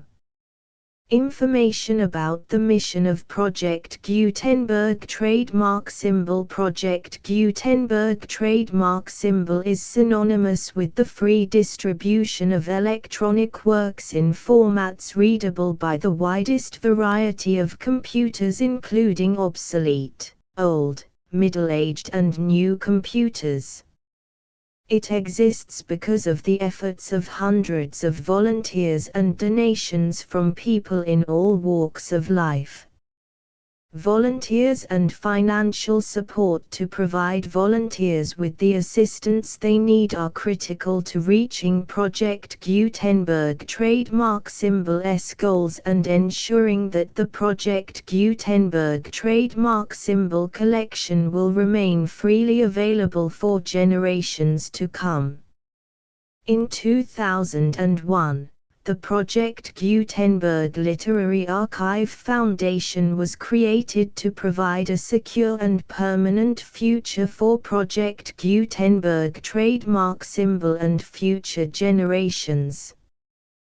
To learn more about the Project Gutenberg Literary Archive Foundation and how your efforts and donations can help, see sections 3 and 4 and the Foundation information page at www.gutenberg.org. Section 3. Information about the Project Gutenberg Literary Archive Foundation. The Project Gutenberg Literary Archive Foundation is a non-profit 501(c)(3) educational corporation organized under the laws of the state of Mississippi and granted tax-exempt status by the Internal Revenue Service. The Foundation's IN or Federal Tax Identification Number is 64-6221541. Contributions to the Project Gutenberg Literary Archive Foundation are tax-deductible to the full extent permitted by U.S. federal laws and your state's laws. The Foundation's business office is located at 809 North 1500 West, Salt Lake City, UT 84116, 801-596-1887. Email contact links and up-to-date contact information can be found at the Foundation's website and official page at www.gutenberg.org/contact section 4. Information about donations to the Project Gutenberg Literary Archive Foundation. Project Gutenberg trademark symbol depends upon and cannot survive without widespread public support and donations to carry out its mission of increasing the number of public domain and licensed works that can be freely distributed in machine-readable form accessible by the widest array of equipment, including outdated equipment. Many small donations, $1 to $5,000, are particularly important to maintaining tax-exempt status with the IRS. The Foundation is committed to complying with the laws regulating charities and charitable donations in all 50 states of the United States. Compliance requirements are not uniform and it takes a considerable effort, much paperwork and many fees to meet and keep up with these requirements. We do not solicit donations in locations where we have not received written confirmation of compliance. To send donations or determine the status of compliance for any particular state, visit www.gutenberg.org/donate. While we cannot and do not solicit contributions from states where we have not met the solicitation requirements, we know of no prohibition against accepting unsolicited donations from donors in such states who approach us with offers to donate. International donations are gratefully accepted, but we cannot make any statements concerning tax treatment of donations received from outside the United States. U.S. laws alone swamp our small staff. Please check the Project Gutenberg web pages for current donation methods and addresses. Donations are accepted in a number of other ways, including checks, online payments and credit card donations. To donate, please visit www.gutenberg.org/donate. Section 5.